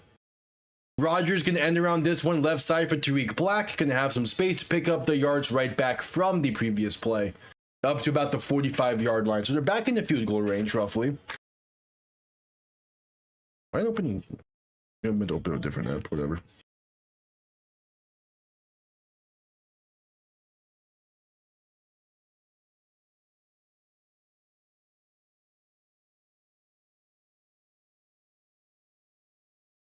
So 3rd and 8. Yeah, I'm waiting for the NFL to be back as well, but again, the UFL is a nice, I wouldn't say stopgap, but it's nice to have as well. Rodgers to throw in 3rd and 8, pass right side a little bit too high for Zach Davidson. It falls incomplete. So a 4th and 8 would be a 63-yard field goal for Tanner Brown.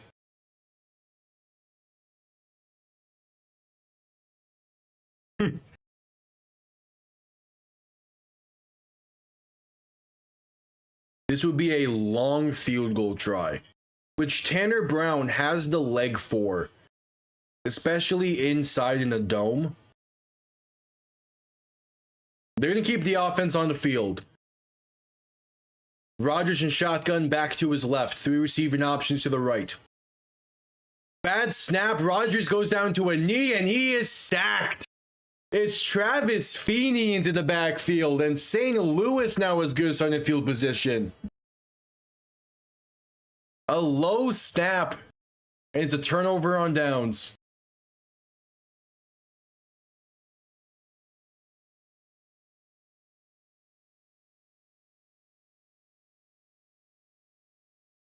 And we head to a commercial break with 4:05 to play in the half.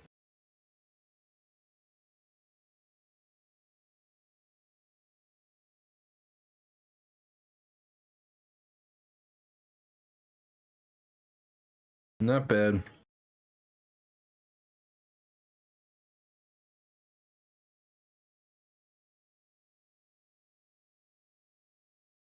At commercial break. Again, I've been in preliminary planning stages for which games will be live within the NFL. More of that will be like as I do my off-season coverage and all that. I'll have more of an idea. But I pretty much have the first 2 weeks set in stone. Mainly because Miami plays at 4 o'clock both of those weeks, so I'm pretty limited in what I can do.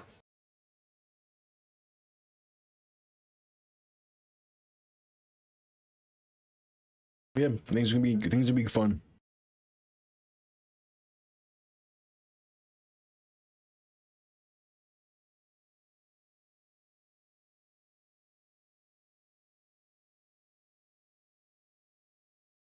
As we're at commercial break still.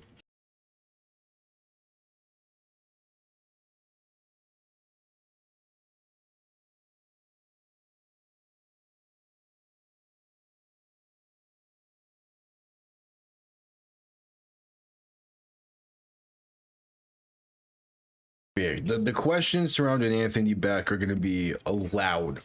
3 straight seasons of being the 1 seed and 3 straight years of a first round exit for his coach teams. Not great.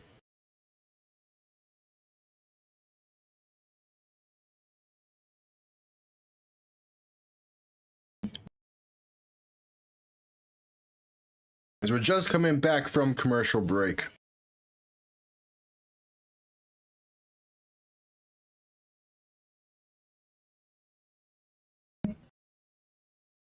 Yeah, showing a replay of that. He would have had someone open coming across over the middle, but the snap was just not there. If that's a better snap, he probably could have gotten at least gotten the ball off and see if a penalty could have been thrown.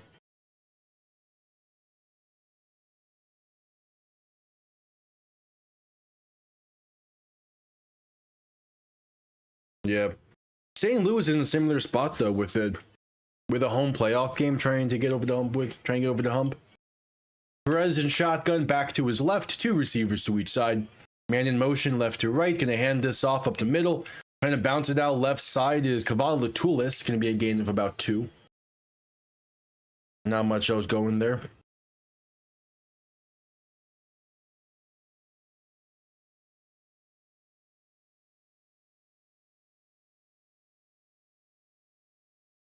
All right. 2nd and 8. Perez alone in shotgun. 3 receivers to the right, 2 to the left. Going to look to throw. With some time, pass over the middle, going to be caught. And that's going to be a gain of about 7. Yeah, no spamming. Just not going to play that. Got in that one early. All right, 3rd and 1, and Sal Cannella was the intended target. Perez in shotgun, back to his left. 3 receivers to the right of 3rd and 1. Handoff up the middle is met in the backfield for no gain. Jarvion Howard can't get anything going. It's the MVP finalist Cam Gill in the backfield. And it's a 4th and 1 for St. Louis. I would imagine they go for it here, as I don't think they have a kicker with a good enough leg to be able to send this one through.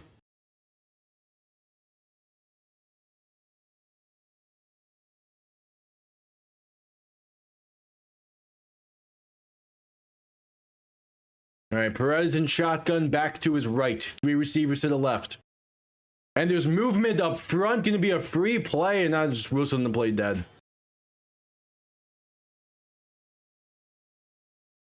Yeah, but it's a neutral zone infraction against the Kings. So it's an automatic 1st down. Nice hard count to get him to jump. Yeah, that was easy, too easy.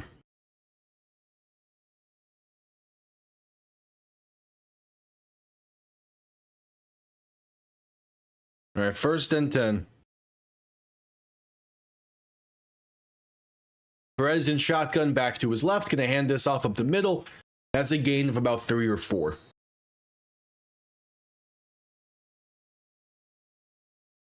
And I'll get us to the 2-minute warning.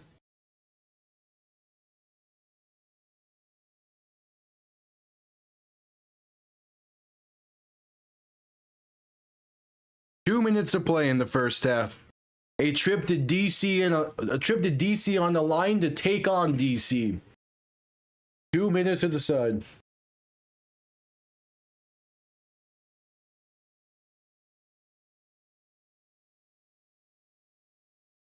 It's been mainly a defensive game in this one so far, but that's kind of to be expected with how the first meeting went between these teams.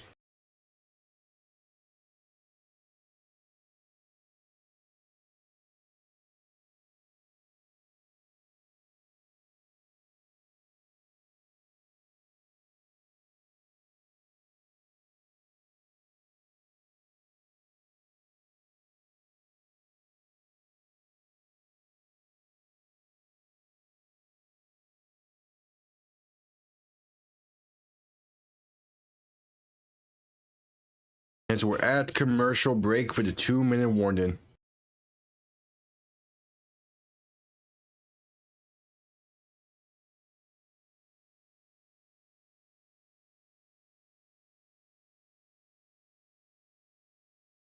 At commercial break.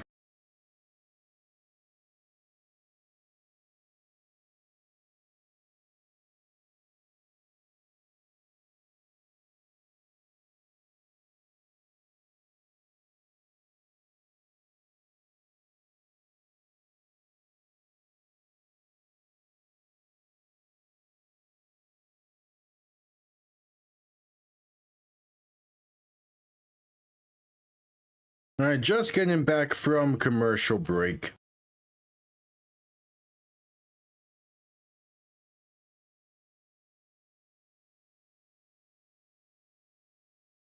Two minutes of play in the 1st half.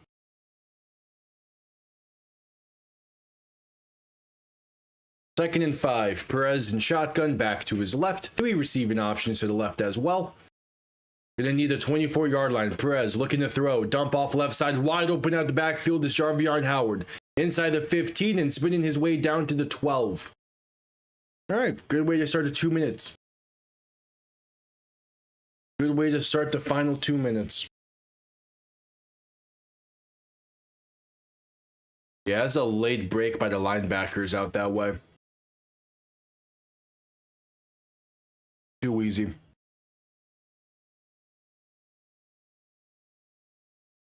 All right, 1st and 10. Perez in shotgun, back to his left, back to his right. 3 receivers to the right as well. Play clock winding down to get the snap off in time. Perez, play action, looking to throw, rolling right, pass back over the middle, caught by Blake Jackson, diving in, and St. Louis has the lead. Their first of the game. They take it with 1:48 to play in the first half. They go up by 5. And things are getting interesting now for St. Louis. That's now 2 red zone trips, and both of them have ended in a touchdown.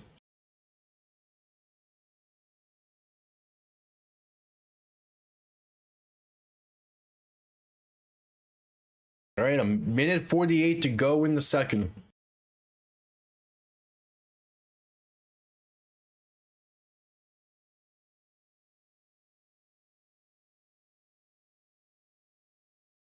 And the extra point to go up by 6. It is up, and it is right down the middle. Louisville gets the ball to begin the second half, so they're going to have a chance here to double up potentially.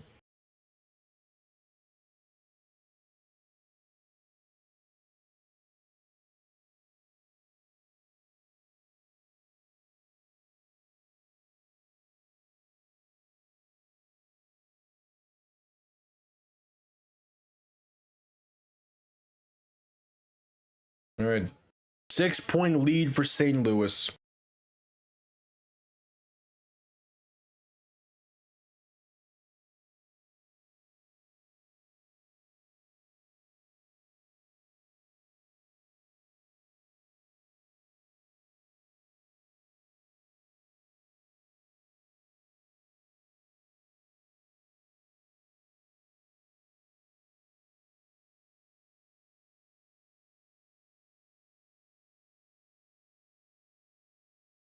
A 1:48 to go in the half.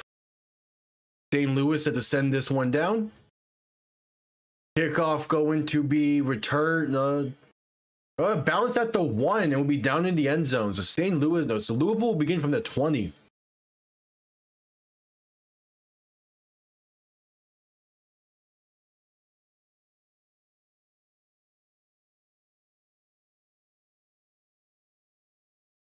All right.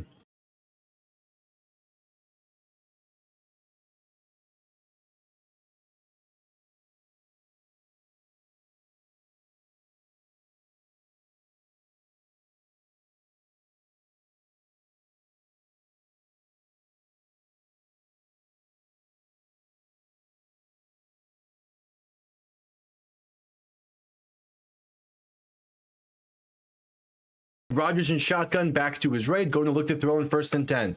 Pass left side is bobbled and incomplete.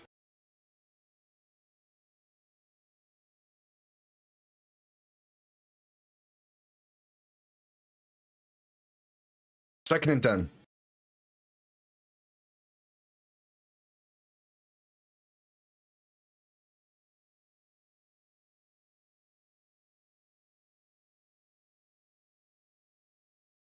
Rodgers in shotgun, back to his right, 3 receivers to the left.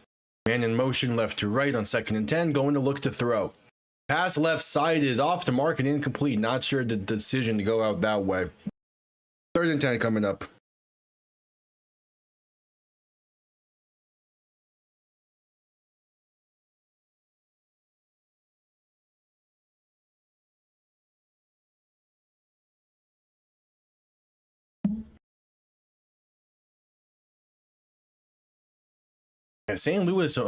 Louisville, only 5 run-in plays in this game so far. I kind of don't understand that mindset.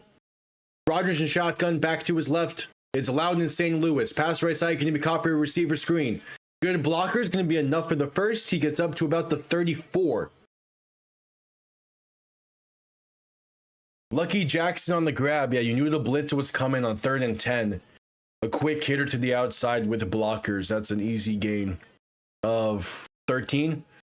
Another quick pass right side. Can he be caught by Lucky Jackson? He gets out of bounds around the 39.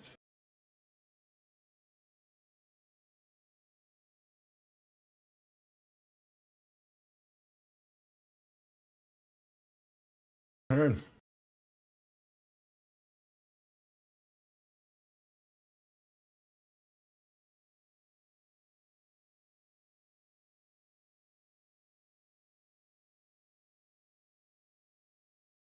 So 2nd and 5, Rodgers in shotgun, back to his left, 3 receivers to the left as well. Play action going to look to throw. Another quick pass left side is caught, and that's going to be another gain of about 4 for this time for Isaiah Winstead. Another semi-screen trying to beat the blitzes, and they have to go hurry up. A third and inches basically. Rodgers under center. There's a QB sneaking, going to get enough for the first. He falls backwards to about the 47. They got that green window time in on the QB sneak like they're adding to Madden and college football games.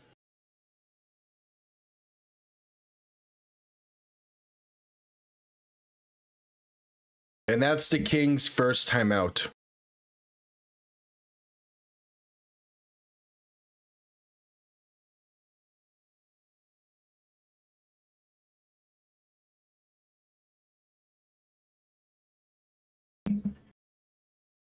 All right.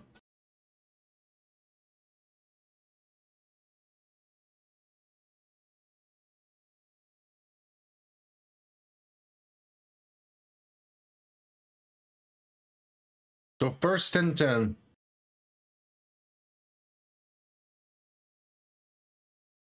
A minute 5 to play in the first half. Rodgers in shotgun. Back to his right, 3 receivers to the left. Going to look to throw. Quick pass right side, going to be caught just past midfield and down to the 48 of St. Louis.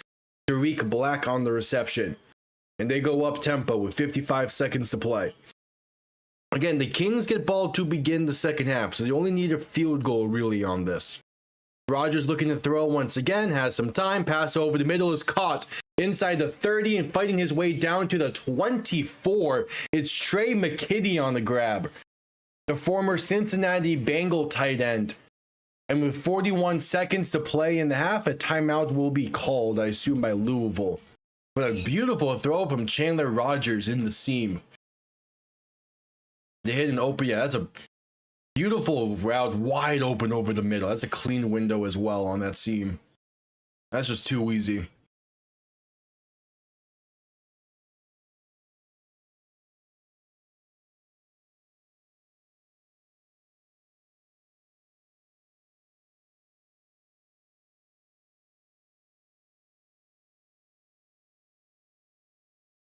Yep, the Kings called their second timeout.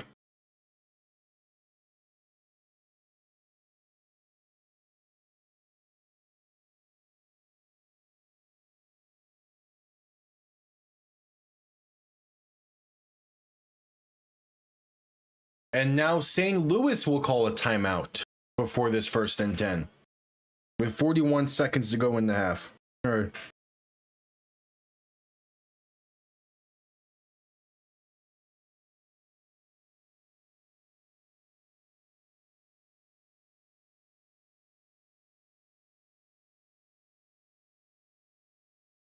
So 1st and 10.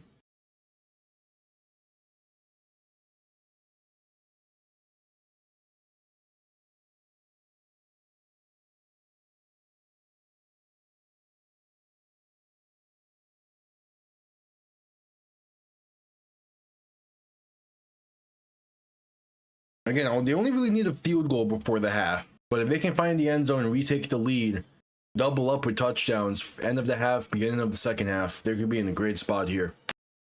Oh, Pita Tamupenu on the sideline before this play. Okay. Rodgers, quick pass left side, going to be caught. It's a double throw. Pass over the middle is intercepted. It's a double pass. He had someone wide open down the left side. Why are you going over the middle with it? Tyler Hudson with the interception. Miles Sims. Tyler Hudson's the one that throws the pick. Miles Sims catches it. That's such a... When you have a receiver having to make a decision like that, it's weird. Wide open over the mid. Wide open down that left side. And he tries to force it to Tariq Black. Who's open? He just throws it late. He throws it late and well underthrown.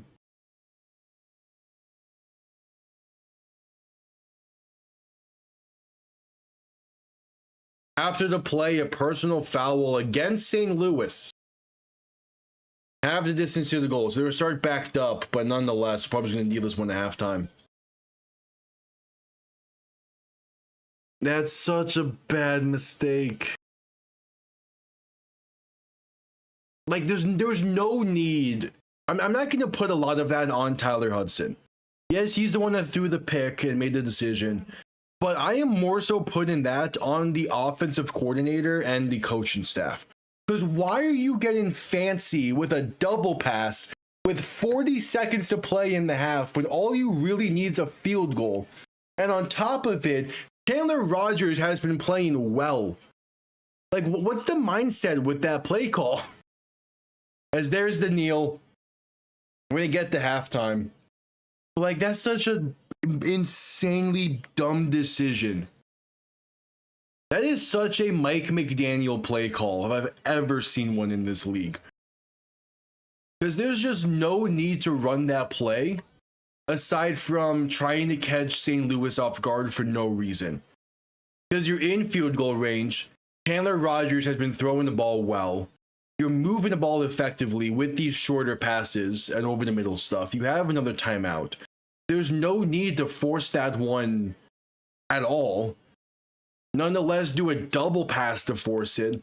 Like, if you really wanted to get creative and try for a touchdown on that play, Chandler Rogers needs to be the one to throw the ball. Because you've been on this massive winning stretch that you're on because Chandler Rogers is not turning the ball over. Why are you taking it out of his hands? Yeah, it's such a insane play call. The only good thing is that Louisville is still down by 6, so still down by 1 possession, and they get ball to begin the second half. But on the flip side, that's also a negative because they're down by 6 when they were ball on like the 30-yard line. And they could have easily just kicked a field goal and be able to take the lead to begin the second half. Like, I don't... That's such a forced play. I don't get what they're doing with it.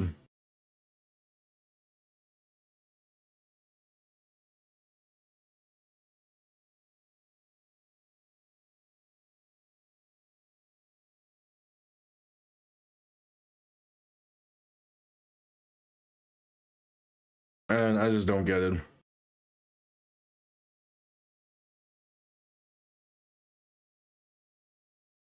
Yeah, we're at halftime.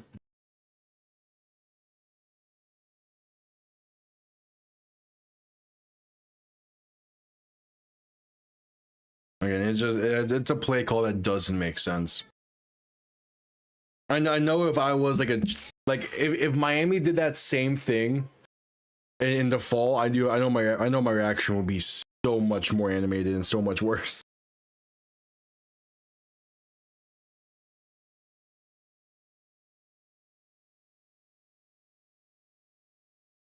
As we're at commercial break for halftime.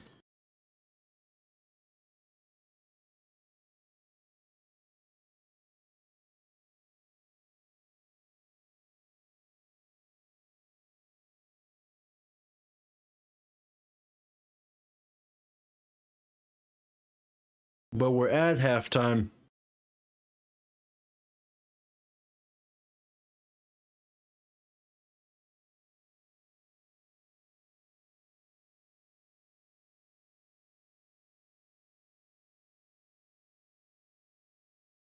And halftime.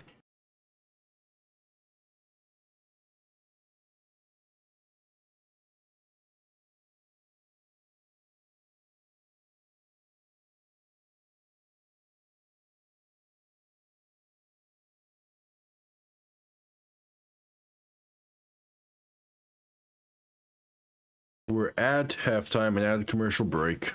It's, man, that's such a bad play call. If Louisville ends up losing this game, it's gonna fall back to that, because that's such a forced error to make in this type of game.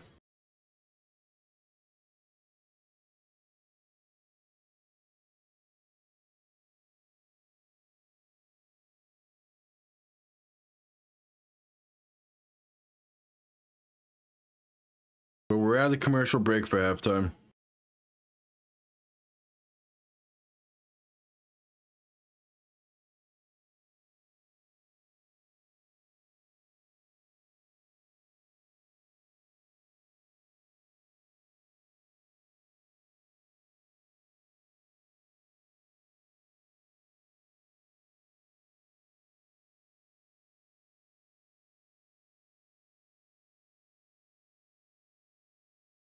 Louisville gets ball to begin the second half, which makes that play call even dumber. It makes it even more confusing that they did it, but oh well. You're gonna have to live with it now.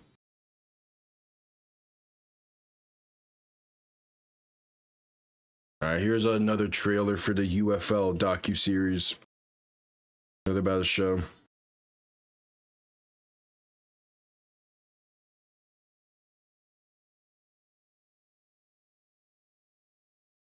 But at halftime,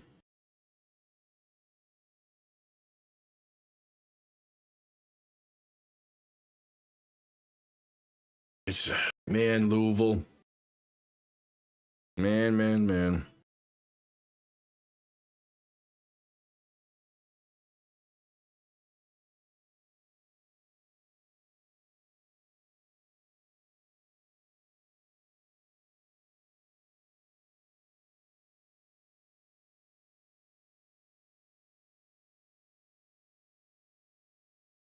Yeah. Because it's even if they got a field goal there and it's a 3-point game, you're still in a better spot. It's such a weird decision. I would love to hear Chris Redmond talk about that. Because like I need to ask what the mindset was for that play.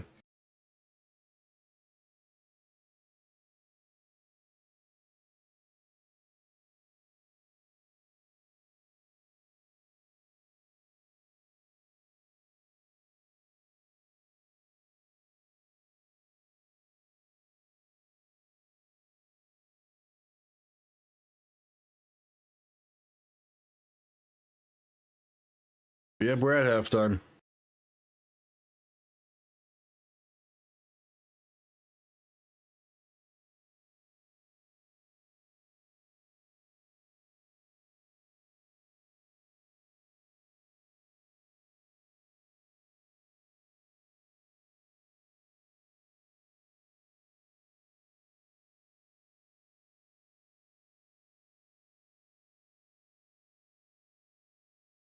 All right. There's only 2 games on tonight. Game 3 of the NBA is tomorrow night. Game 4 of the NHL is on Tuesday. Both of those should be great games. I've been really enjoying these finals for both of those sports. They have been great, especially the NBA and just seeing the Knicks do their thing. It's been great.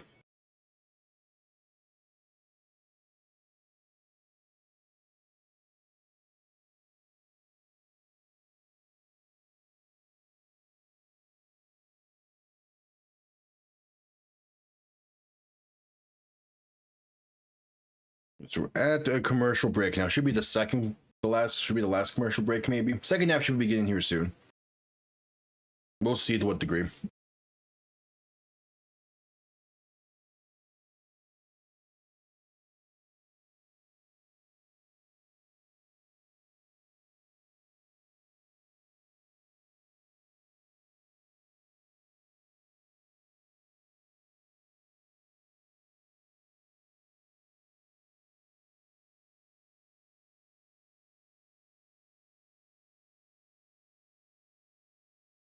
Yeah. Oh yeah, the new World Cup talk show stuff with Jameis Winston and Rob Gronkowski. That's gonna be something.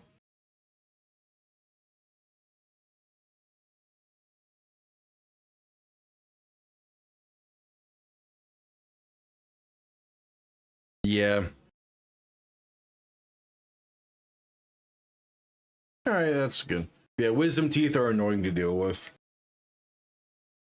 I remember my sister really having to deal with them. We got mine out early as a way just to like get it over with, because we knew that they were gonna be coming in at some point and not in properly.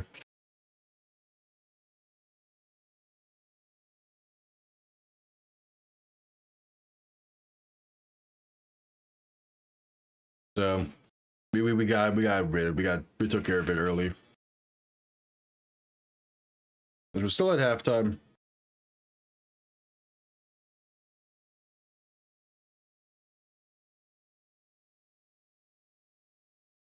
This is the one more halftime segment real quick. Yeah. One more halftime segment.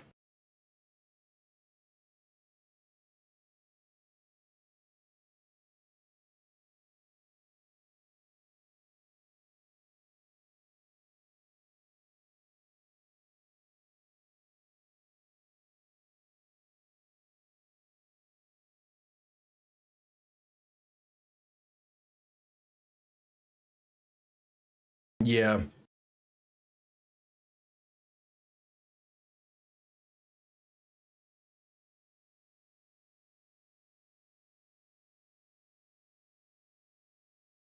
So like wisdom teeth are always finicky.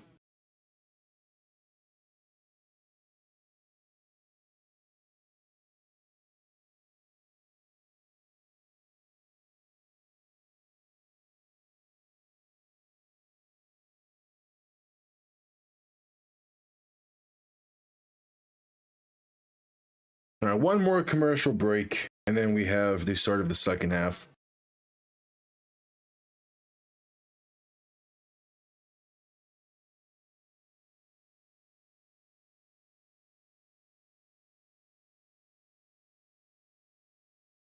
All right.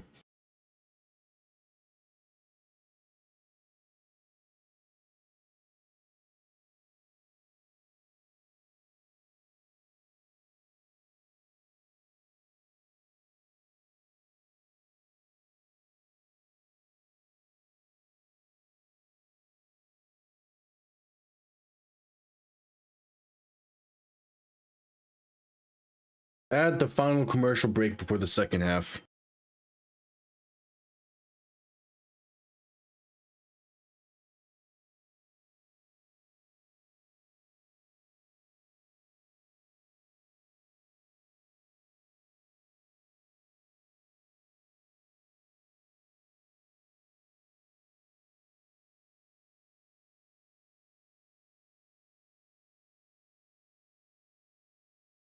Add commercial break.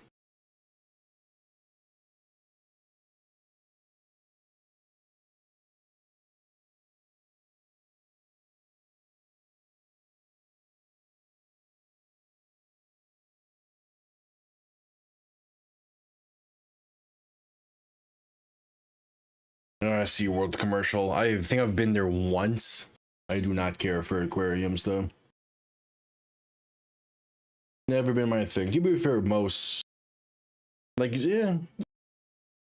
I just realized I haven't been to a zoo in a while either. Yeah. Just don't care for them, I guess.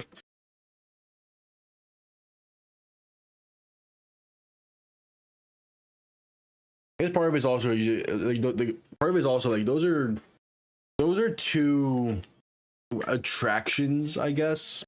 Is a way to put it, where like I just don't think about them often. All right, just coming out of halftime.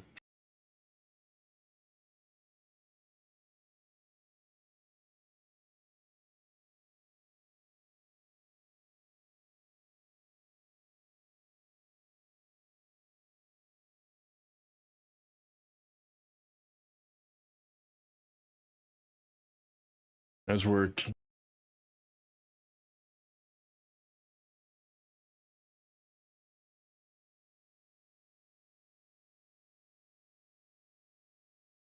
All right, Chris Redmond talking about the end of half decision, saying they just want to be aggressive and to counter the aggressiveness with aggressiveness.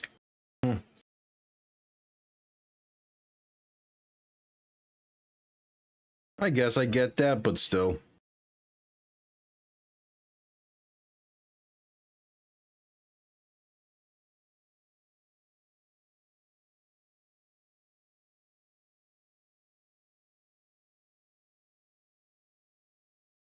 right, kickoff underway. Second half begins from St. Louis. Going to be a return beginning from the 2. Space out past the 10, 15, 20, 25. Past the 30, a big hit brings him down at the 34. Yeah, it's been about a decade plus as well for me. Part of it is like there's none really nearby, either here where I'm at in South Florida or in Orlando. There's none near. I don't care for SeaWorld and like that kind of attraction. Like it's just never like on the mind to go to it. It also doesn't help that most of them are purely outdoors, or like aquariums are indoors, but like most zoos like purely outdoors, and it's way too hot to go out like that. Handoff left side for James Robinson, dancing in the backfield, and will eventually be brought down, but not before a loss of 2. That's how the second half begins.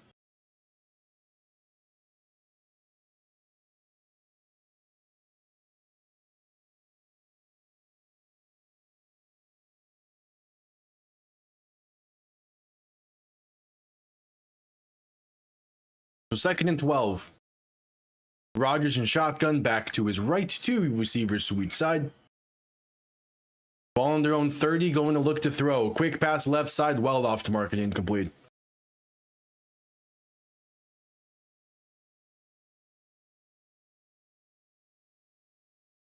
Yeah, it's just not worth it.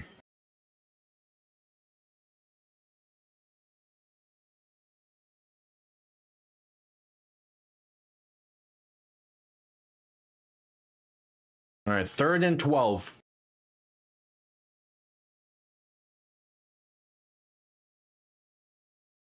Rodgers and shotgun back to his left. 2 receiving options to each side. They need the 42-yard line. Going to look to throw. Pressure comes quick. Rolling right, will take it himself. And gonna just slide down at about the 30. Was that the 33-yard line? Did not have any space to really get much else out of that. So it's a 3 and out for the Kings. A rough way to start the second half.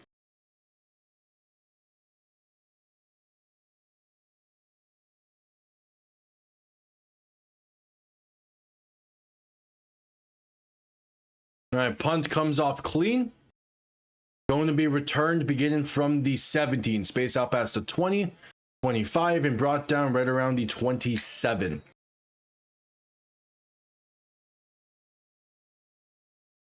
All right, good return. And we're heading to a commercial break with 13 minutes to play in the third, because of course we are.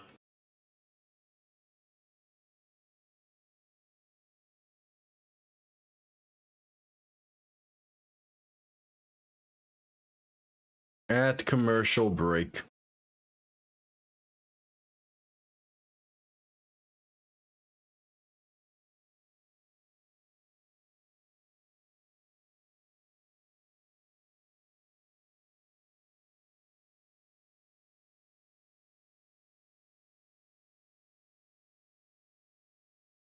At commercial break. Yeah, but not a good start to things.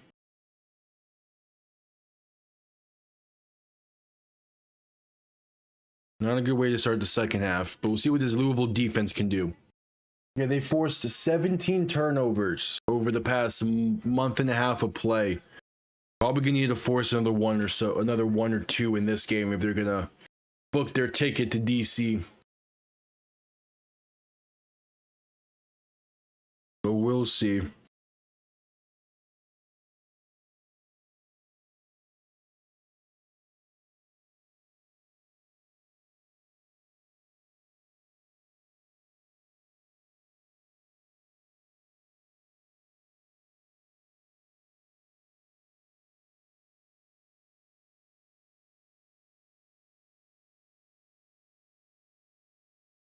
At commercial break.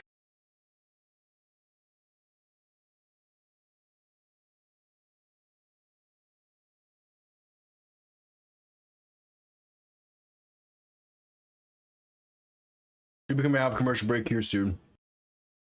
Go back. Yeah, trying to get revenge on him. again, no matter who wins this game, we're going to be in for a fantastic championship game on Saturday. Just like storyline wise, it's going to be great.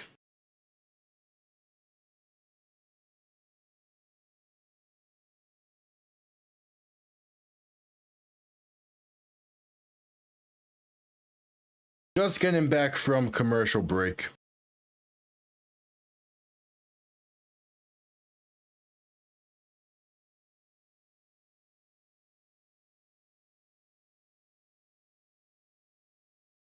Oh yeah, and the DraftKings stuff as well, yeah.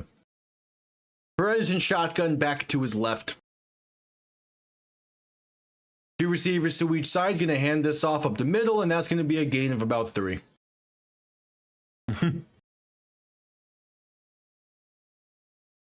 It's fun gambling. All right, 2nd and 7.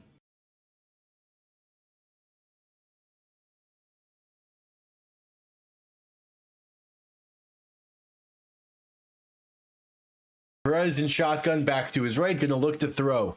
Pass left side is caught by Akeem Butler. Enough for the first. He fights his way out of bounds to about the 45-yard line. So an extra about 10. And they move the chains. Yeah, I think the end of half interception followed by the 3 and out to begin the second half. I think that's going to be the cataclysm that leads to St. Louis walking away with this one.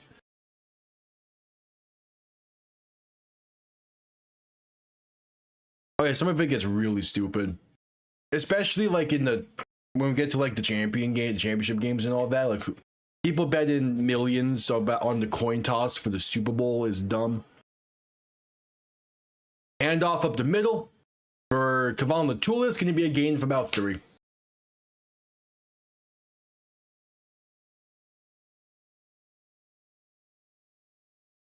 Yeah, like that. Like the coin toss is clear for addiction. It's betting on the length of the national anthem and the halftime show. Those are dumb.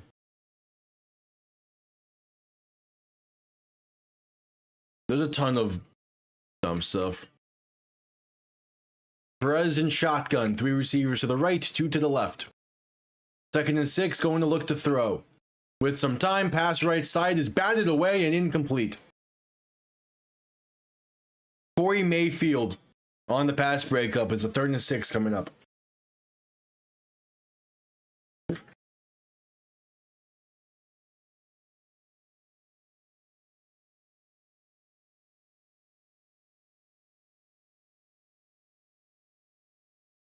Third and 6.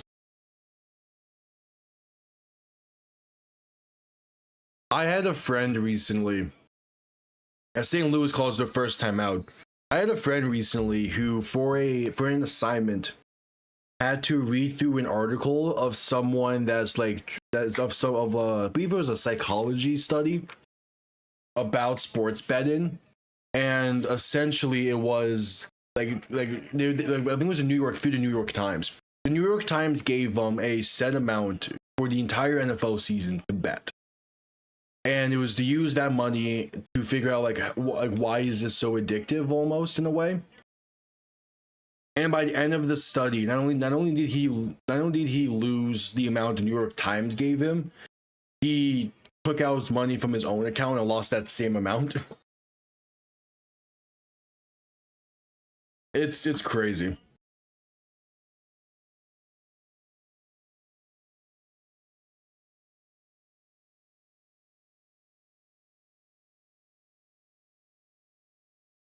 At 3rd and 6.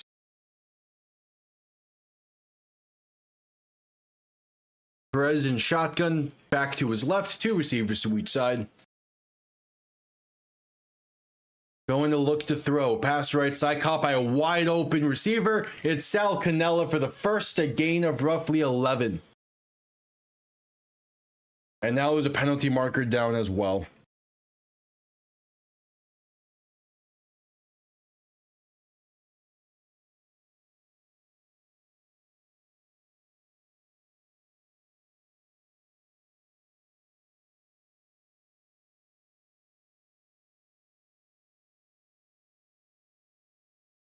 After the plays on sportsmanlike conduct, a taunting against St. Louis. We're going to push them back 15. Still be a first down.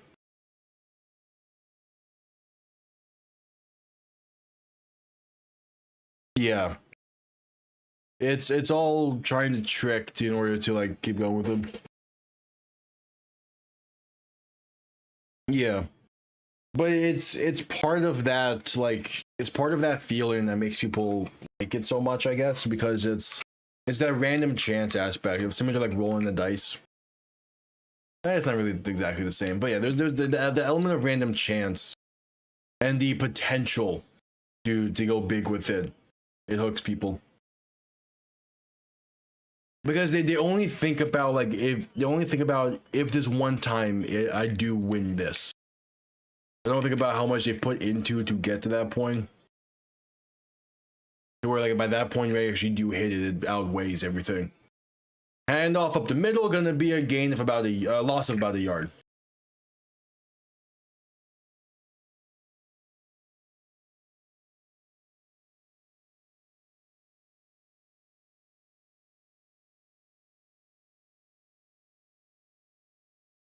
So 2nd and 10.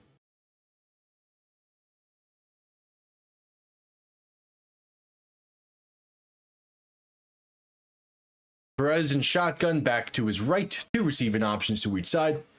Handoff up the middle for Jarvion Howard, gonna fight his way for about 3 or 4.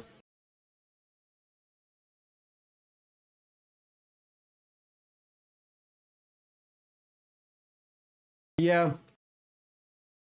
Because also it's not random chance. Like if you're actually like all those machines, like it's perceived random chance, but actually like the back end is like, okay, we're at spin number this. We need to wait till we get to spin number this before we give out the win. So then and then like the spots in between was like, okay, you can give out this big of a win, this big of a win. So it's not exactly random chance. Perez pass left side on 3rd and 5, gonna be incomplete, nearly picked off by Cameron Datzler. Would have had room for a pick 6, but couldn't hang on to it as Perez was looking for Gary Jennings. It'll be a 4th and 5, and I'm curious here, could they punt this? Because they got the first, they got past midfield, but then the penalty brought them back before they actually did anything past midfield. Yeah, they're gonna punt this one away, but I'm not sure if they should have been allowed to. Either way, the punt comes off clean. Gonna be fair caught at the 12. I would like to hear Blandino talk about that.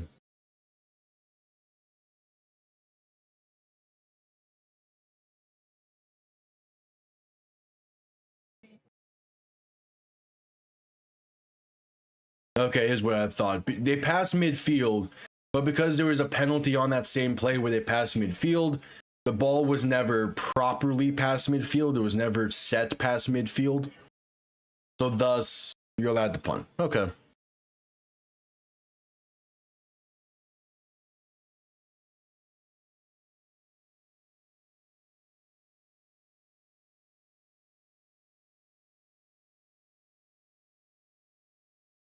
Yeah, true, the scratch tickets, but I've seen some pretty expensive scratch tickets, which are crazy.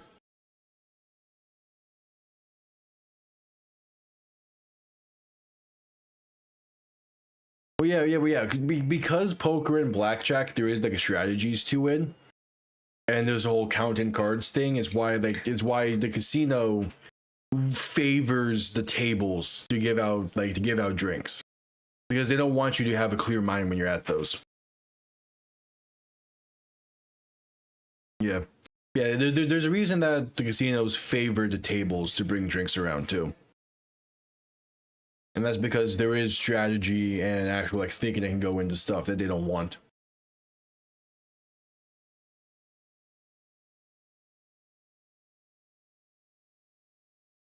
We're at commercial break.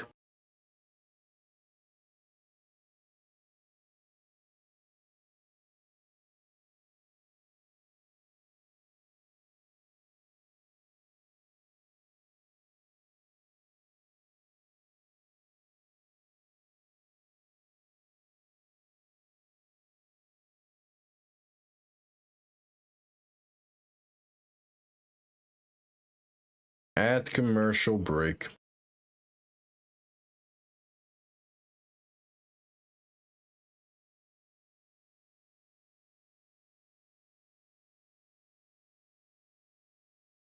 All right, just getting back from commercial break. Let's see what Louisville can do.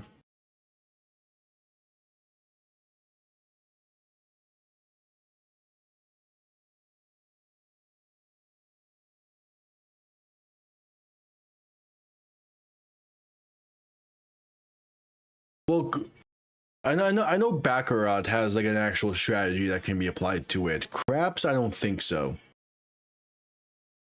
Because that game's just dice rolling. And is dice rolling, but in a way, but set up in a way to where, yeah, they're going to use the probability to the house's advantage.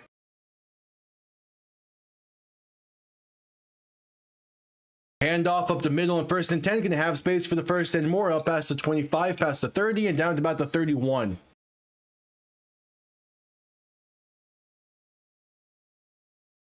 Oh, yeah, it definitely includes activity to it, but yeah.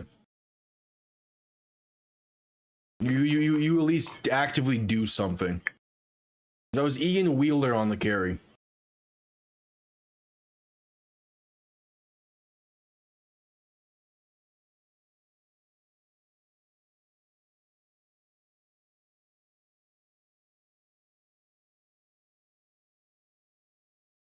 Rogers in shotgun, going to hand this off up the middle, and that's going to be a gain of about 2 or 3.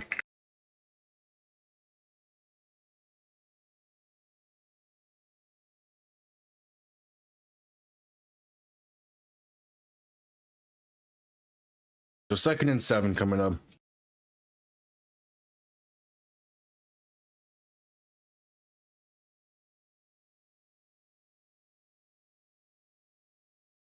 Seven and a half to go in the third quarter. Rogers in shotgun, back behind him.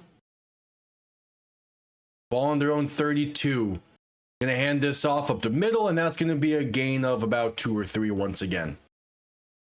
To a manageable 3rd down.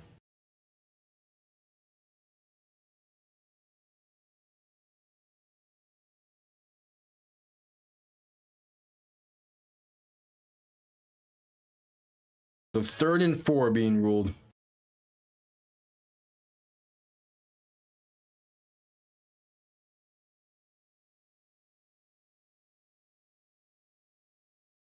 Yeah.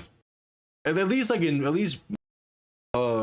when slots were first in the scene, you at least had to pull a lever.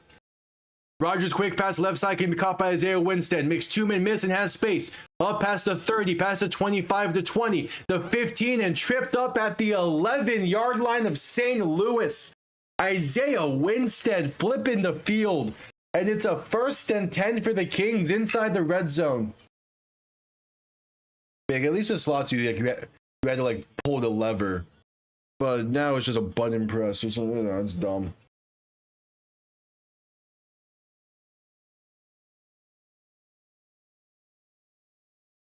So 1st and 10, Rogers and shotgun, back behind him. Handoff up the middle for James Robinson, I believe. It's going to be a gain of about 2. No, it's Ian Wheeler.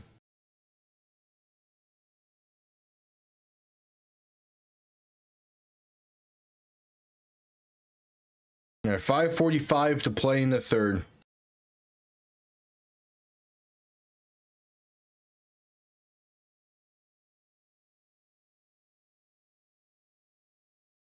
Second and 8 coming up.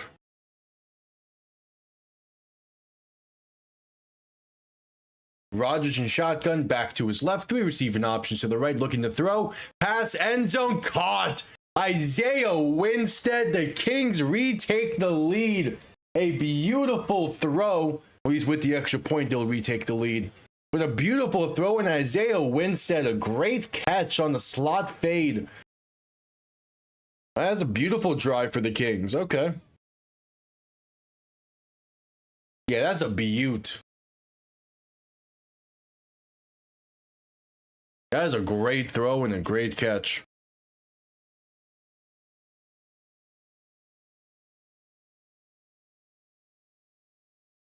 So So 5:23 to play in the third.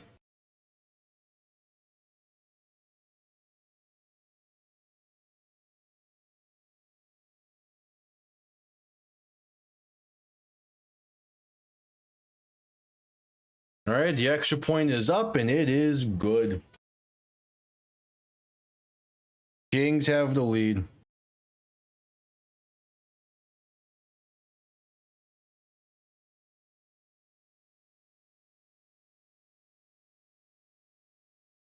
All right, we had 2 commercial break off of it as well.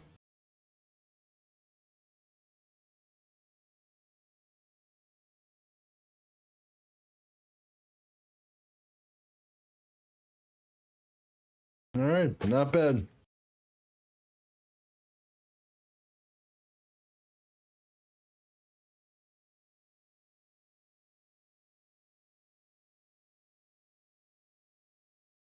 Not bad.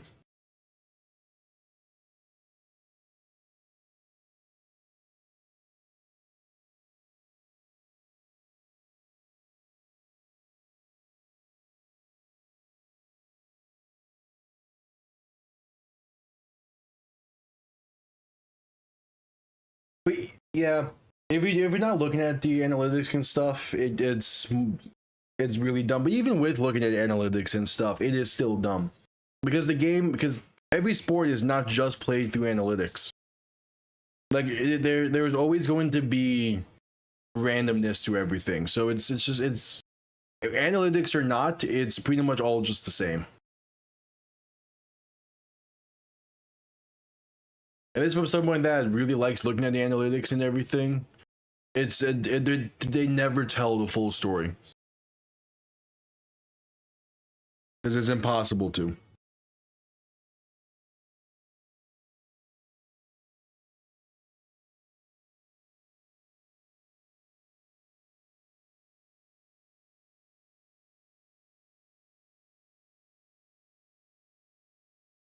We're at commercial break still.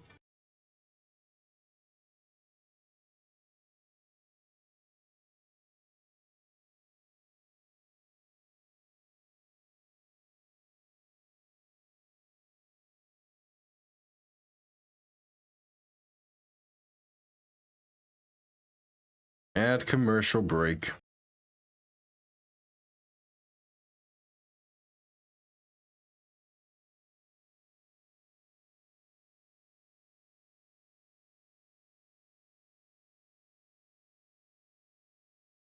All right, just coming back from commercial break. Oh yeah, it can give you a good guess, but at the end of the day, it is still a guess.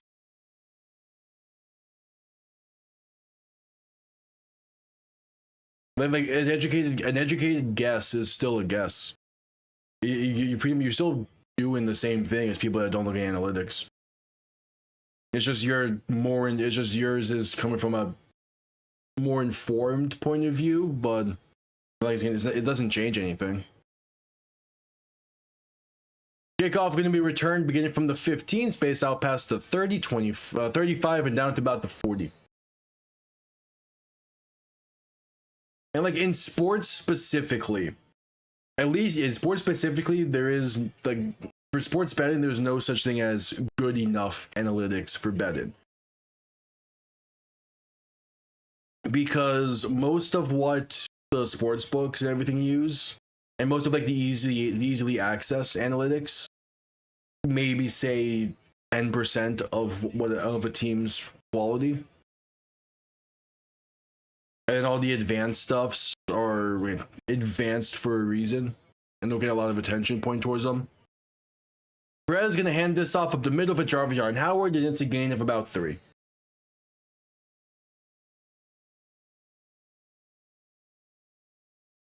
Yeah. If the Vikings go to a Super Bowl before Buffalo does, I will laugh. If Buffalo wins a ring, if Minnesota wins a ring before Buffalo, that would also be really fun. Both teams 0-4 in Super Bowls, and Minnesota's the one to get it first. Perez in shotgun, back to his right. Duel at a gain of 5. Okay. 2 receivers to each side. Ball on their own 43. Going to hand this off up the middle. It's enough for the first. Pass midfield. And Jarvion Howard brought down near the 44. Maybe the 43.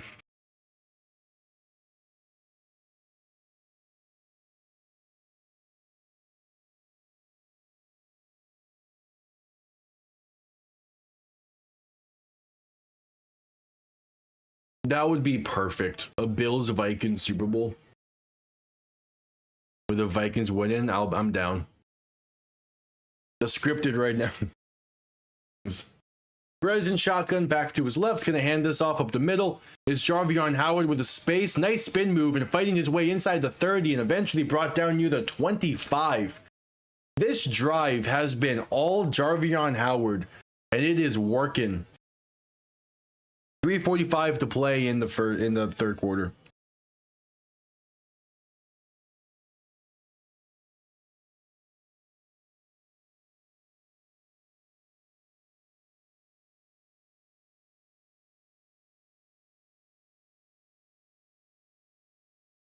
All right, Perez going to hand this off up the middle, and that's going to be Kylan James for a gain of about 2 or 3 with a penalty marker down.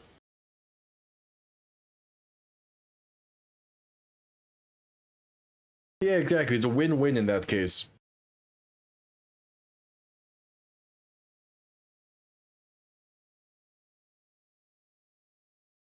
It's a face mask against St. Louis. Going to push him back 15. And replay first down.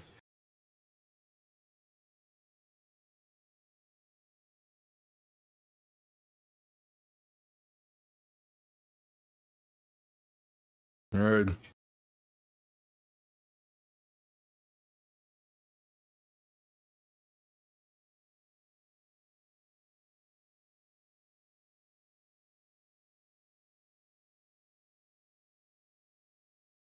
So first and 25, Perez in shotgun going to look to throw. Dump off left side, caught by Kevon Latulis, going to lose maybe a yard. Cameron Datzler on the tackle.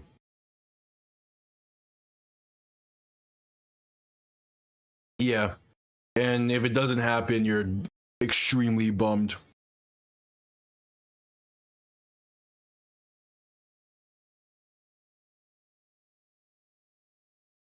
So second and 26.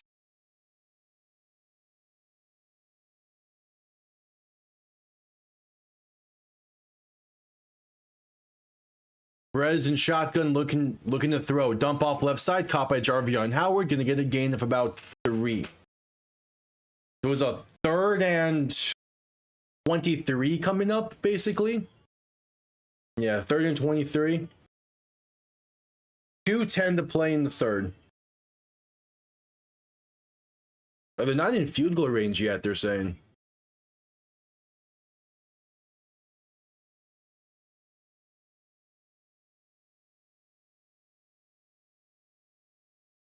Perez alone in shotgun. 3 receivers to the right, 2 to the left. I should the broadcast say that they're 9 yards out of field goal range. You're on the 38.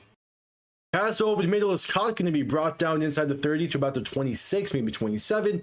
James Bostic on the grab. That should be field goal range, but still, for 49 being your target is crazy in this league. All right, out comes Rami. Yeah, out comes. Waiting for the broadcaster double. It's a 45-yard kick. Ramiz Agmen on for the field goal try. Ball is centered well. Gives St. Louis the lead. It's up. It's right down the middle. No issue. 1 minute to play in the third. 2-point game. Louisville about to get the ball when we get back from commercial break. All right, nice.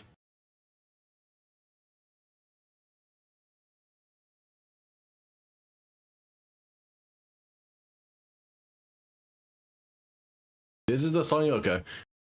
Head to commercial break.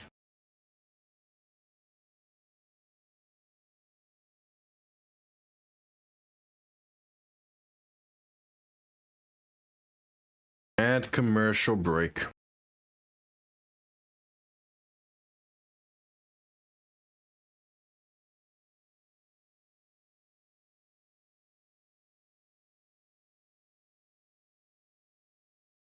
At commercial break.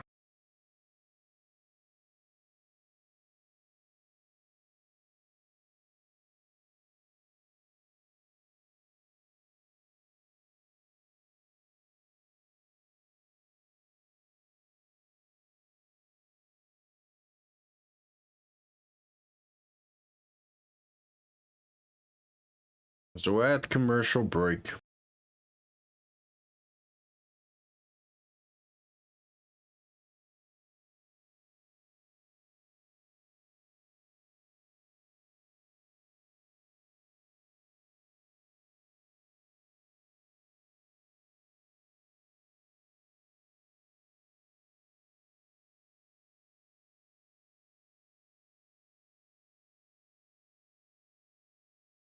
At commercial break.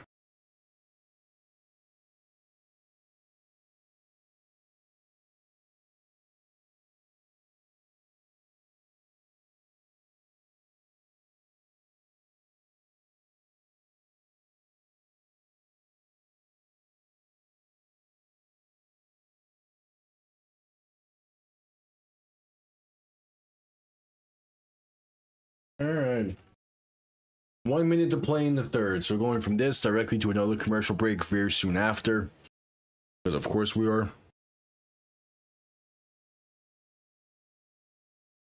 All right, just getting back from commercial break.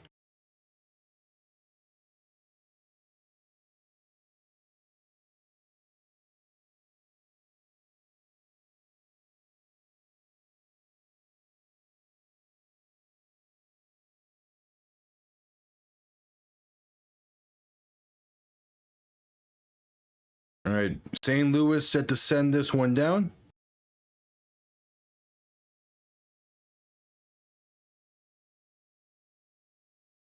Kickoff underway.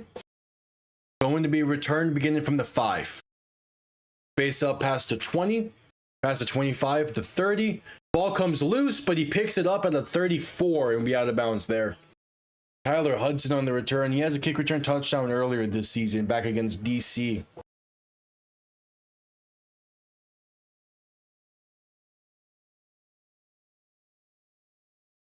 Yeah.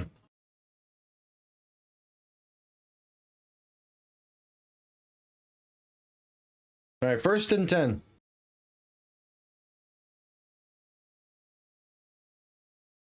Rodgers and shotgun back to his right, 2 receiving options to each side. Ball on their own 34. And they hand this off up the middle, trying to bounce it out left side is James Robinson. He's going to lose yards. I'm going to say a loss of 2 or 3 there. There's no room to work along that left side.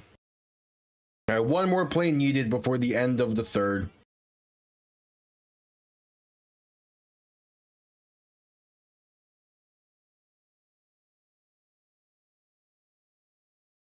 All right.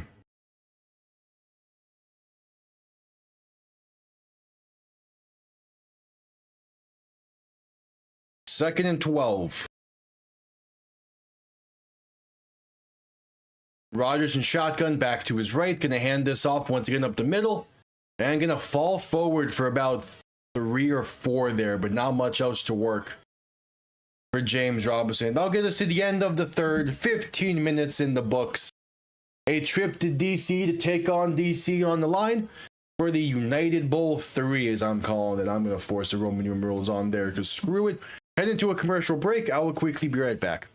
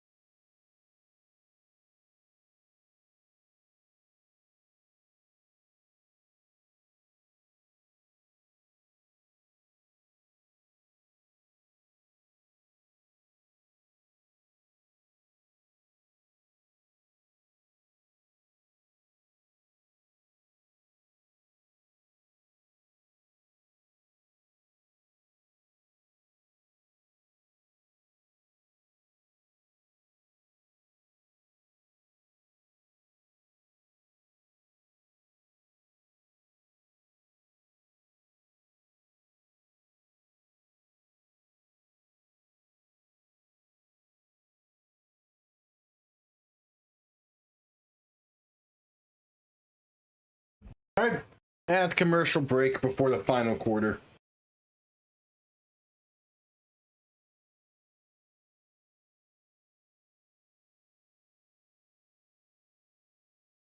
$15 to go.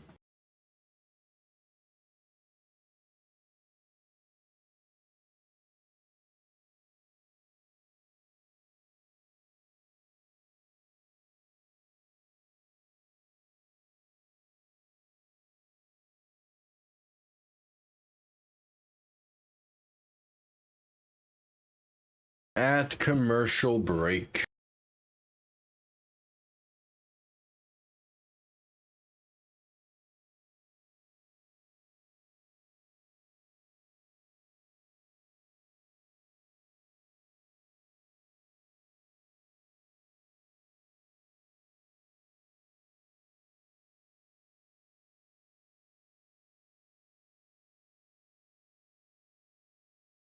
At commercial break, waiting for the start of the fourth quarter.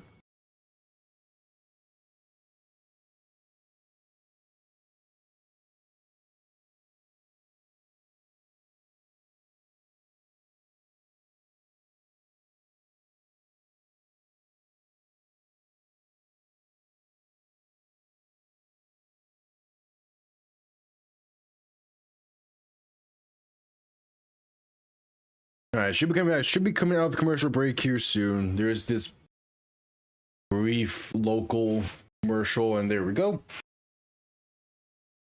15 minutes to decide who will play in DC on Saturday. All gonna come down to this. It is a 3rd and roughly 8 for the Kings, as they're down by 2 and trying to avoid going 3 and out on this drive. Rodgers in shotgun looking to throw. Has some time. Pass over the middle is a bit behind and incomplete. Looking for Lucky Jackson. Couldn't corral it. And it'll be a 3 and out for Louisville. Yeah, it's a hard thrown ball that's behind him. That's not going to be caught.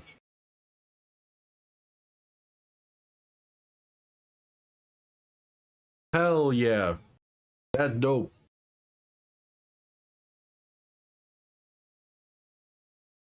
Alright, punt comes off clean. Going to be returned beginning from the 13. Face out past the 15. Past the 20, 25, and brought down near the 30 before being forced out of bounds. And there was a penalty marker down. I assume they're going to be starting backed up a bit more here with a penalty against St. Louis.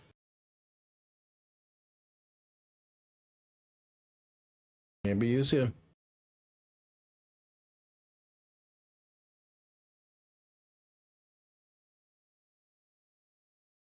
Yep, there's a block in the back against St. Louis, so this is coming back some.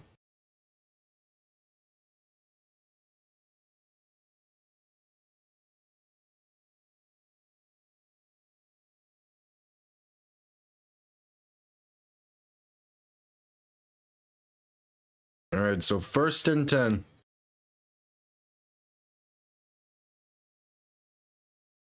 I think they can. Will they actually? It'll depend on this defense in the series. St. Louis starting with ball back at their own 10-yard line due to the penalty. Perez in shotgun, back to his right, 2 receivers to each side. If the defense can force a turnover. Perez looking to throw, pressure coming quick, pass deep right side, overthrowing a wide open Stephen McBride.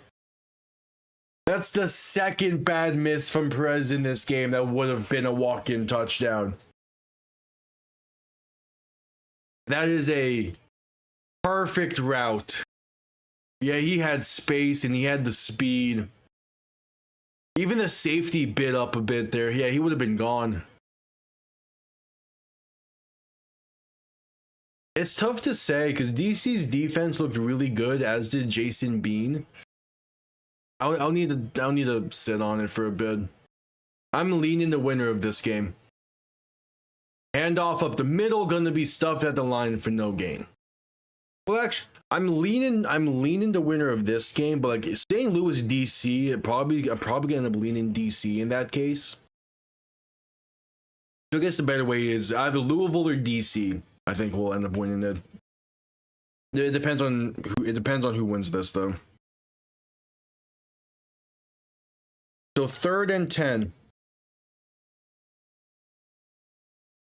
Perez in shotgun, 3 receivers to the left, 2 to the right. A big time 3rd down for the Kings. Perez going to look to throw. With time, pass right side is overthrown and incomplete. Looking for James Bostic. Going to put it on target. And it's a 3 and out for St. Louis, and they'll punt this from deep in their own end zone. Yeah, with that back shoulder throw, he has Bostic. It's not a bad decision to throw it there. Yeah, it's theirs. He needs to be on target. Give your guy a chance to catch it.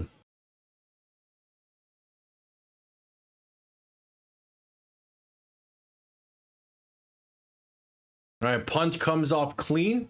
Return beginning from the 38. Base pass to 45. Going to get past midfield and be forced out of bounds at the 49. There is a penalty marker down, though. We'll see where this puts it at.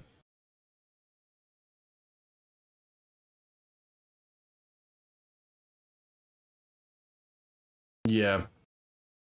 And at least it's like using, like, even though like it's not first option stuff, at least it is using stuff that is seemingly safe for Cats. So holding against the Kings are going to be attacked onto this. We're going to start a bit more backed up, but still some pretty good starting field position. We head to a commercial break.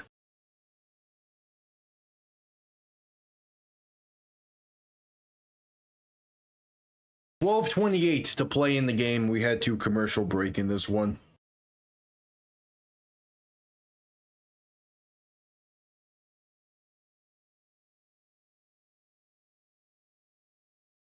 Yes, you did.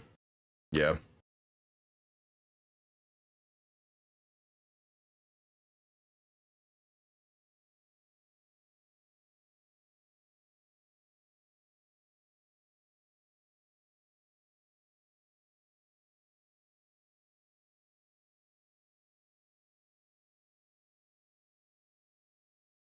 We're at commercial break. Yeah.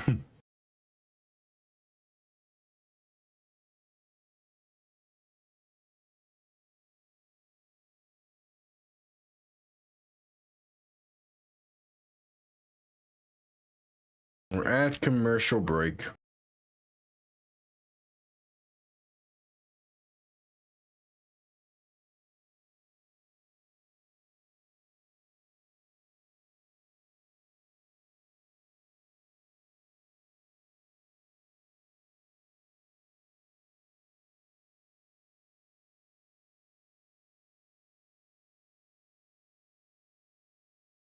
At commercial break.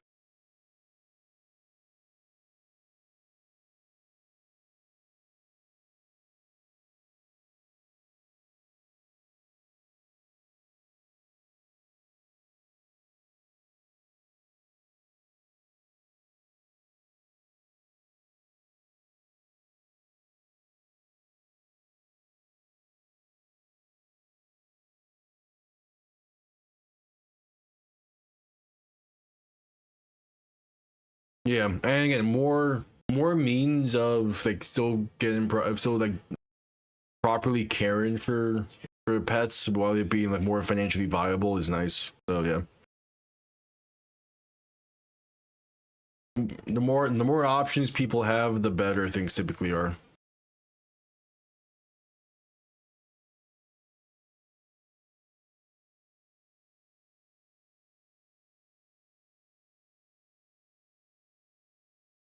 All right, just coming back from commercial break. A big time drive here for Chandler Rogers. As things are getting loud in St. Louis, Rogers in shotgun back to his right. 3 receivers to the left. Ball on their own 38. Gonna hand this off up the middle, and there's space for the first. A gain of roughly 11 for Ian Wheeler.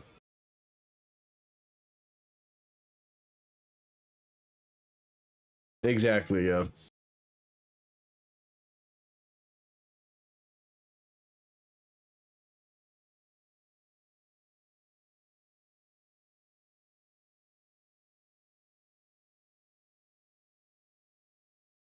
All right, Rogers in shotgun, back to his left. Three receiving options to the left as well.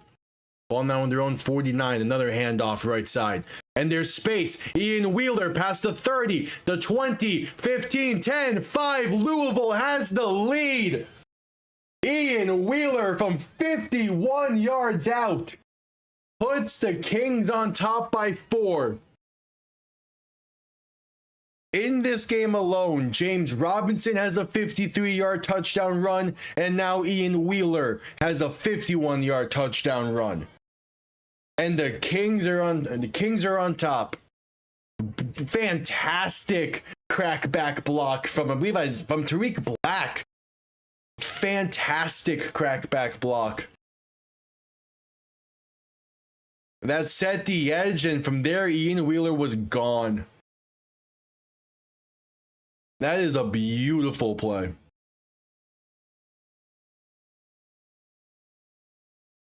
Oh, St. Louis is going to challenge this, I assume, for that block, no? Yeah, they're going to say block. They're going to challenge for block in the back against Louisville.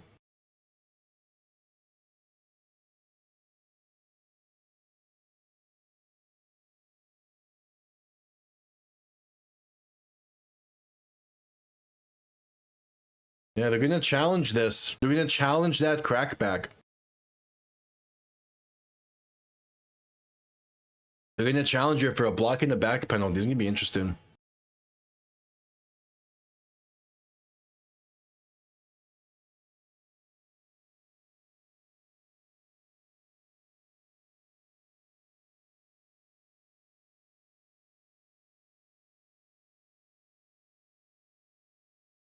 Yeah, from that angle, you can't really tell.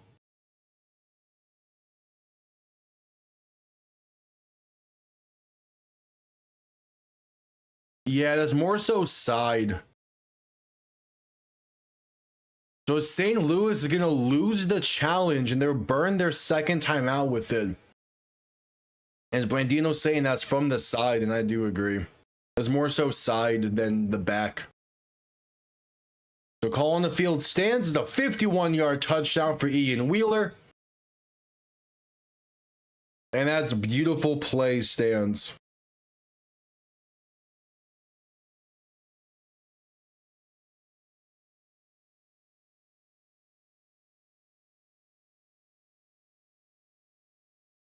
All right, 11:46 to play in the game.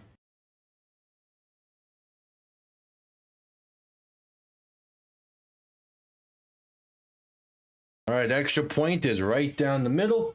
Louisville leads by 5, so St. Louis would need a touchdown to retake the lead. And we head to commercial break off of it.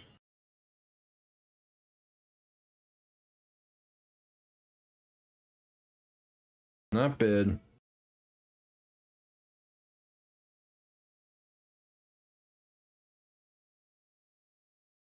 At commercial break.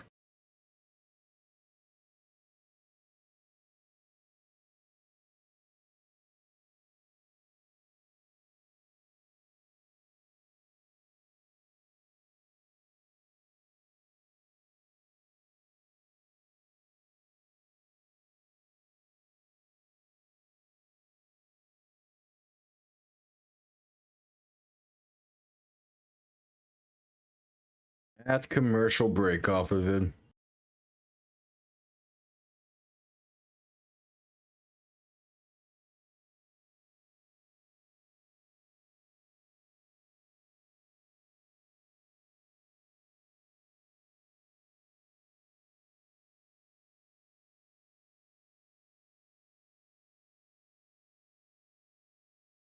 All right.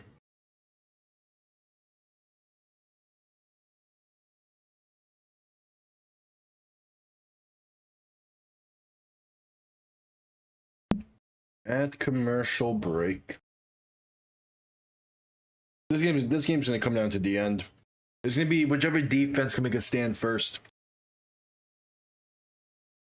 Or force a turnover, more so.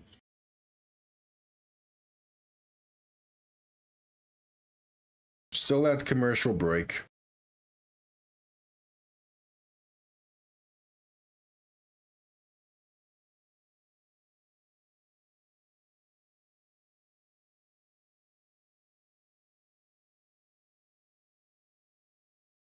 At commercial break. All right, just getting back from commercial breaks. Louisville set to send this one down. St. Louis down by 5 now all of a sudden. Again, this St. Louis run defense, one of the better run defenses in the league entering this game. They've now given up 2 50-plus yard rushing touchdowns. Which is crazy.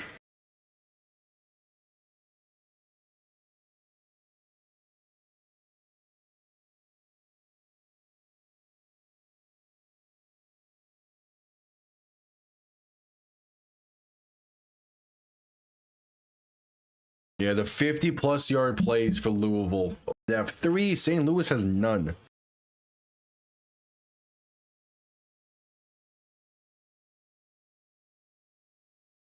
Kickoff underway, going to be returned beginning from the 5.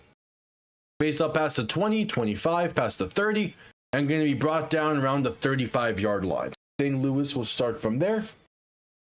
Let's see what they can muster up here offensively. A big-time drive now for the Battlehawks.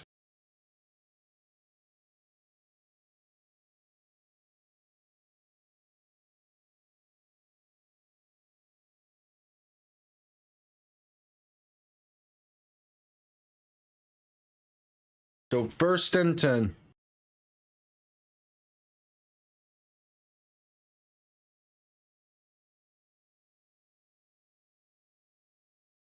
Perez in shotgun back to his left. 3 receivers to the left as well. Hand off up the middle. Going to be a gain of 5 for Kylan James. All right.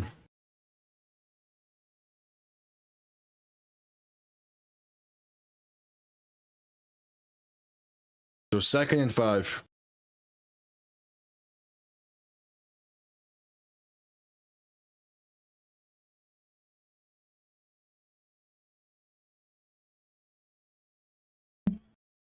Perez in shotgun back to his left. Another handoff for Kylan James. Bounces out right side. Will be enough for the first. Is past midfield and brought down near the Louisville 45-yard line. Back-to-back solid carries for St. Louis. Just about 10:45 to play in the game. And counting. 20 seconds on the play clock. Perez in shotgun, back to his right. 2 receiving options to each side. Ball on the 46 of Louisville. Perez going to look to throw. Pressure coming, trying to buy some time, and going to be sacked back near their own 47. There's that Louisville defense. Travis Bell, I believe, is the one in the backfield there. Going to make it a 2nd and long. A great coverage on the back end. Eventually, pressure's going to get home like it did there.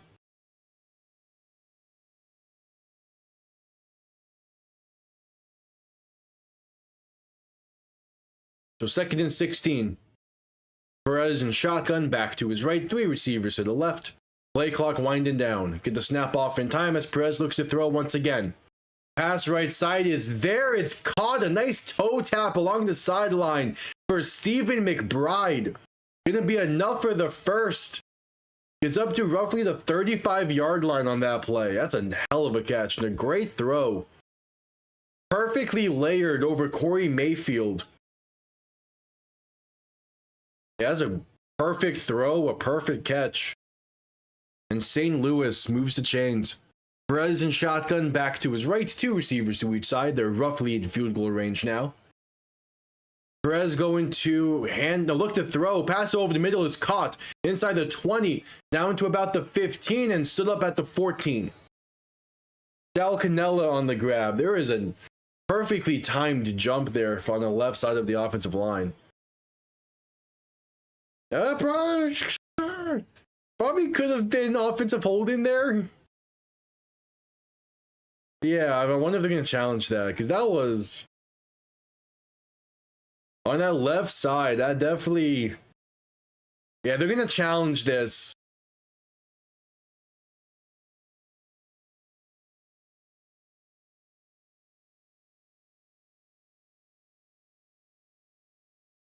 Yeah, they're going to challenge this. Along that is that left tackle.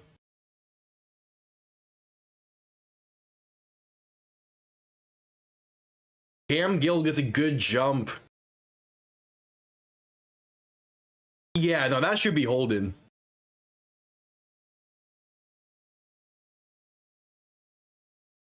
He grabs so much shoulder pad on that and pulls him down.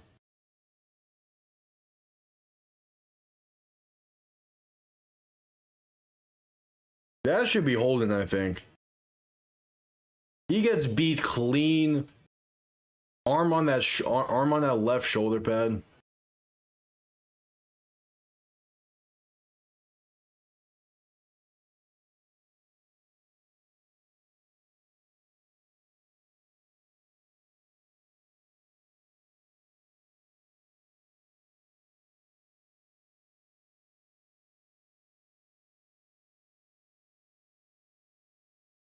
Yeah. The Kings are going to win the challenge. Holden is being added to it. Yeah, as it should. Going to push them back 10. All right.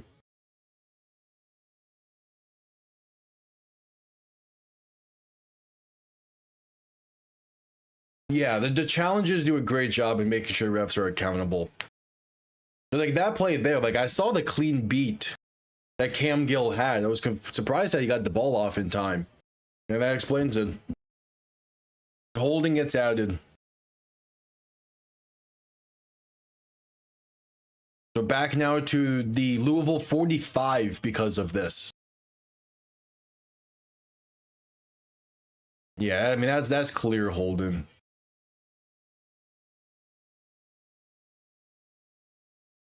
.857 to play in this one. The challenges in that, one thing that's different from this year compared to last year is if you won your first challenge, you get a second. I kind of wish they would bring that back, but I get why they're not. But like I feel like they should. 1st and 20 now. Perez in shotgun looking to throw. Dump off left side for the receiver screen. Going to be met behind the line by Corey Mayfield and Eric Garrour for a loss of about 2 or 3. So 2nd and 22. 8:20 to play in the game.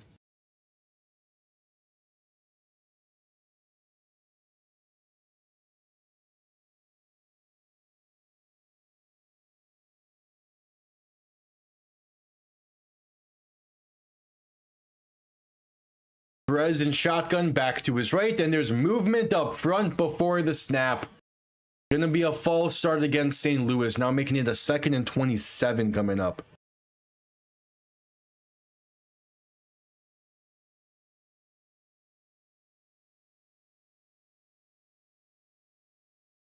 Second and 27.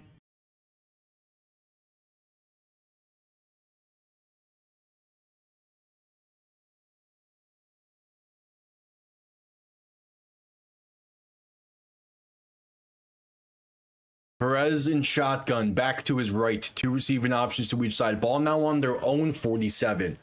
Going to look to throw, dump off right side, caught by Jarvion Howard, and tripped up at about the 49 by Eric Garrour. It was a 3rd and long coming up. 3rd and 25 just about.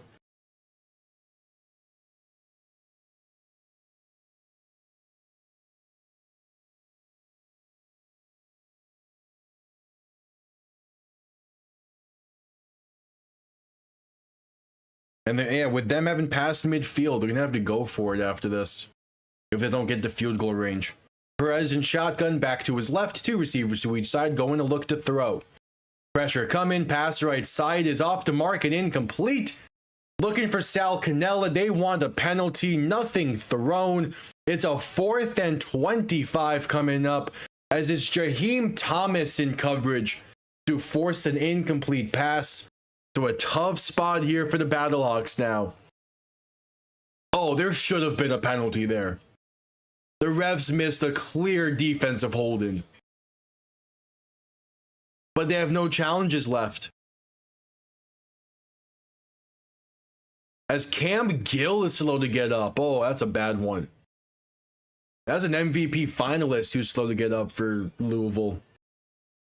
Yeah, that the refs missed a clear defensive hold in at the very least. DPI most likely on that one. Either way, it would have been a first down St. Louis if they called it.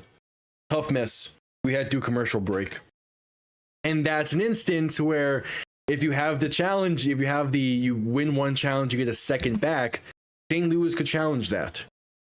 Because they won their first challenge. But since there's no second challenge, it's a 4th and 25, and they are in full on no man's land.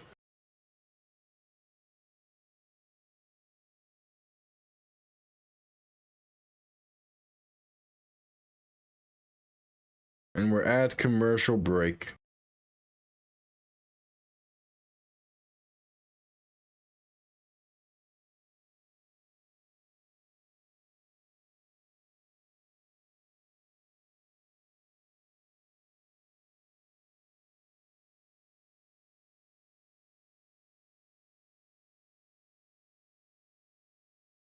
At commercial break.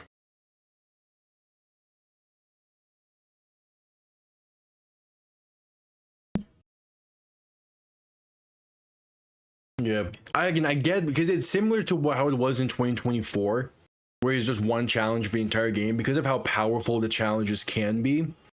But I like the idea of you win the first challenge, you get a second back. It just makes sense. And like we see in the NFL, although challenges in the NFL aren't as powerful, but the NFL has 2 challenges. If you win one of them, you get a third. So that's where I'm like, at the very least, you can give them a second if they win the first.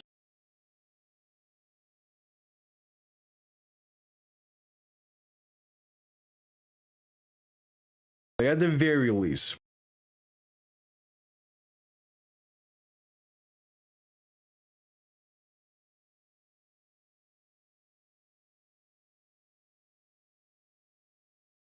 All right, just getting back from commercial break.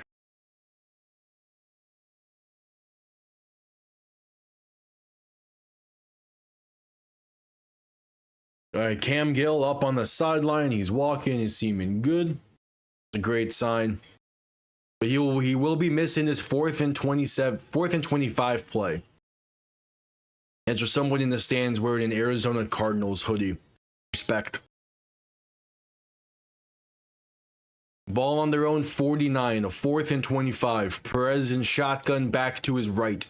3 receivers to the left. Going to look to throw. Perez with some time. Pass tipped at the line and incomplete. The Louisville defense forces a turnover on downs. It's LaRon Stokes on the pass breakup. And St. Louis is going to be looking to extend this lead. They're already about 7 yards away from field goal range. Maybe 5 yards away from field goal range.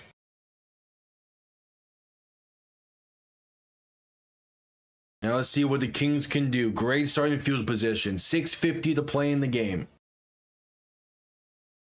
Rodgers in shotgun. Back to his left. Tight end in the backfield to the left as well. Gonna try and hand this off up the middle, but it's met instantly behind the line for a loss of about 3 or 4. Not a great start. It's Taylor Stallworth on the tackle for loss. Yeah, that's too easy.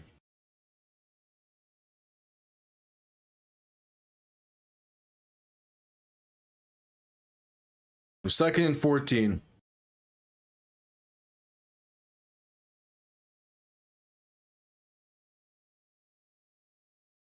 Rodgers in shotgun back to his right. 3 receivers to the right as well. Going to look to throw. Pressure comes quick.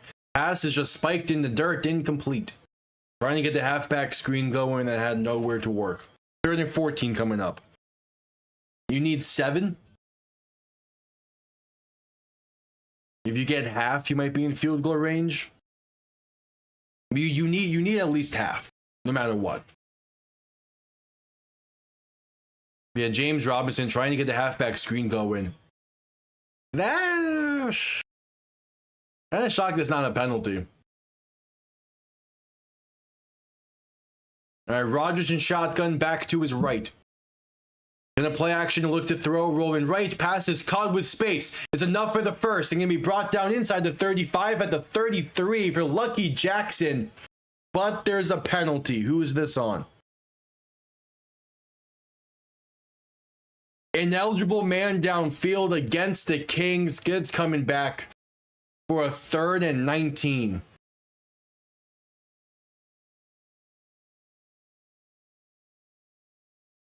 And there's a St. Louis Battlehawk that's slow to get up. Yeah. Yeah, it's too far down the field. All right, 3rd and 19. 5:31 to play.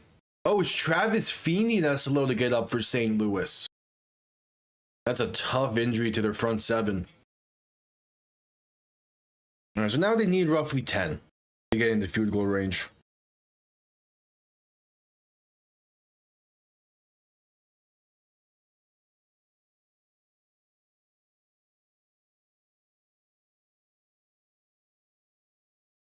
All right, 3rd and 19. Rodgers in shotgun back to his right. It's allowed in the dome. 2 receivers to each side. Gonna look to throw. Pressure coming, rolling right, buying some time. Will look to take it himself. Gets past midfield, out of bounds around the 45. All right, he gets 10 plus. It's gonna be a 4th and 6. Would be a 63-yard field goal. Tanner Brown can hit from 63. 5 minutes to play in the game.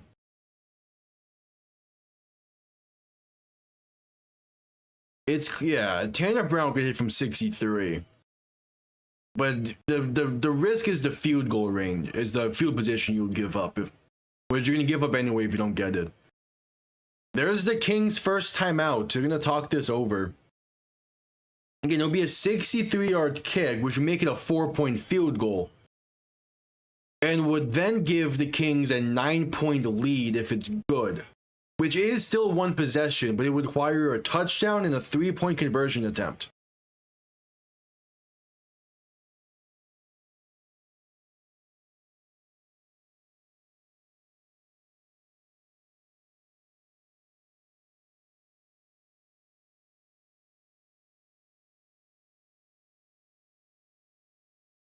All right, Tanner Brown.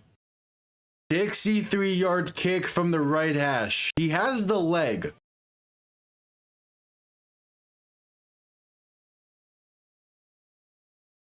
Out comes Tanner Brown. 63 yards out. A 9-point lead potentially.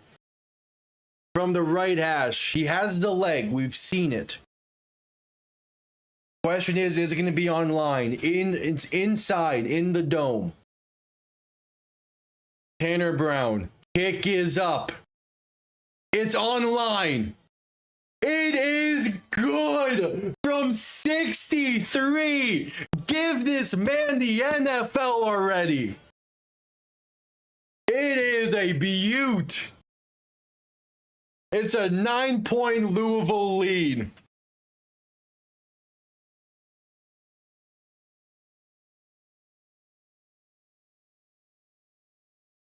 There is a King offensive lineman down on this play, but nonetheless.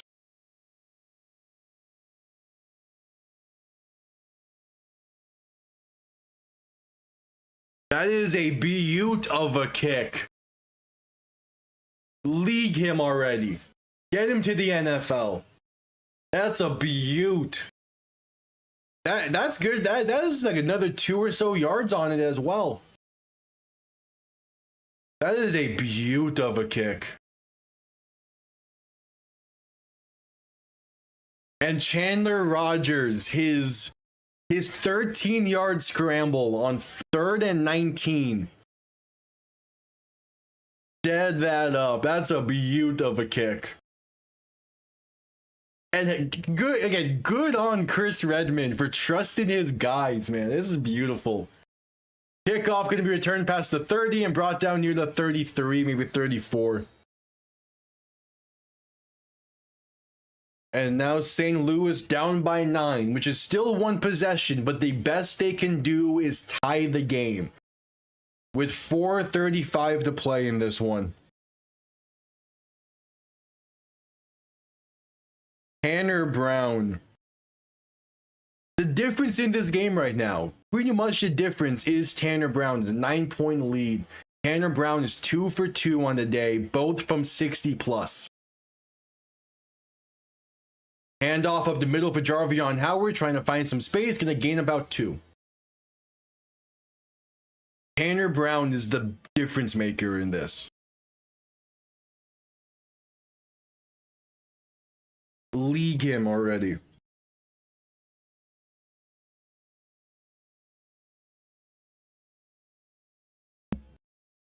All right, Perez in shotgun back to his left. 2 receivers to each side.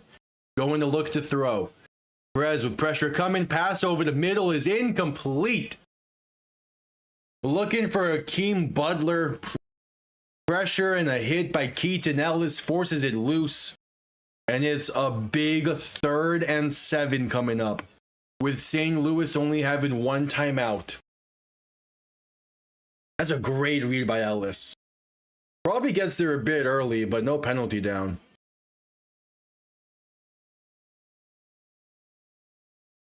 All right, Perez alone in shotgun. 3 receivers to the left, 2 to the right. They need the 44.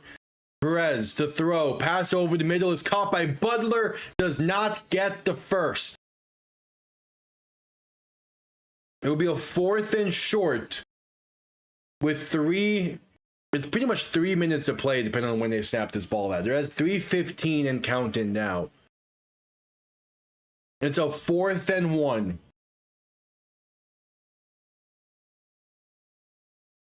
Clock still rolling, down to 3 minutes now. Perez in shotgun, back to his left. 3 receivers to the left as well.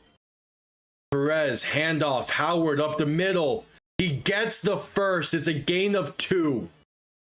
They keep the game alive. 1 more play needed before the 2-minute warning. 2:45 to play.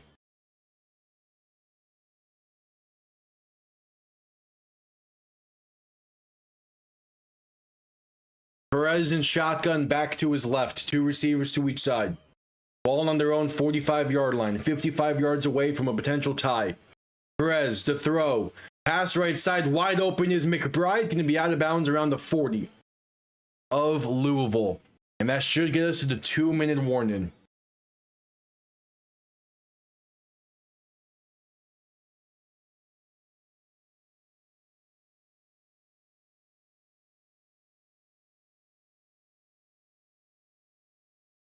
Yeah, clock will run. Perez in shotgun.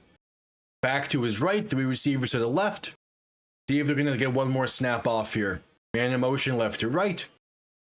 And that's the 2-minute warning. No, to get the snap off in time, they say, okay. Pass over the middle is incomplete for Stevie McBride. The pass was high, and now we head to the 2-minute warning. 1:56 to play. A trip to DC on the line. To play the defenders in the United Bowl 3, as I'm calling it, because it's the 3rd year of the league. Let's see.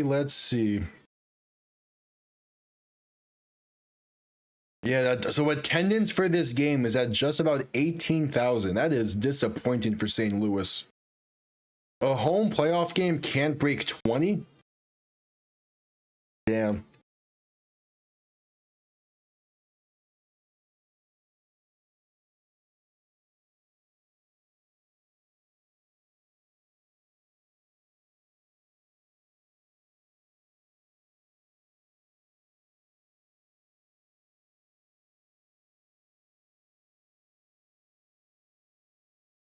Yep, at commercial break.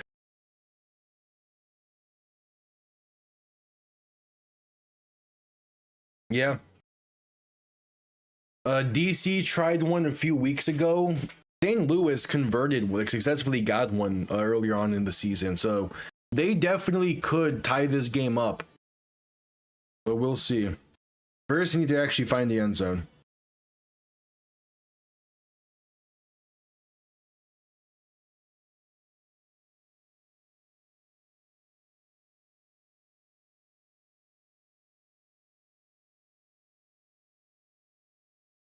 at commercial break. Yep. It's still a 1-score game.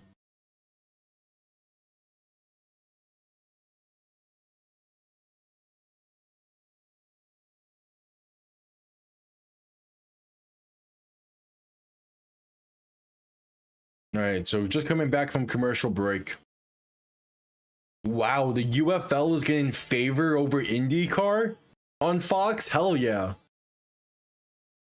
Yeah, St. Louis burned 20 seconds of clock before getting the snap off.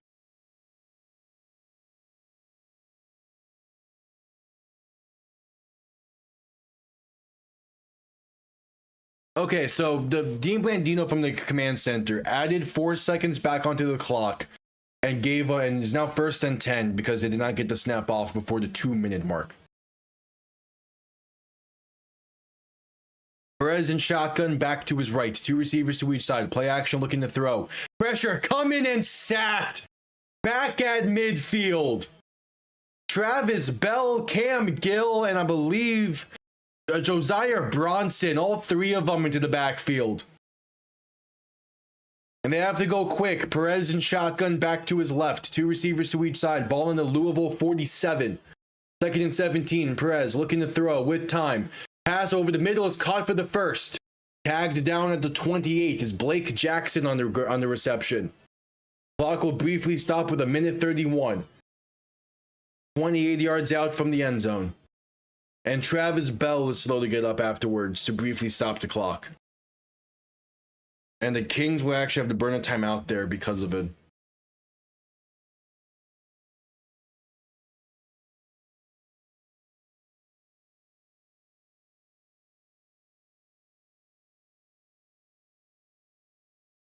All right, 1st and 10.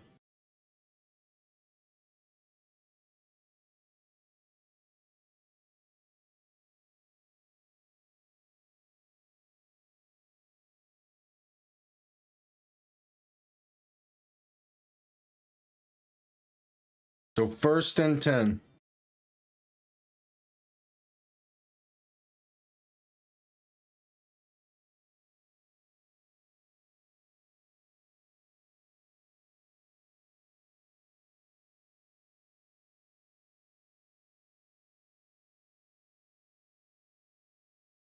A 1:31 to play. Oh hell yeah! I have a Mark Clayton football card off to the side here. Oh, they get movement up front. Louisville tried to jump the snap. It said it's offside, so it's a free 5 yards. So it's a 1st and 5 now.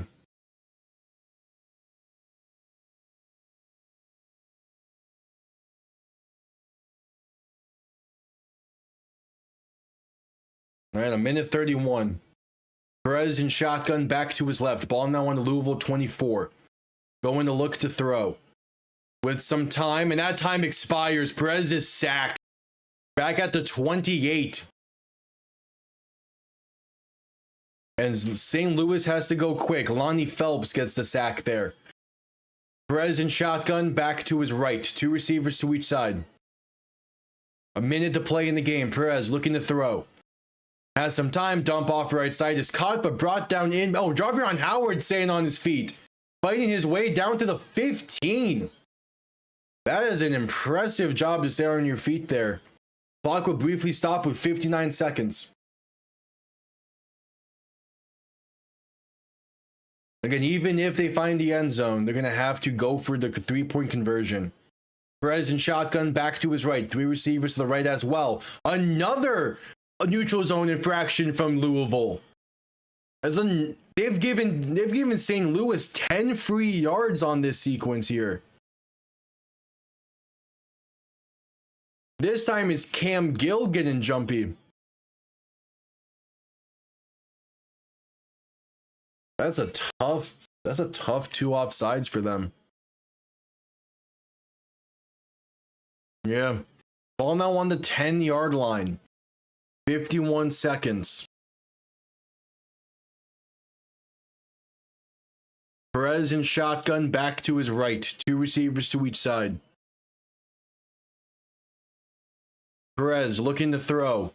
Pressure coming, rolling right. Pass right, going to be low and incomplete. Cam Gill instantly into the backfield, basically. And he's playing with a completely torn jersey on that left shoulder. You can see pretty much the entire shoulder pad. 2nd and 5 coming up.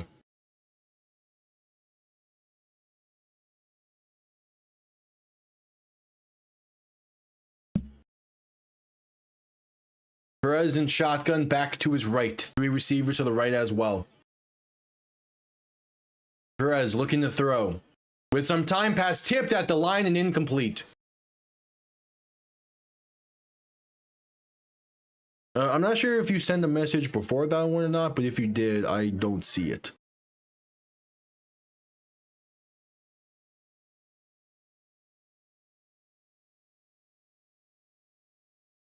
Oh, never mind. I read cast as cards. That's on me. I've been live for close to 6 hours now. But hell yeah. Perez in shotgun. Gonna hand this off up the middle. He's met behind the line but breaks through.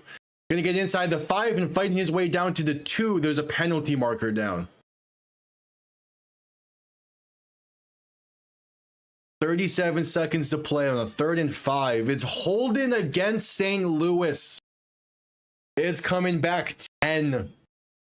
So 3rd and 15. That's a bad penalty to take there. You got down to the 3.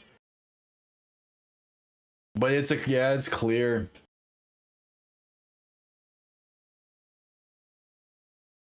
That's a tough penalty.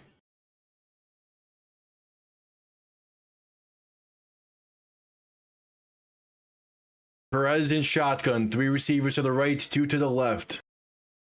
Going to look to throw. With time, pass over the middle. It's intercepted in the end zone. It's picked off by Louisville. And that will do it. The 5th straight win. It's Steel Chambers. And for the 3rd straight year, St. Louis loses at home in the semifinals. The Louisville Kings from an 0-3 start to a date with DC next week for the United Bowl Championship. A great one-handed pick by Steel Chambers, the former Pittsburgh Steeler. He gets possession through the ground, and there's the kneel. There's victory formation. A 3rd straight year, and St. Louis fails to get over the hump again. This is... Oh, I feel so bad for Battlehawks fans. But I feel so bad for Battlehawks fans, but I feel so vindicated after my week 1 thoughts on the Kings.